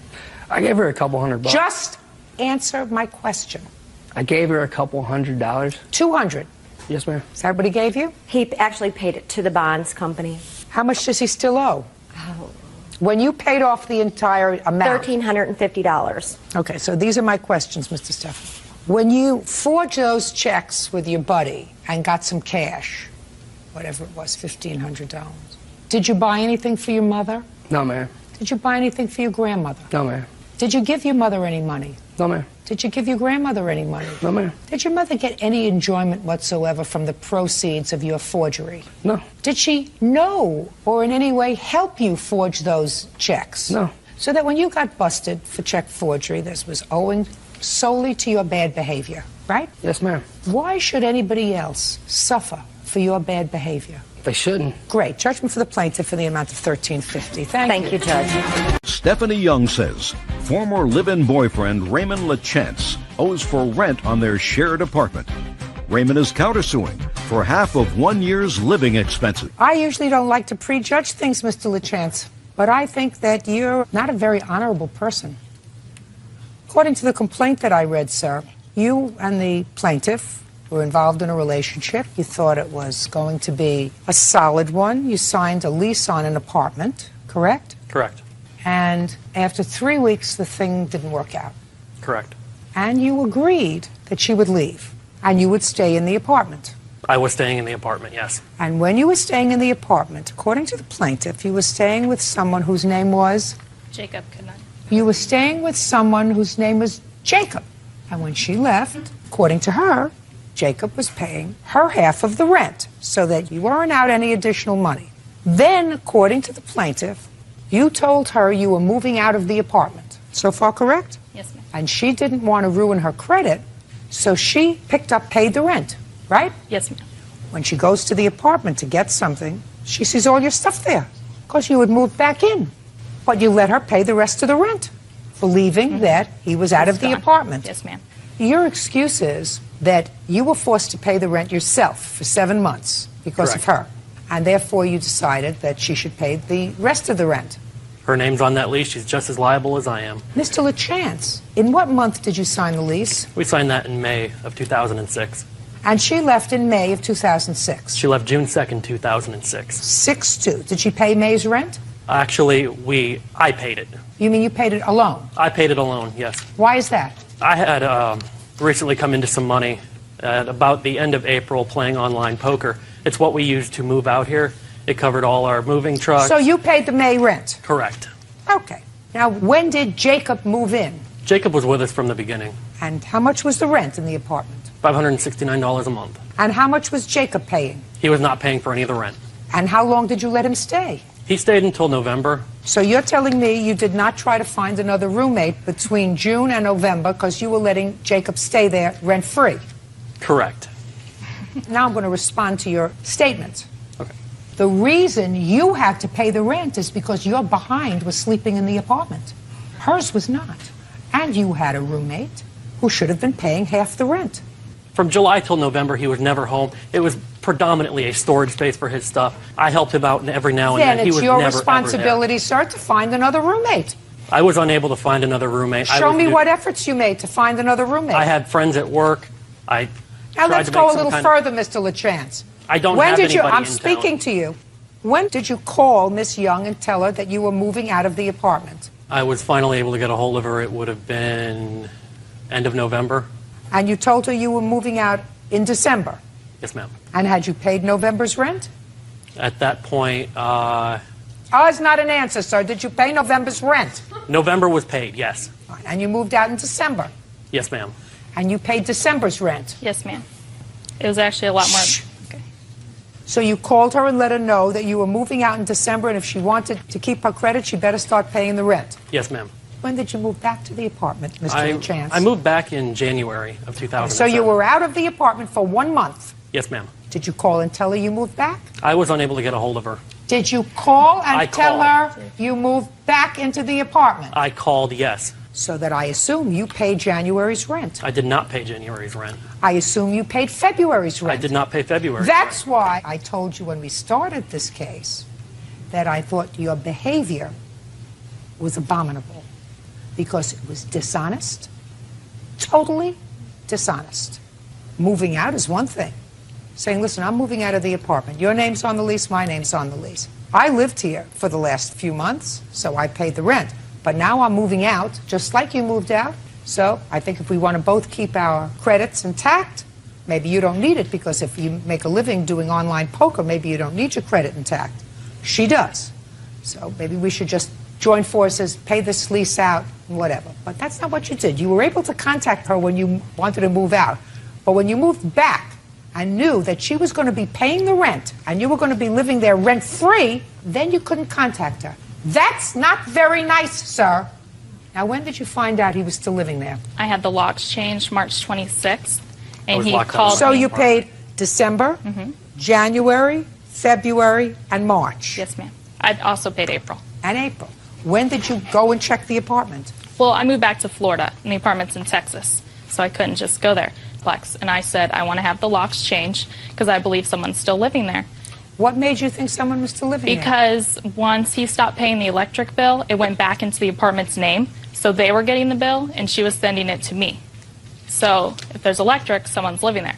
So I said, I would like to have the locks changed. I paid the $25, and I got a call from Raymond that night saying, I'm an authorized tenant in that place. There was no reason to have me Mr. locked out. LaChance, don't you understand? You did something that was amoral, dishonest. Dishonest. Don't you get it? To me, dishonest was leaving 3 weeks into the lease. No, Mr. She committed LaChance, herself that's on the ridiculous, sir. You weren't getting along. I don't even care why you weren't getting along. You were dishonest. You said, I'm moving out, and then you moved back without telling her. And the only time you contacted her again, and you were able to contact her again, you said, I couldn't call and tell her I was moving back because I couldn't contact her. So you were able to call her when you were moving out, and you were able to call her after she changed the locks. But you couldn't call her that critical time to tell her you were moving back into the apartment. She didn't have to pay the rent anymore. I had left voicemails. I had sent Listen to messages. me. Dishonest. What kind of work do you do? I am a waiter at a restaurant. What else do you do? I play online poker. Dishonest. So you owe her for rent for 5 months. You also owe her for the electricity while you were there. How much? It was $2,100. Now, it's my understanding from your complaint that you have a witness who is able to testify that for the first few months after you left, the rent was paid. Yes, ma'am. Call the witness. I would like Jacob Knudsen to come out. You swear to tell the truth in these matters? Yes, sir. State your name for the record, please. Jacob Knudsen. Okay. Do you live in the apartment with Mr. LaChance from June until December? I left early November, but yes, June is correct. When you were there in June, July, August, September, and October, those 5 months, did you contribute to the rent? Most of the time. The only month that I was not able to contribute to my full share of the rent was the beginning of October, due to the fact that I lost my job. I don't care why you didn't contribute in the month of October. You didn't contribute in the month of October. Yes. You paid rent in June? Yes. How much? $285. And you gave that to him in check or cash? Cash. That was June. What about July? Yes. You paid him in July? Yes. August? Yes. The full amount, to either $285, yes. What about September? September, yes. But not October? No. And what happened in November? November, I was still out of work, and I contacted my mother and borrowed $400 from her in order to pay my half at the beginning of November. I have a Western Union voucher right here. Can I see it, please? Yes. The Western Union voucher that states that I got $400 from my mother in order to pay my half of the bills. So if Mr. LaChance said that you were there and you stayed there sporadically... I was not home very much, yes. And that you did not pay any rent to him at all, would that be the truth or a lie, sir? A lie. And you were his friend? Yes. Who do you know longer? I know them both about the same amount of time. But you stayed with him? Yes. When she left?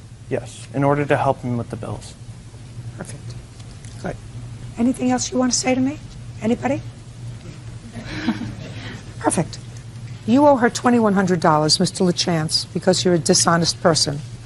Because you're a dishonest person, I'm dismissing your counterclaim for half of the expenses for the time that it is clear that you had help with the rent, because that's what your counterclaim is mainly about. You will always come into contact with people, Mr. LaChance, in this life that are smarter than you are. Do you understand? Yes, ma'am. Goodbye. 26-year-old Noah Riskin is suing his ex-girlfriend, 22-year-old Lindsay Robinson, for her share of a backpacking trip through Europe. Lindsay claims the trip was a gift. Mr. Riskin, Miss Robinson used to be your girlfriend. Correct. And it is your claim that you took a backpacking trip to Europe. Yes. And you advanced some money for Miss Robinson, who was supposed to pay you back. Correct. Miss Robinson says the trip was a treat, your treat, and there was never any discussion about paying you back for the trip. And she is counterclaiming, she alleges you have some property of hers, a baby book, and she wants some punitive damages because she says you are stalking her. How long were you a couple? For 7 months. From when to when? From mid-June, I believe it was, up until Valentine's Day. And when was the trip? We left on January 20th, returned February 19th. So you were really a couple from June until January, because when I understand from reading your papers that when you took this trip, you each went your own way for a good part of the trip. You traveled independently. It wasn't a romantic getaway for the two of you, right? Correct. You didn't live together, did you? We did. You were living together? Yes. You had enough of each other from June to January. You wanted to be a little separated? My intention of going to England and Scotland was to backpack to go as many places as I could. Lindsay told me that she wanted to get a feel for life out there and stay in York for a week or two. Wonderful. Terrific. How come you advanced the money? Lindsay came up to me after the tickets were purchased, said that she had talked to some friends of her back home, and they told her that she needed roughly $1,000 per week, conversion rate being about 51 cents per pound. I'm sorry, $1 per 51 pence. Please, let's move on. She did not have that money. I offered a loan. I asked you what was said. Don't say I said to her, I will give you a loan. I want to hear what was said by her and what was said by you. Do you understand? And if it doesn't sound right, it's usually not true, Mr. Riskin. You get it? I did. Good. So I went ahead and loaned her the $2,500. Okay, Miss Robinson, since he can't get it together, I want you to tell me how it came about that you, A, took money from him for the tickets, and B, took money from him for spending. I think it was $2,500. Yes. Tell me how it came about. He told me he was going. I told him I couldn't go with him. He asked me to go. I said I want you to keep your voice up and speak slowly so that I can hear you. Okay. He said he was going to Europe on a backpacking trip. I said, I can't go with you. I was going to use the month to move out anyway. He said, go with me, go with me. You were going to use the what? I don't hear you. I want you to tell me how it came about that you took money from him for the tickets and took money from him for spending. The month that he was going, I said I'm going to move out and see where it goes from there. So Look at me. I told him to let me know when he bought the tickets and I would make a decision because he kept asking and asking. So when I called him, he said he bought 2 tickets. I'd said no and he bought the ticket anyway. As far as money goes, I told him, well, I still don't have the money to go, and he offered to give me money for that too. We went to the bank together. He deposited it into my account. What's wrong with you? I listened to him, I guess. No, you didn't listen to him, I guess. If you were not happy with him and if you were moving out, why did you take all that money from him? Because why? Because I thought he was doing a nice thing. He told me it was going to be a gift, and I believed him. And he told me he didn't want the money back. That's not my back. question to you. I'm talking about being a moral person. Let's say I believe you, which I'm not sure I do. Let's say I believe you. Why would you, since you knew that he was anxious for you to go, since you knew that he was anxious for you, perhaps not to break up this relationship that you had had for 7 months, why would you, knowing what you knew, take money from him? Because as soon as you came back, you broke up, right? Right? Before we got back, we broke up. Well, before, but you already got yourself there on his ticket, and you already had $2,500 of his money. Yeah. Well, that's wrong. I know. I thought it was something that it wasn't, and I should have listened to my gut. I thought we had an understanding, and we didn't. What kind of understanding? We discussed it before, and we had the understanding that it wasn't going to be romantic, that we were both going to go our separate ways, and that it was a gift. Because I told him I couldn't go over and over, and he insisted that he wanted to do something nice for me. He called my dad and told him about it. He told my best friends about it. Knowing that we would break up, he told them that. And so I thought we had an understanding. I want to tell you something. If it doesn't make sense, it's usually not true. What nice thing had you done for him? I don't know. I was with him. I mean... Well, he was with you. You mean that's a gift that you were with him? We just had... What kind of spectacular thing do you have that other people don't have? Nothing. Huh? Nothing. Nothing? I didn't think so. I mean, what do you bring to the table that millions of other people don't bring? Why in the world would you think that he would invest a whole bunch of money in taking you away if he didn't think that by doing that, perhaps you could rekindle your relationship? That's what he did think. I know it is. Then you did the wrong thing by taking it, knowing that it wasn't going to work. I didn't. Okay. How much was the ticket? The ticket was $531. And how much cash did you give her? $2,500. Okay.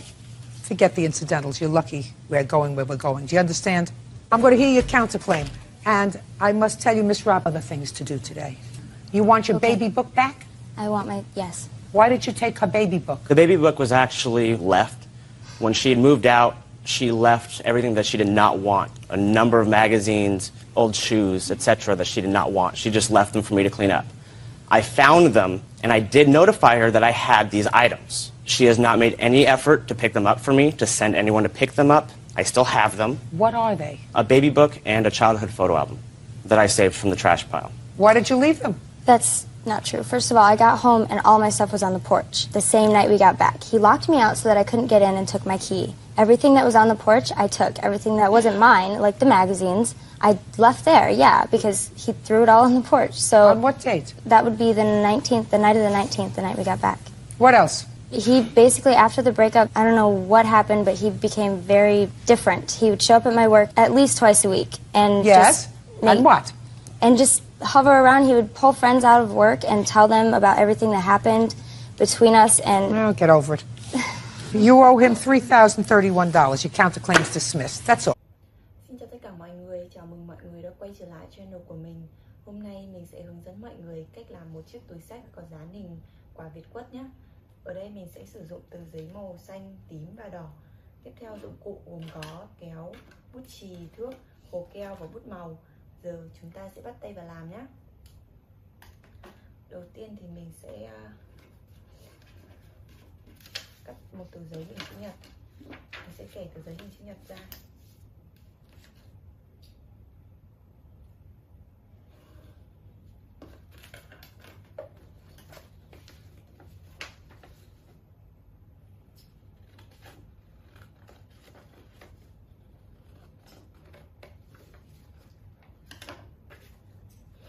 Sau đó thì mình sẽ gấp đôi lại.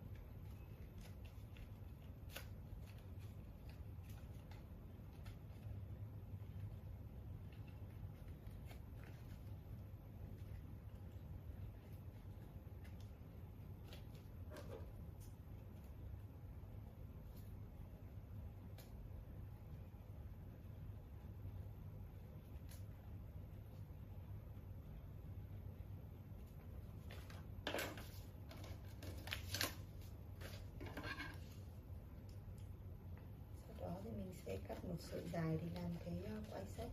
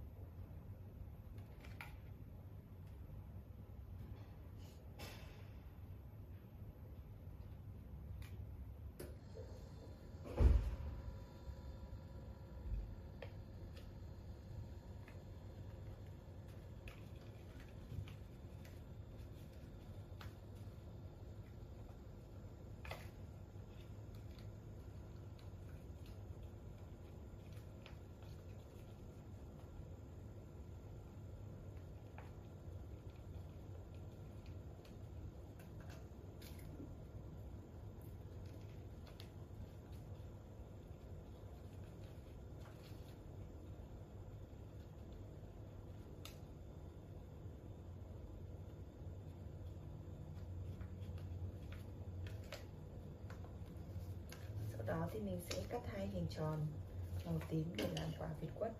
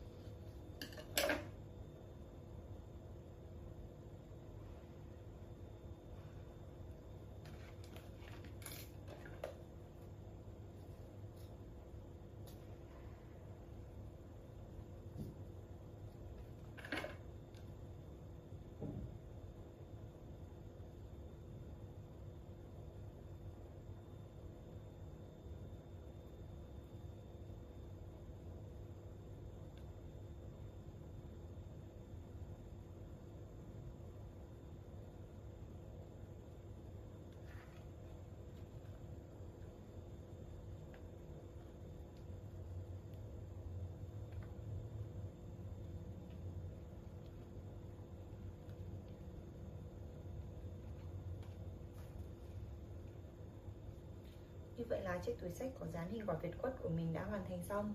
Nếu như mọi người cảm thấy video này hay và có ích, hãy để lại cho mình một like, share và đăng ký kênh nhé. Hẹn gặp lại mọi người ở những video tiếp theo.